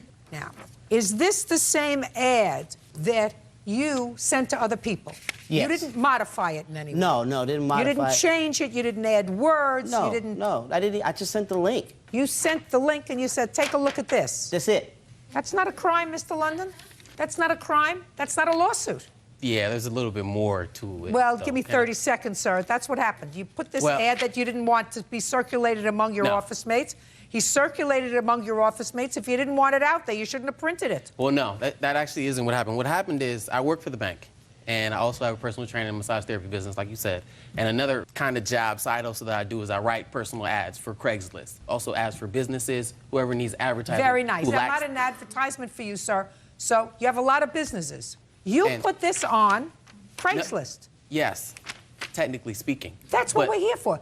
That ad wasn't for me. Who cares I who it wrote was the ad for? for somebody else. Who cares who it was for? Who cares? He doesn't know that. All he knows is this is the ad that he saw on Craigslist. He had every right to send it to whoever he wanted to send it to. To my workplace? Well, he doesn't work in the workplace anymore. I don't care. He could have sent it to the King of Siam. He could have sent it to me. He could have sent it to the President of the United States. He could have sent it to the Vice President of the United States or the Secretary of the Interior. It doesn't make any difference. It's out there in cyberspace. It's open. That's what it is. It's like sending an open letter. To send it to my job for what? For Who laughs? cares? If you don't want to be embarrassed, you don't put embarrassing things on the internet, Mr. London. If you don't want to be embarrassed, keep your private thoughts to yourself. But the ad is not mine, is what I'm trying to tell you. Can I actually tell you? Listen, Mr. London, I understand the nonsense what you wrote in your complaint. You said you were doing an ad for somebody else, and this was just a sample of what the ad would look like. But Mr. Bell doesn't know that because you posted this on Craigslist. But how does he know I posted it? It doesn't make any difference whether he knows you posted it or not, sir. It's here. It's out there in the world. Just like he sees it, anybody else can see it. He can send it to whomever he wants to send it. The truth of the matter is, you did post it on Craigslist. Now, did somebody tie you down and take these pictures? No, those are sample pictures. Those are pictures that The you... pictures don't even match the ad, is what I'm trying to tell you. Oh, it's yes, not they even... do. Oh, yeah, listen, Mr. London, you can tell me whatever you want to tell me, sir. This may have aggravated you. It may have upset you. It's a very good lesson. If you want to think privately, you go, I want to take it all in, and this is what I want to do. I want to keep these thoughts to myself. If you want to give massages to big, beautiful women, and that's what you're thinking about, and I'm going to see it, but I'm not going to write it in a letter to my mother or my sister or my boyfriend or my girlfriend. I'm going to keep it to myself. Once you type it in the machine and you write send, it's over. It's out there. It's in Mexico and Burma and Jersey and Brooklyn. It's all over the place. And you can't complain about it if somebody says, this is really funny. I want to send it to everybody that I know who knows this jerk who posted this on Craigslist. So, Mr. London, grow up. You want to keep things to yourself? You want to talk into your pillow. Don't talk into your computer. Case is dismissed. Parties are excused. You may step out. We were great friends. I mean, he sat on my couch. He got drunk with me. You know, we hung out together. Well, it's not necessarily what was posted. It was the intent behind it. If it was me, my friends would have sent out the same. I would have been embarrassed. Oh, okay, I got busted. I got caught. That's it. He got caught with his pants down. And now the next case. All parties in the matter of Powell versus Rust. Step forward, please. 25-year-old Brenda Powell is suing her ex-roommate, Angela Rust, for breaching their rental agreement. Thank you, Bird. You're welcome, Jay. Don't get comfy. You're not going to be here long? No. Okay. Miss Powell, this used to be your roommate. Correct. How long did you share an apartment together? It was a period of about 5 months, but it was supposed to have been 13. And then, according to your complaint, owing to problems that were generated by the defendant, you had to move. I had no choice, yes. And you moved into another apartment, and the rent on that apartment was more than your half of the rent on the apartment that you shared together. So you want her to pay the difference on your one-bedroom apartment that you have to pay now because she wasn't a good roommate. Correct. Good. That's not a case. So, sorry to tell you, we don't do cases like that because it's ridiculous. If you wanted to move back with your mother, you could have done that. Who are you? Her friend, Natalie. Natalie, do you have an apartment?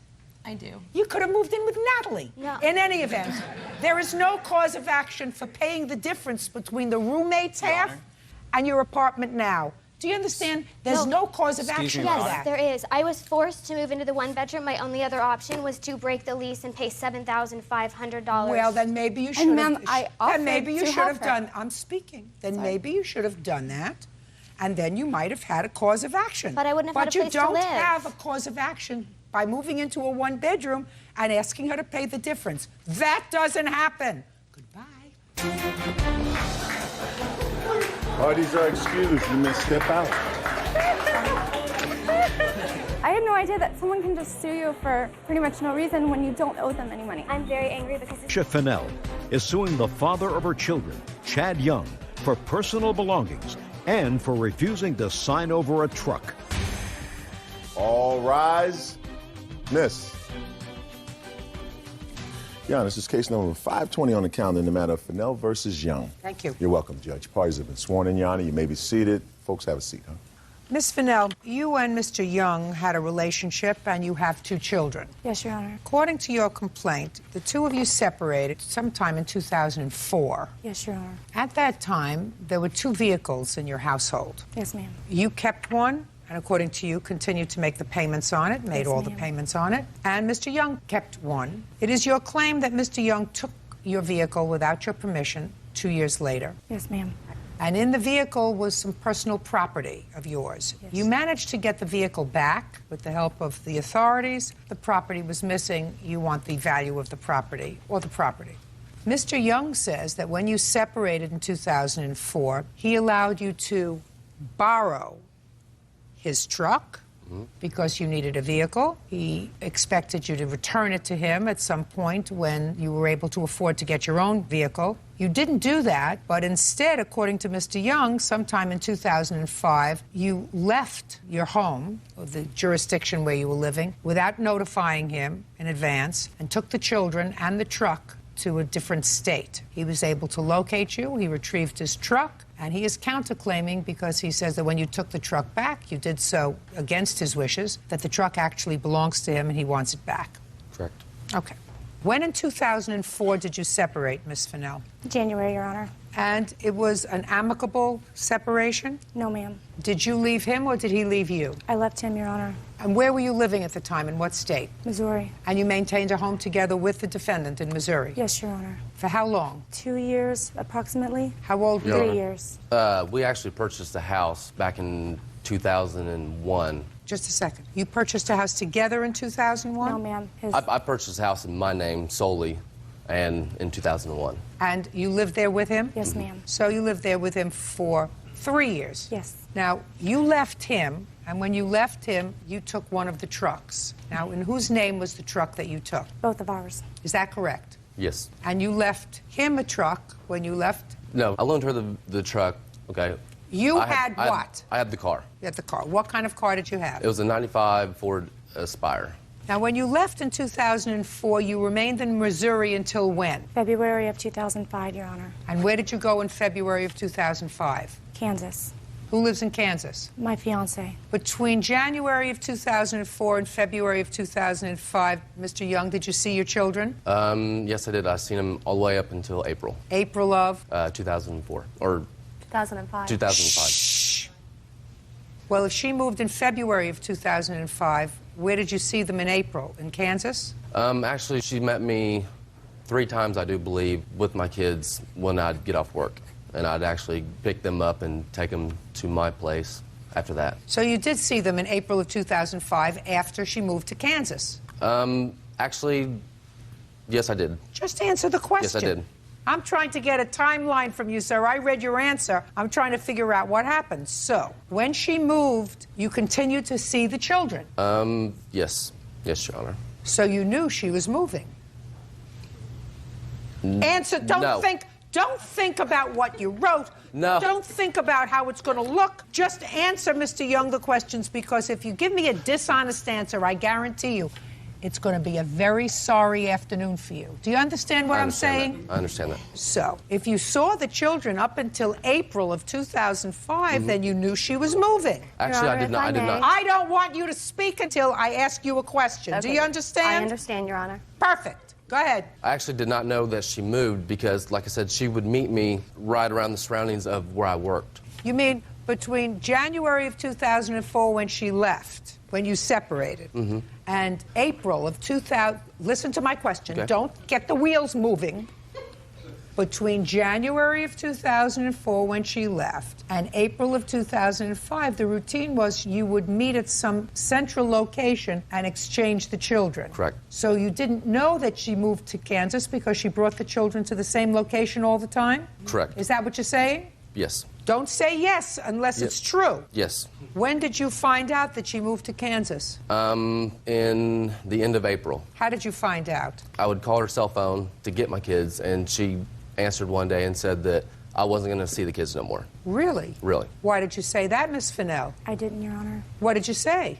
If he was seeing the children from January of 2004 until April of 2005, and I believe him, something happened in April of 2005. Yes, ma'am. Why don't you tell me what it was? He was seeing the children sporadically, once every 2 or 3 months, and I actually called him in April. No, don't speak now.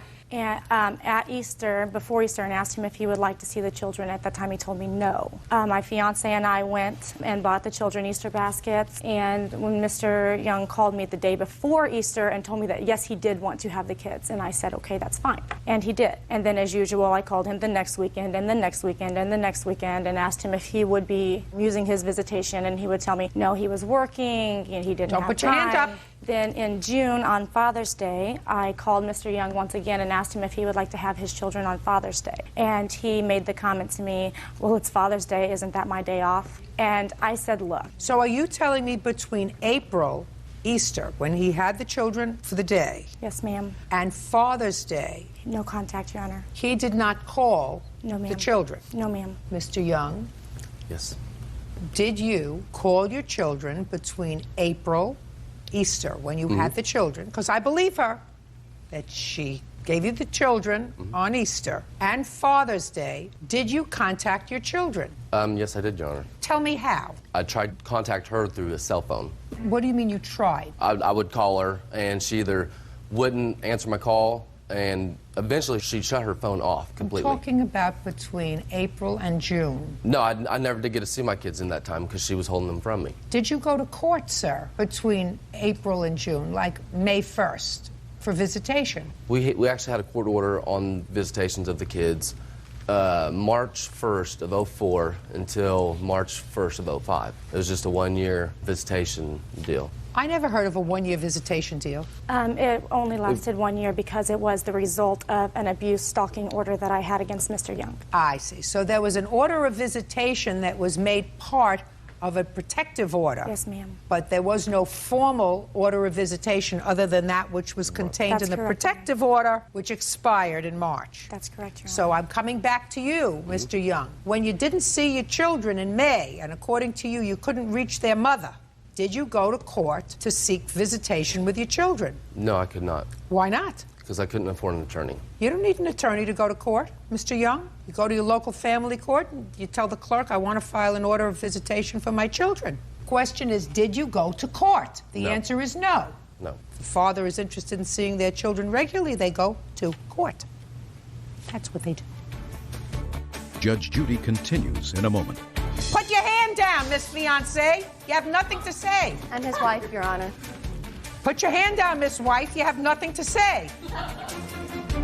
Tricia Fennell claims the father of her children, Chad Young, refuses to sign over a Dodge Ram truck. Chad is countersuing for the return of the truck. Is this your fiancée wife? Yes, it is. What is it? It's my wife.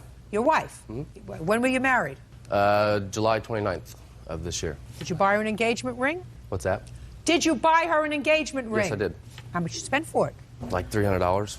Have you been to court since, sir? No. To file for visitation with your children? No. Well, before I'd buy an engagement ring, Mr. Young, if you need the advice of a lawyer, I would spend $300 an hour for a lawyer and get some advice to file for visitation for my children. Mr. See, Young. I have Mr. Young, that's what I would do. Everybody I've talked to has told me that I had to hire an attorney to have anything else done. Who told you that? The butcher? Child support? No, let me ask you. The butcher? No. Courts cannot, sir, require you to have an attorney in order to see your children. It might be easier for you, but it would certainly be worth an hour of a lawyer's time.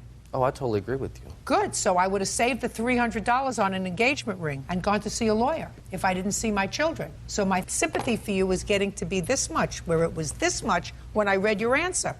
You understand me? Yes. When I read your answer, it appeared as if she removed the children. You didn't see the children after that, but that's not true. You did see the children. She moved in February. You saw the children in February and March and April. She continued to bring them to a location so that you could see them, take them for visitation, until your life got a little busy. How much child support have you paid for your children in the last 2 years? Is not an answer. I have not paid in the last year for some In the reason. last I don't know. year? Usually it comes out of my check, and they quit taking it out of my check. Well, just a second. What? Shut up! What'd you think the children were eating from the last year? What do you mean? I don't know. So my sympathy for you is that much. Now, at some point, sir, you took this truck back that was in joint names. Mm-hmm. Why? Because she posted a deal on the internet saying that she was, I guess she was, had a chance to forge my signature on the title. You didn't need the truck. You'd been without it for well over a year. It was in joint names. You had a car, she had a truck. You'd lived together for a long time. Mm-hmm. So, what's the big deal? Because I've paid almost everything on that truck. Well, show me. Show me that you've paid almost everything on the truck. Let me see. And at the same time, Ms. Fennell, I'd like you to show me that you paid whatever you paid on the truck. Your Honor, this is a statement from the bank saying that the loan was in solely my name. These are the payments that I made. This is my payoff date there at the bottom. This is saying that I paid the taxes on the vehicle. I don't care taxes. Don't tell me taxes. Not interested in taxes. I have a receipt from the bank here for my final payment. Well, just a second. How did you pay them?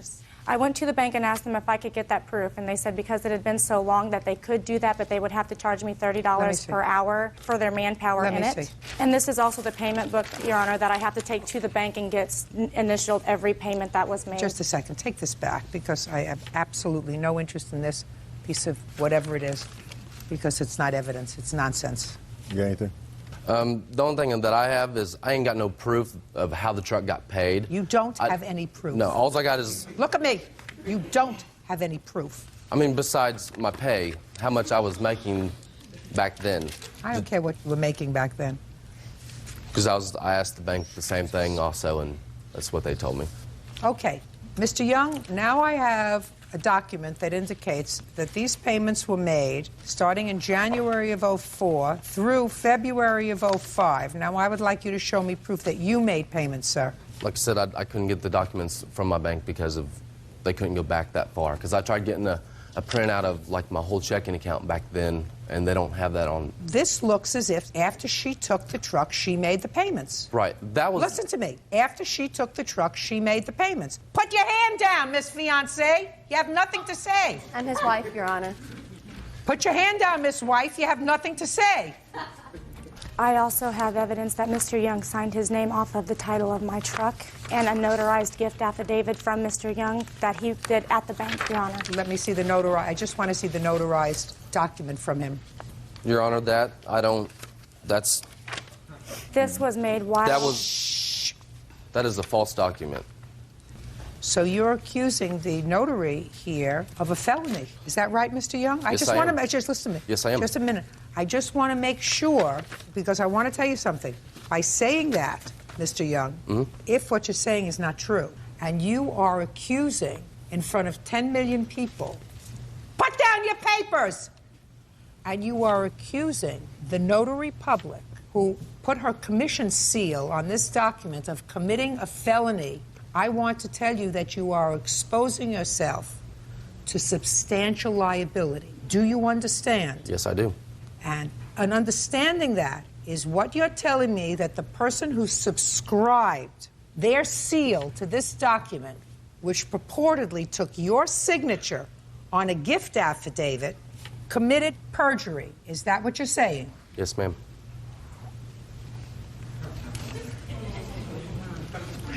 Mr. Young? I've got the actual... That would be a big Yes, I've mistake. actually been talking to an attorney from... Just a second. You've actually been talking to an attorney about what, sir? No. About this forgery. You've actually... Yes. Just a second. Where did you get an attorney to talk to about the forgery? On a 10-year-old truck, you've been talking to a lawyer about the forgery? Mm-hmm. Really? Yep. Did you have to pay the lawyer? No.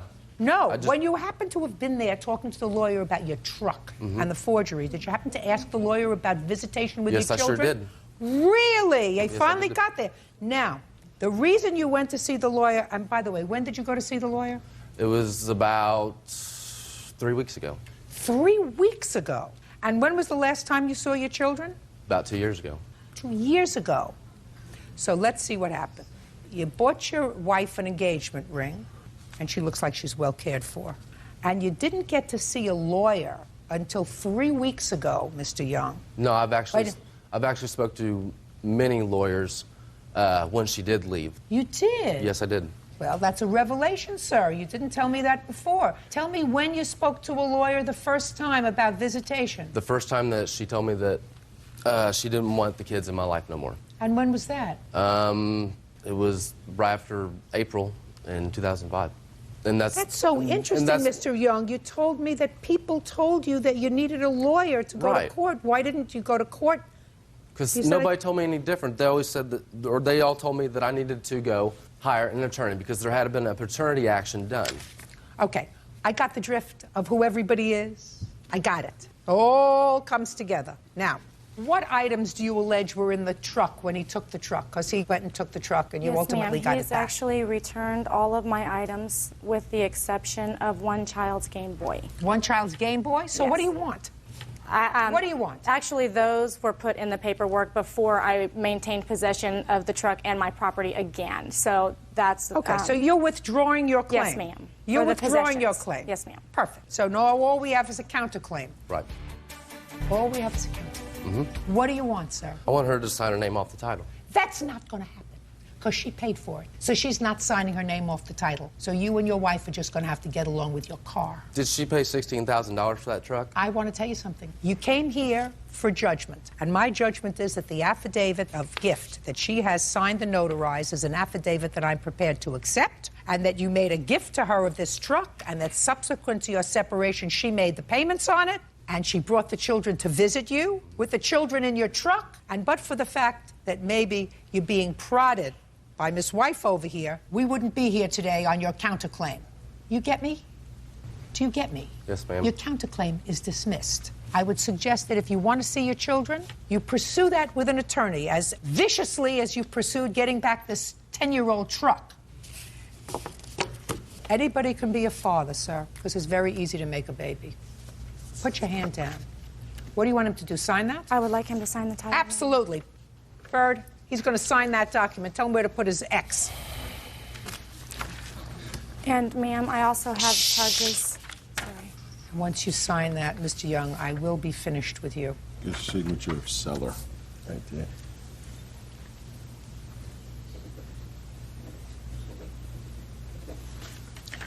Now, as far as the Game Boy is concerned, or any other nonsense that was in your truck? No, ma'am. There are other things. We had to have the ignition replaced because we didn't have a key. There's damage to the truck when I got it back. Get over it. Okay. Got it? Yes, ma'am. Good. You have your truck? Yes, ma'am. You have your responsibilities, you live up to your responsibilities, and you'll get a little more sympathy from a court. That's all. Step out. Pardon, Judge. Christina Sanchez is suing her ex-boyfriend, 23-year-old Seth Apodaca, for smashing out the windows of her rental car. Christina also claims he shot the vehicle with a paintball gun. Order. All rise. Now, this is case number 543 on the calendar in the matter of Sanchez versus Apodaca. Thank you. You're welcome, Judge. Parties have been sworn in, Your Honor. You may be seated. Folks, have a seat, please. Miss Sanchez, the defendant was your boyfriend. Yes. It is your claim that you made a couple of small loans to him about a year ago. Yes. But your real problem is that recently he got angry, a little Yes. jealous, and he vandalized a car that he thought was your car that turned out to be a rental car, and you had to pay the deductible on the car. Yes. Mr. Apodaca, as far as the loans are concerned, says that these loans were gifts. There was never an anticipation that you were going to be repaid for any of this money that you laid out for him. You were boyfriend and girlfriend at the time. And as far as the vandalism to the car, he sort of admits that he did it. But he said you deserved it. No, do it again if I could. Okay. What do you do for a living, sir? I'm a machinist. What kind of machines? Computer program machines? You work for a company? Yeah, How long have you been working for them? about a year now. A year ago. Did Miss Sanchez loan you any money? And she paid a few bills, but they were gifts. Tell me why she paid a few bills for you. I lost my job. Were you living together? Yes, we were. Where? We were living at her mother's house. So you weren't paying any rent? Yeah, I was paying rent until I Yeah. lost my job, of course. When you lost your job, you weren't paying any rent? Yeah. Try yes. What? Try yes! Yes. Good. Now, what kind of bills did she pay for you? She paid cell phone bills, a car payment, helped me out with the down payment, but I paid her back for that. Cell phone bill, a non-essential. I know that you people feel that it's an essential, but the truth of the matter is, we did get along for many, many centuries without cell phones. Put your hand down. How much was the cell phone bill she paid for you? Well, I have a spending limit on my phone, like $120, and it's never been more than that. How many months did she pay the cell phone bill for you? Maybe two months. How many months did you pay the cell phone bill? 4. I have the bank statements right here to show it. Good. How much did you pay for a cell phone? It was a total of $400. I paid 4 payments of $100 apiece. Okay. What other bills did she pay for you, Mr. Apodaca? Just car payment, that's it. One car payment? One car payment. And how much was that? I actually made 2 car payments. I also have that in my bank statements as well. But I paid her back for that already. You did? Yeah, because that was income tax money. I paid her back. Okay. But you do owe her for your cell phone. No. I say you owe her for your cell phone because if you have no job, you don't need a cell phone. Do you understand? She paid it as a gift. That's why you're here, for me to make that judgment, Mr. Apodaca. This isn't a back and forth, sir. You were living rent-free because you couldn't pay the rent after you lost your job. She lived rent-free in my house. Shh. Listen to me, sir. Did you ever pay her cell phone bill? Bought her a $500 phone.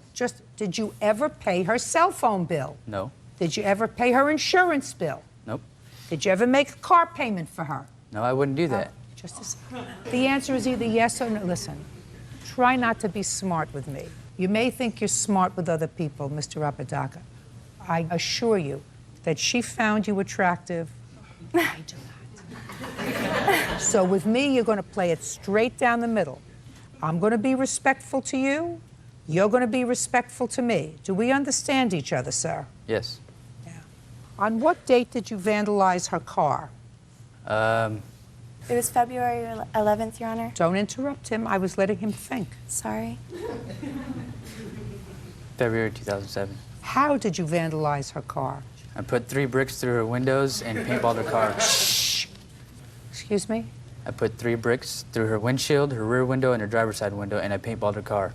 And you did that because you found her involved with another man? Yeah, she's sleeping with my friend. Just a second, because you found her involved with another man? Yeah. Yes, but you were no longer together? Nope. How long hadn't you been together? About a year. Now, Mr. Apodaca, have you ever been in therapy? Listen to me, I'm being very serious with you, and I don't want to hear anything from you people. Do you understand? If I do, I'm going to empty out the audience. Do you understand? Have you ever been in therapy? No. How old are you? 23. You live at home? Yeah. With whom? With my bandmates. Okay, but you don't live with family? No. I'm going to suggest to you very strongly that if you want to live a happy life, you should get yourself a little therapy. I am living happy. I'm fine. No, you're not. Yes, I am. Perfectly fine. Mr. Apodaca, have you ever been arrested? Yeah. Were you arrested, Mr. Apodaca, more than once? Just once. When? A week after I paintballed her car, broke her windows. I'm a lot older than you are. I've never been arrested. How old are you? I'm 22. Ever been arrested? No, ma'am. Is this your daughter? No. Who are you? I'm my boyfriend's mother, Your Honor. How old are you? I'm 48. Ever been arrested? No. See, Mr. Apodaca, there are a lot of people in this room who are a lot older than you are cumulatively. That's them, not me. Who've never been arrested.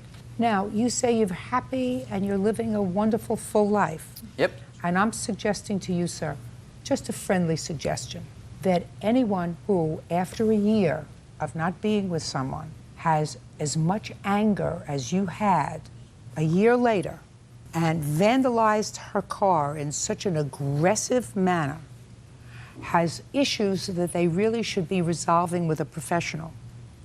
That's my suggestion. It doesn't require an answer. I've given you my reasons. I think that that kind of hostility and aggression after a long period of time is something that should be addressed.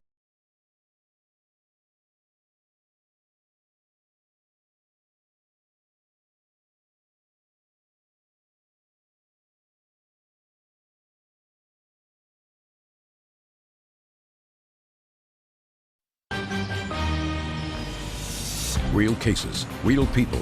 Judge Judy.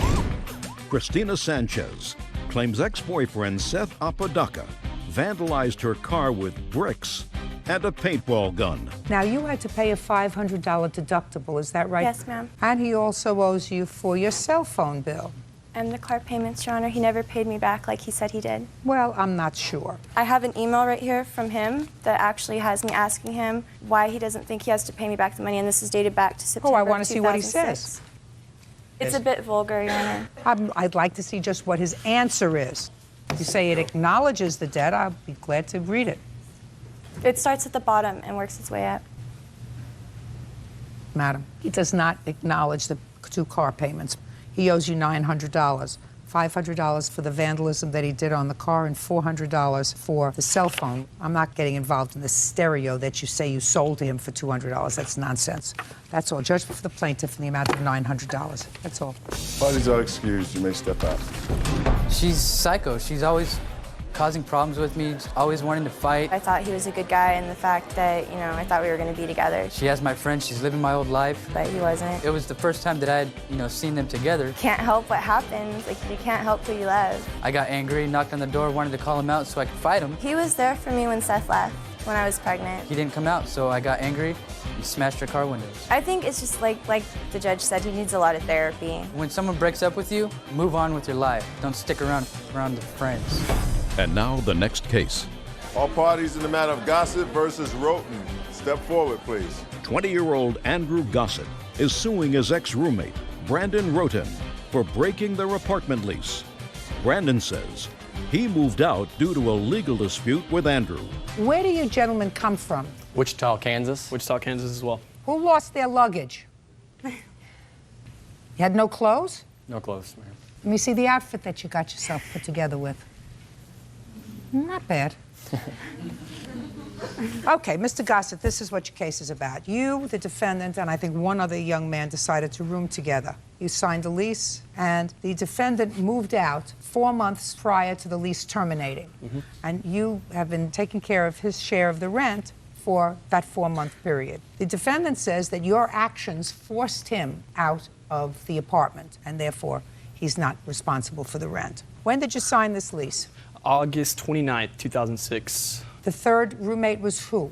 David. Where is David now? He's a full-time grad student at Lawrence. Otherwise, I would have him as a witness. In Kansas? In Kansas, yes. You go to school as well? Yes, I go to Butler Community College. And you? I do as well, Butler Community College. Are you angry with each other? We haven't really spoken in the past 4 or 5 months. I have no hostility towards Brandon. You just want your money? Okay. When did you move out, sir? I moved out in the last day of October due to certain circumstances and situations. Okay. So you moved out and there was still 4 months left to go on the lease? Yes. And you understand, Mr. Roten, that it is your burden to establish to me that you had just cause to leave. Otherwise, you're really responsible for this money. Yes, ma'am. That fair? I believe so, yes. Ball's in your court, sir. Let me hear you. Okay. September 29th of 2006, we were still living at the time with David and Andrew.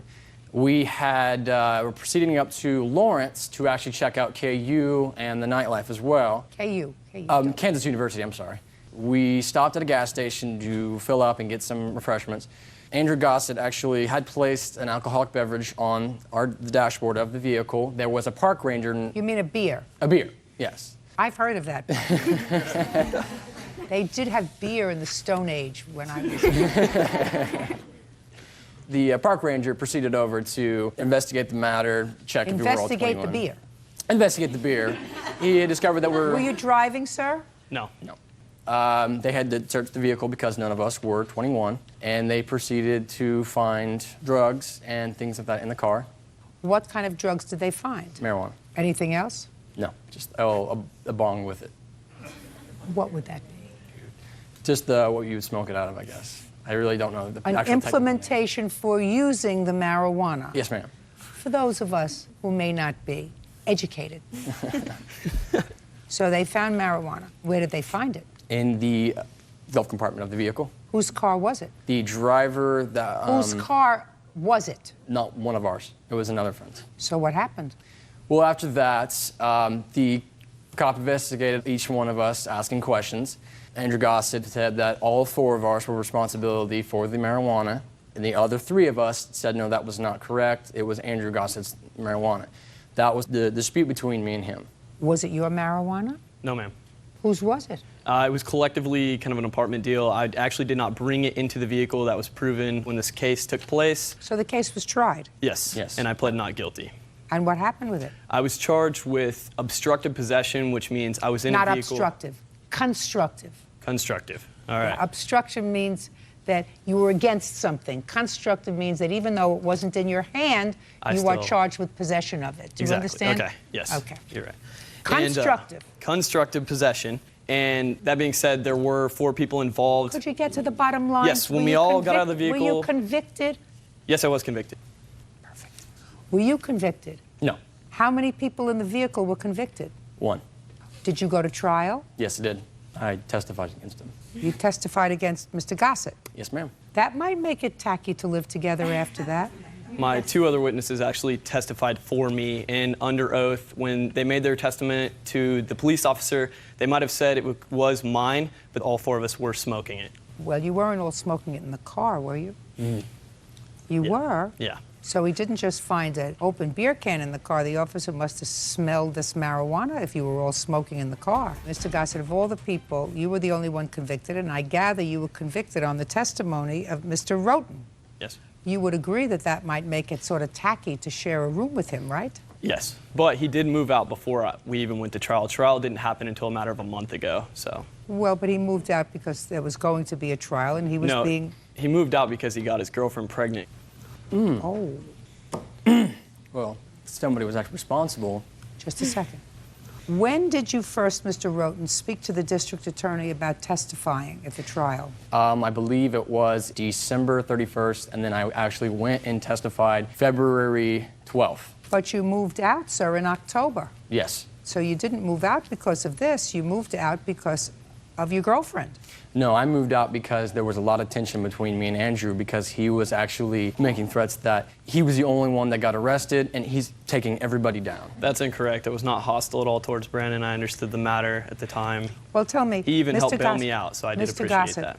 Tell me, sir, about the situation when Mr. Roten moved out in October. All right, Brandon is very close with his family. I respect that. He was 18 at the time. He was not guided in the way of living on his own. I priorly lived at 2 apartments. There's no such word as priorly. Okay, yeah, I just made that up. I know. And I kind of noticed some instability after a month, which, made kind of my relationship and his, that there was tension between us. What efforts did you make, Mr. Roten, to get another roommate? I had actually been contacted with one of my friends acknowledging that I want to move in for you. I need a place, and I don't want you to sponsor the rent. His name is Daniel. Did Daniel move in? Daniel did actually move in as a guest for a matter of, I think, maybe 11 days to 2 weeks. He actually owes me money now, too, for rent as well. And so he didn't pay rent? No, he didn't. I have checks saying he paid a portion of 1 month's rent and then... Paid a portion of 1 month's rent? Yeah. That didn't work out. Did you know Daniel left? No, I did not. Did you advise him that Daniel left? No, because at the time I had no contact with Brandon. Well, how do you know Mr. Roten was aware of the fact that Daniel left? He found because another I think roommate. Daniel and him have excellent communication in comparison with me and Dan. Well, you don't know that, sir. I know. You know that. That's a problem. You see, I believe Mr. Roten had the obligation to help find a new roommate. And in reality, he did not find the roommate. I did come to Daniel because Daniel got evicted from his previous lease. So you did find another roommate? Yeah, I found him, but he did not stay for long. He had been evicted from his prior lease. The bills added up and Daniel couldn't afford it. He came to his grandma paid. I mean, the bank account is through his grandma, the check that was written to me. So you picked a bad roommate. Exactly. Well, then, Mr. Gossett, where... Mr. Gossett, if you picked a bad roommate, you cannot visit that on Mr. Roten. You see, if he left and you substituted another roommate that you thought would cover his portion of the rent, and you picked somebody that you knew was financially unstable, you see, the only thing that Mr. Roten had to do, if you didn't do it, was to find someone else. He absolutely had to, under the circumstances, because I think that this tension, some of it had to do with this, and some of it had to do with the fact that is this your girlfriend? Yes, it is. Well, fiance, actually, now. Fiance. You are affianced? I've always wanted to use that word. Are you living at home? No, I own my own house now. Great. Who pays for it? Me. From what? from my job. Good. Do you have any other roommate in your house now? I don't live there anymore. I live in an apartment with my girlfriend. When did you move out? When the lease was up. What about the other roommate that you had? Dave made it aware to me that he was going to be entering graduate school. He left for Lawrence, I think, a month and a half before our lease was up, but he did make arrangements to find a roommate, and that roommate worked out great. So, Great. to cover Well, you his made portion. arrangements to find Daniel, but Daniel didn't work out great. But see, Daniel had actually lived with me 6 months before at an apartment, and he made all his bills, paid everything on time, was great You with just that. told me that Daniel moved in because he had financial problems. No, Daniel moved in because his lease was broke. Like, he got evicted. You just told me that. You just finished telling me that, Mr. Gossett, that Daniel moved in because he had some financial problems because he got evicted. You don't evict a good tenant. No, it wasn't financial problems. It was actually like gang violence or something. You just Some told me people it had to broke do with into. his grandmother's bank account, No, Mr. no, Gossett. You keep his talking. grandmother pays for everything. Yeah, okay. He has Mr. a, Gossett, you picked a bad third roommate. It was really his responsibility to choose somebody, but if you chose somebody and that didn't work out, you cannot visit that on Mr. Roden. Your case is dismissed. Are you happy now? Are you happy where you are? No. You're not happy where you are? Oh, I'm happy where I am now, yes. Are you happy where you are? Yes, ma'am. Go back to Kansas.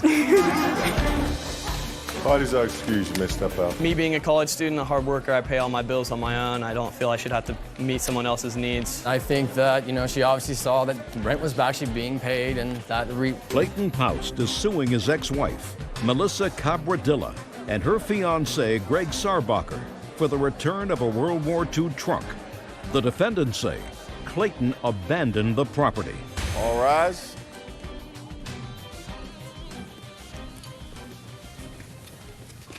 Yeah, this is case number 561 on the calendar in the matter of Poust versus Cabradilla Sarbacher. Parties have been sworn in. You may be seated. Ma'am, have a seat. What's your last name? Sarbacher. This is your fiancé. Yes, ma'am. Is that right? Yes. Correct. Why don't you sit down? Okay. This used to be your husband. Yes, ma'am. You have children together? One child. How old? She'll be 6 in June. Do you see her? Once in a while. How long is once in a while? Once a week, once every 2 weeks, once every 3 weeks? Once every other weekend and twice a week. Good. You support her? Yeah. Send support? Yes. Does he send some support? No, ma'am. Actually, he has a contempt order against him next month because he hasn't paid his child support since May of last year.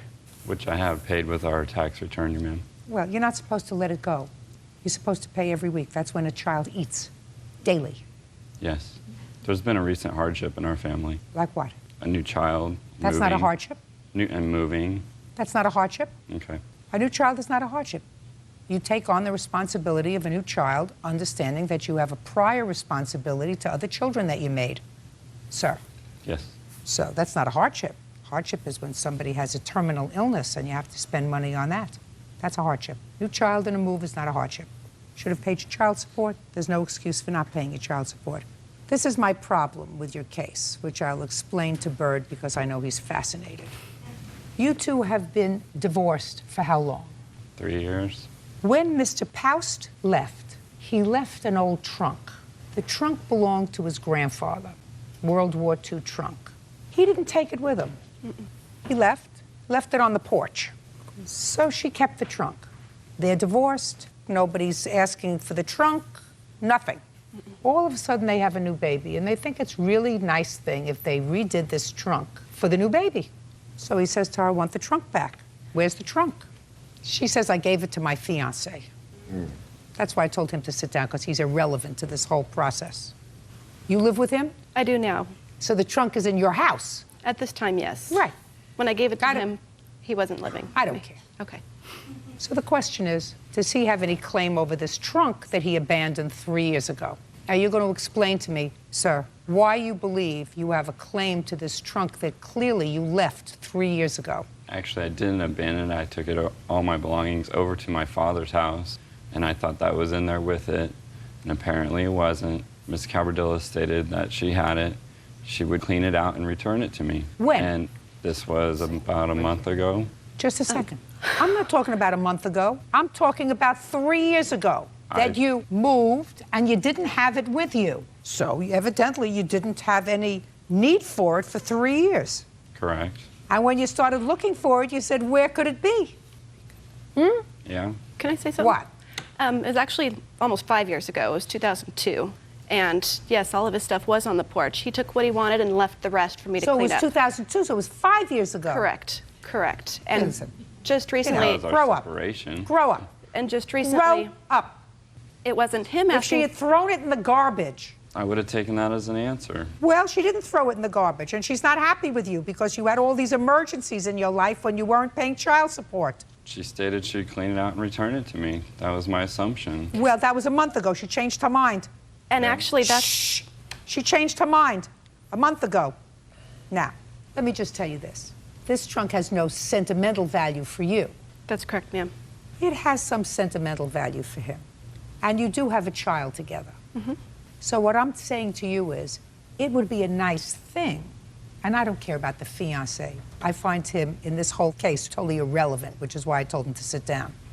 Because if he was to say to me, she gave me the trunk and he's not getting it back because it was made to me as a gift, and I don't care what happens, whether it creates friction between them, whether the child's going to suffer or anything else, I want my trunk, I would have no use for him. Now, I've spoken to you for a relatively short period of time. You look like a nice lady, and you sound like a nice lady. And I don't think that you would pick a guy who was so nasty. No. So I don't even want to hear from him. It all has to do with the two of you. I would never award him this trunk because he abandoned it 5 years ago. All I'm saying to you is, like it or not, you married him, you had a child with him. Can I say something about that, Your Honor? No, not yet. Okay. I'm not finished. So if you want to keep things peaceful, and since you have no sentimental value attached to this trunk, I think you should give it back to him. But that's just my opinion as a human being, not as a judge. Because my opinion as a judge is he abandoned the property 5 years ago and he can't all of a sudden have an awakening like Rip Van Winkle. Now you can say what you want to say. I do agree with that, but on the other note, her using this trunk as a vendetta against me to basically not see my child and out of jealousy to not pay my child support. They're moving to Colorado come in August, and I won't be able to see my daughter, and I think some of this stipulates from that. Just a second. Did you give him permission to move? No, I didn't. Go to court. I did, and I'm going to trial pretty soon for that. Fine. Good. That's what you should do.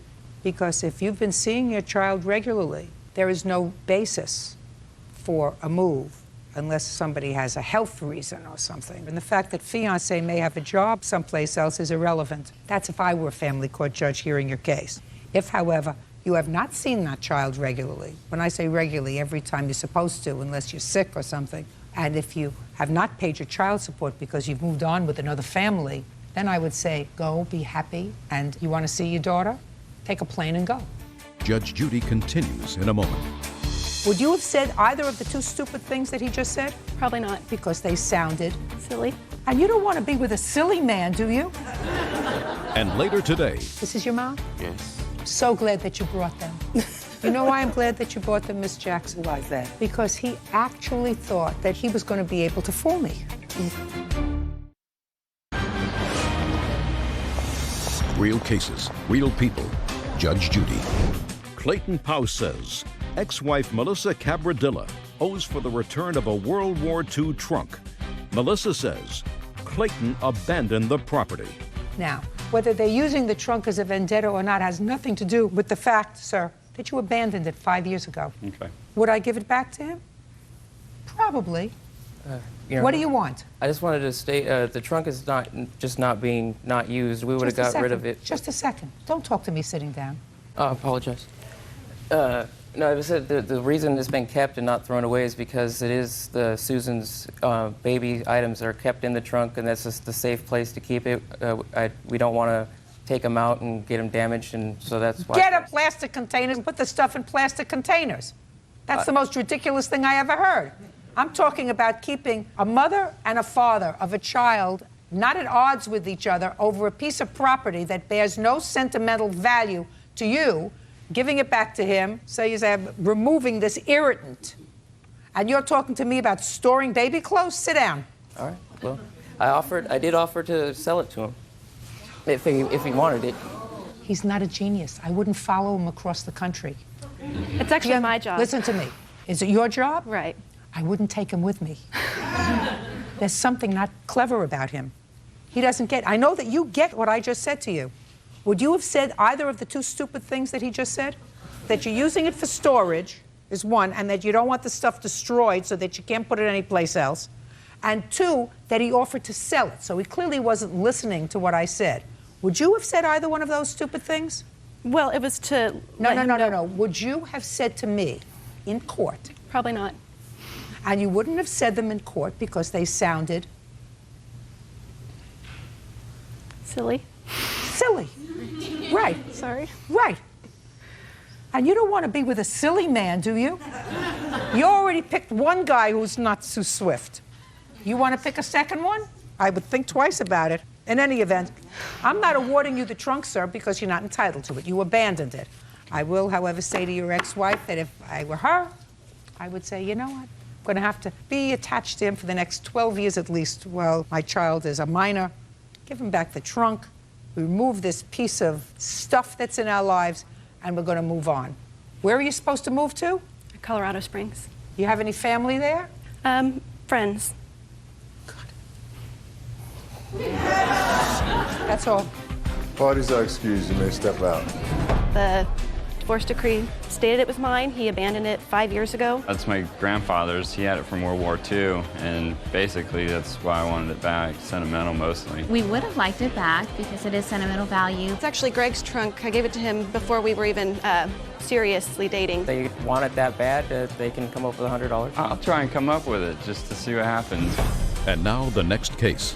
All parties in the matter of Paradeza versus McQuay Jackson, step forward, please. 18-year-old Jenny Paradeza is suing schoolmates Samuel and Stephen McQuay and their mother, Evelyn Jackson. Jenny claims the boys stole her school backpack. You can sit down. Thank you. Miss Paradeza, Yes, Your Honor. you're a high school student? Yes, that's correct. According to your complaint, you had some trouble with your car one day in school, and security guard was helping you out, getting it started, and you put your book bag and your valuables down on the ground. Yeah. And your property was stolen. And it is your claim that the defendants and others were responsible for taking your property, and you want the value of the property that was taken and a little bit extra to punish them. Correct. The defendants, while they acknowledge that they were there, say that they didn't take the property and they're not responsible. When was your property taken? It was October 3rd. And it was at the school? It was during lunch. And where had you left your book bag? It was on the sidewalk in our parking lot. Why didn't you take the book bag and put it in your car? Well, after I figured out that my car wasn't starting, I panicked, so I put my stuff on the floor. I wasn't even Well, I thinking understand about that you the put your stuff on the floor. It would have been smarter to take your stuff instead of putting it on the floor, Yeah, putting it in your car, Mhm. right? Okay. Now, when did you find that it was missing? After I turned off my engine, I went back and looked on the sidewalk, and it wasn't there. Good. Now, what makes you believe that these two young men had anything to do with taking Well, your bag? After I had told the security guard that my stuff was stolen, they took me back to their office, and we went over the surveillance cameras that are in the parking lot, and it showed my backpack on the floor, and then it showed that after the boys had passed my backpack, it was gone. And these two boys were in that group? Yes, they were. Is that right? Yes, Your Honor. Gentlemen, Yes, ma'am. what's your name? Sam McQuay, Jr. Stephen McQuay. Brothers? Yeah. Yes. Yes, ma'am. Better. Who was with you that day when you passed this backpack? My friend Jonte and Antoine and Eric. Who took the bag? My friend Antoine. And what did he do with the bag after he took it? He ran to the second floor to the bathroom How do you know that? because I was right outside the bathroom when he took it. Who else was outside the bathroom door? Me and my brother. So you were looking out. No. You were the No, Your Honor. lookouts? No. How big is the school? How big is the school? Big. How many floors? 3. And how many rooms on each floor? Don't know. How many kids go to the school? Don't know. More than 500? Yes, Your Honor. So there are lots of classrooms. So you mean it's just coincidental that after Antoine took the bag and went to the bathroom, you happened to be standing outside the same bathroom? I was with him when he took the backpack, then we went to the second floor together. We? Good. We took the backpack. He physically had the backpack, right? Yes, ma'am. But the word that you used was we. We took the backpack. Isn't that what you said? Yes, ma'am. This is your mom? Yes. So glad that you brought them. You know why I'm glad that you bought them, Miss Jackson? Why is that? Because he actually thought that he was going to be able to fool me. He actually did. No, I didn't, actually. Well, I read your answer, and your answer said you didn't have anything to do with this. I didn't. I was with my friends at the time. No, you just said to me, we took the backpack, and then we went to the second floor. You and your brother stood outside the bathroom door, acting, now I'm going to use the word, because you didn't, look out. Now, in a school where there are probably 1,000 students, 3 floors, the fact that you serendipitously wound up standing outside the bathroom door while your friend Antoine and Jonte were inside going through the backpack is something that I don't buy. It wasn't an accident that you were outside the bathroom making sure nobody was coming in while they were rummaging through her backpack. It was an on purpose. So it doesn't make any difference who it was that actually had their hand on the backpack. You were all involved in taking it and making sure that the rightful owner didn't get it back. That's what it means when you act as a lookout. We weren't a lookout, Your Honor. We were talking to some friends. We weren't looking out. We didn't have Just talking to some friends outside the same bathroom where Antoine was going through the backpack. Because that's where they were. Just listen to my statement, sir. Just coincidentally, you went from the street where Antoine took the backpack, followed him to the bathroom. He went into the bathroom to check out the backpack. And you were standing outside talking to some friends. It would seem to me if you had nothing to do with this taking of the backpack, you would want to get as far away from Antoine as possible. And that's exactly why we went to the gym. No, your brother just told me you were standing outside the bathroom. After we were standing at the bathroom for a minute, we went to the gym. And then they left out and went to the lunchroom. How do you know they left and went to the lunchroom? Because we seen them that day, after that day. No. Let's see what you say here. Let's see what you say here. Sam. Who's Sam? That's me. That would be you. I followed the guys all the way up to the second floor hallway. The other kids took the bag in the bathroom. My brother and I stayed in the hall near the bathroom only because we ran into a friend. The kids came out of the bathroom with an identification card and the backpack and threw it in the trash. No one had any money. That's not, we just stayed there and then we went out and we didn't see them come out of the bathroom. We just found out about it in the lunchroom. You say, Sam, that you saw them come out of the bathroom with an identification card and the backpack and threw it in the trash. Were you lying here? No, Your Honor. Oh, okay. Well, that's a little different story than you just told me, young man. You think you're smarter than I am?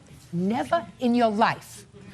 Never in your life. If you live to be 104, will you be smarter than I am this day? I will. Maybe so, Your Honor. You will? Yeah. Maybe so. Never happen. Never. How would you know? Because you're there and I'm here. That's how I know. That's what you think? That's how. Because you're there and I'm here. That's because in 5 minutes I was able to catch you so far in 2 lies. Not 1, but 2. Tell me those 2 lies. Listen, it's not my job to tell you. I'll give you a copy of the tape, sir. You can go home and watch it yourself. Then you can kick yourself in the behind with your own foot. You're responsible, just as if you took the backpack. Okay. You are responsible for standing outside that bathroom and acting as a lookout while your friends rummaged through it. And if they had come up with a whole bunch of money, they would have given you some of it. The point is, Your Honor, we didn't take nothing. I'm not speaking to you. Close your mouth until I talk to you. How much was your backpack worth? Well, everything that was stolen was about $750. Like what? Give me what was stolen. My wallet. What was in your wallet? It was $50. Okay. I had to replace all my IDs. I had gift cards in there, my earpiece, and a calculator. There was no earpiece in there, ma'am. I love it. I love